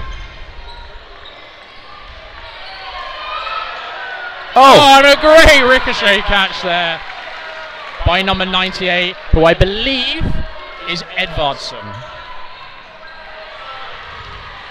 2-ball release. They threw it where she was. She deftly moved down and to the left, getting out of the way of those ones. They've got 4 balls to attack with. They're releasing 2, but there's a dive down to the ground. Vancouver absolutely pancakes to get out of the way of that one. Is there a comeback on the cards for Sweden? They took the last frame. Can they take this one? They have a 2-player advantage, and we're halfway through the set. Balls exchanged, but no hits made this time around. Early pre-throw, manages to make a hit, and then a second pre-throw blocked safely by number 6. Oh, fantastic movement by number 18, who put herself down on the ground looking to make a catch and then elected to wriggle out of the way of several other balls coming in afterwards. Another early pre-throw and then a dive down to the ground by number 12, Mo Zhishova. Fantastic catch on the left-hand side. Stralin caught by number 6 of Czechia. That's the captain, Pustejovska. Oh, exchange on the right-hand side, but that suits Lundgren down to the bone as they have a 2v1 now. Early pre-throw, another early pre-throw, 2 balls released, nothing hits there. So the poll is now in the chat for your MVP. Yes, get your votes in. We'll be closing that by the end of the game, which is in 4.5 minutes time, as Sweden take another 2 points, and it comes up to 8 for Sweden, 14 for Czechia.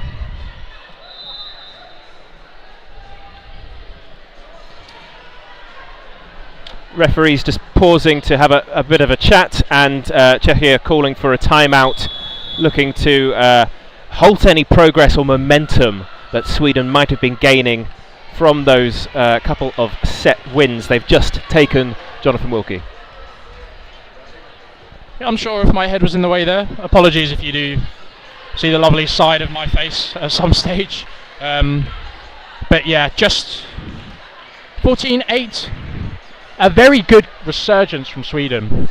But will it be enough?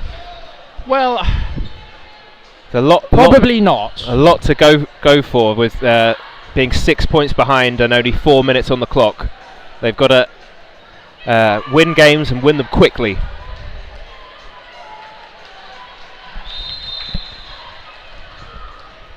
Yeah, lots of love in the chat for Bruce Skopje, the captain who plays for D-Storm Brno. Yes, in the Austrian leagues, it's where they apply their craft. One of the top leagues in Europe, one of the most competitive. As we get underway for another 3-minute set, Czechia win the middle ball. They've made a call. They're going to release one from the right-hand side, which they go for a catch, and they fumbled it, but managed to secure it just about in the end to take a 1-player advantage. Now, of course, there's nobody to bring back in, but the person who threw that one which was caught will be going out. Oh, the second ball pops up very nicely. Makes the catch from it. Player has not left court yet, so they're just pausing it.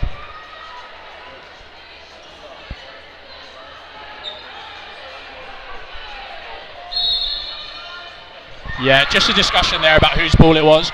The player goes, well, my ball went up, so it must be me then. Which is always nice for a player just to have that initiative. And sometimes if the other team is bearing down on you, you don't want to admire your shot that's just hit somebody. You want to be looking at what's coming in at you.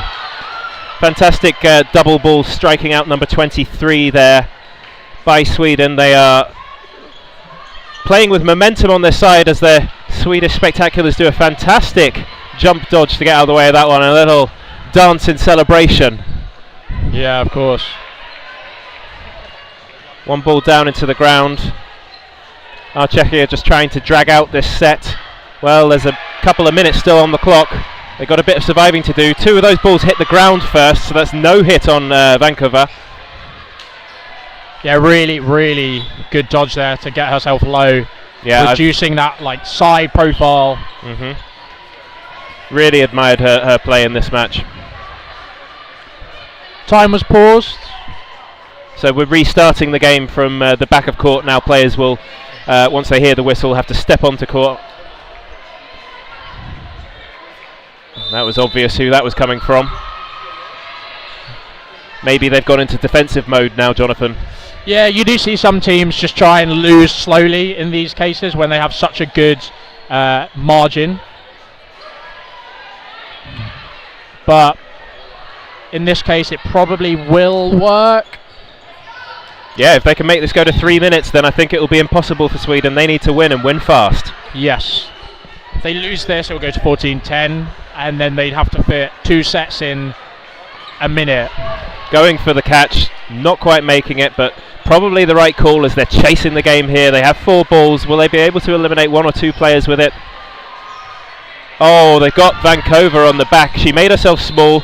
She used the court. She was in the back corner, but it was the back of her which got hit as she bent her body down to the ground to try and get as flat and as small as possible. Ball's just popping back into court by the ball retrievers, so Czechia can make a play. They played pretty cautiously, throwing them both at the wing. Yeah, Lundgren there hit out by the... and there was a line fault that was missed by the refs, number 12 there. I think she's fine there. With the 2 balls colliding, the one she dropped, I don't think she got hit. Yeah, great block there as she goes high. Love the coordination between her socks and shoes as well. A fantastic strength to keep a hold of the ball there. And it's won by Sweden, but only with 3 minutes, so only after 3 minutes, I should say, by the having the majority of players on court. So that's celebrated by Czechia, who are pretty secure in their win now in this game in the group stages of the women's cloth competition here at Limerick for the Dodgeball European Championships. Yeah, so we're going into a final 1 minute 30 set. There will be another set. It's just the celebration there is there won't be enough sets for Sweden to mount a full win. It's unfortunate for Sweden. I thought they had a great kind of second half to the second half, especially to keep themselves in it as much as they have. But Czechia it's been doing a fantastic great match, tightly contested, you would say. And I think what we'll do in a second is close up the votes for MVP. So if you want to get your votes in now, it's your last opportunity to do so, and we'll be announcing the winner of that vote just after the match, which we have 1 minute and 10 seconds of remaining. Czechia doing a few subs here. Number 25, a brief appearance. That's Prakashova. Fantastic stuff, making it onto the national team from Dodgeball Olomouc.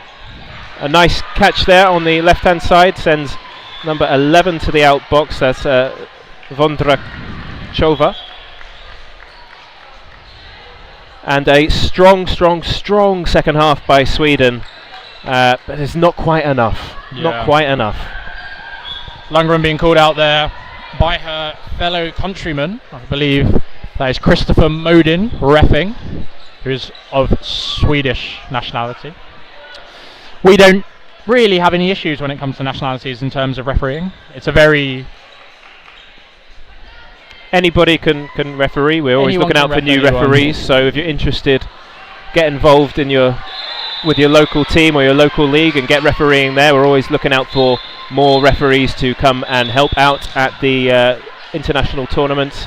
And it's a fantastic opportunity to travel, make friends, and meet new people. And great dodging by number 33 left on court. Two directional. Couple of throws. Last one was a bit of a gimme, which is gladly caught, but I think the time was up, so it finishes with 5 players on court versus 1. Sweden will take the points there. So the final score of that match is 14-12 to Czechia. So we finalised the MVP vote. The captain of Czechia leading from the front, Putyjovska. Oh, congratulations to her. Fantastic performance and a fantastic team performance. Really reading the game very well, which secured them a win in a tight match. Yeah, and that's a really good win for them. Sweden in the last Euros came 4th, only just missing out to Italy in the bronze medal match. And I know that that's a position with the kind of strength that Austria and England have historically have. A lot of teams are really playing for that 3rd place. And at least with this Czech team, we saw them at Worlds almost push France.